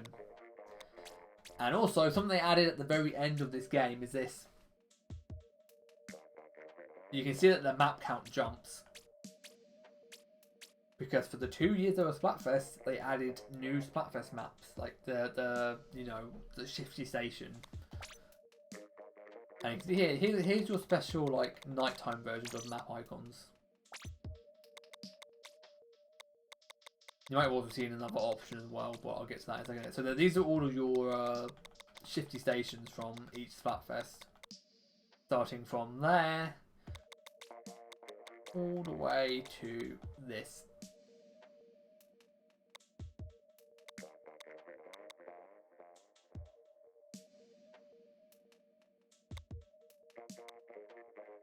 And a lot of the stuff in these was gimmicks from the single player. And also if I go in here, here are the Splatfest colours for every single Splatfest that happened over the course of the game, minus the Mushroom versus Superstar one.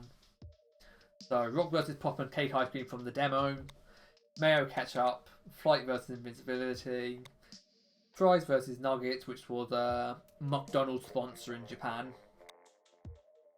Front roll or back roll for loo roll, is it over or under basically. Dexterity versus Endurance, that was a Japanese one. Vampire Werewolf Halloween for EU America. Warm Breakfast, Cold Breakfast for the EU. Lemon, no lemon, that's probably Japan. Sci-fi or fantasy, that was think for like book slash movie. I think that's a clothing sponsorship in Japan. Do you rather watch a movie or read a book? That was an EU one. Sweaters or socks as Christmas present for America. Action or comedy for genre or stuff. Champion or challenger. Gherkins in a burger. EU.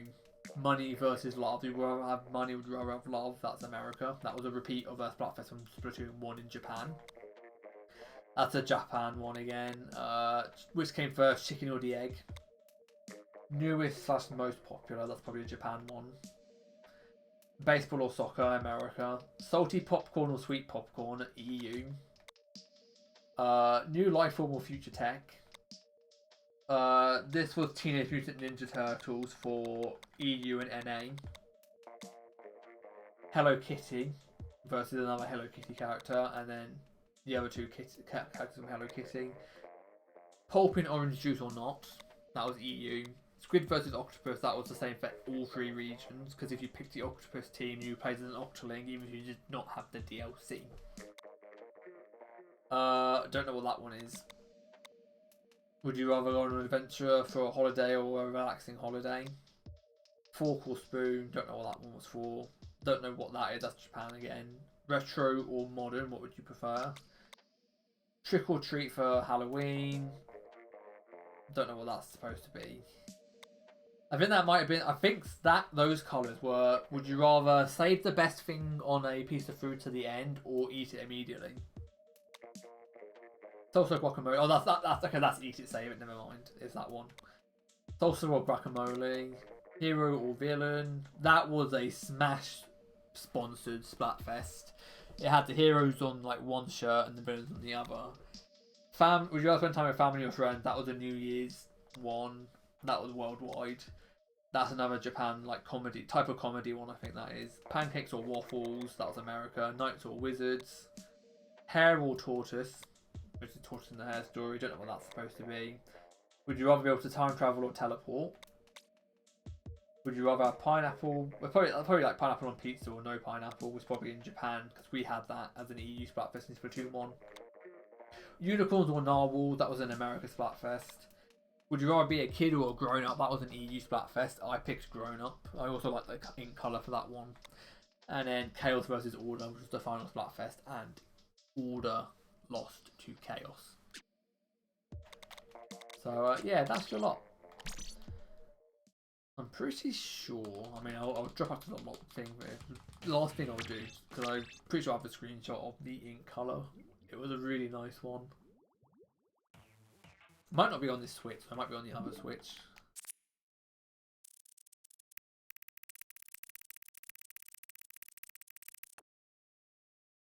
Oh no, it is on here. It has transferred my screenshots. Yeah. That was the ink colour for Team Grown Up. It was really nice.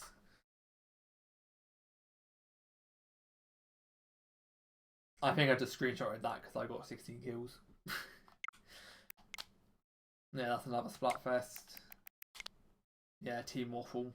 We had that one apparently. Waffles or pancakes.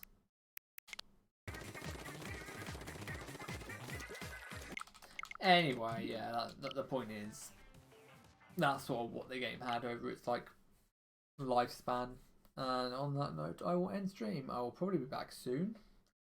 Thanks for watching, and yeah, I'll catch you in the near future as I try to become an actual like regular streamer. So till then, take care. Bye.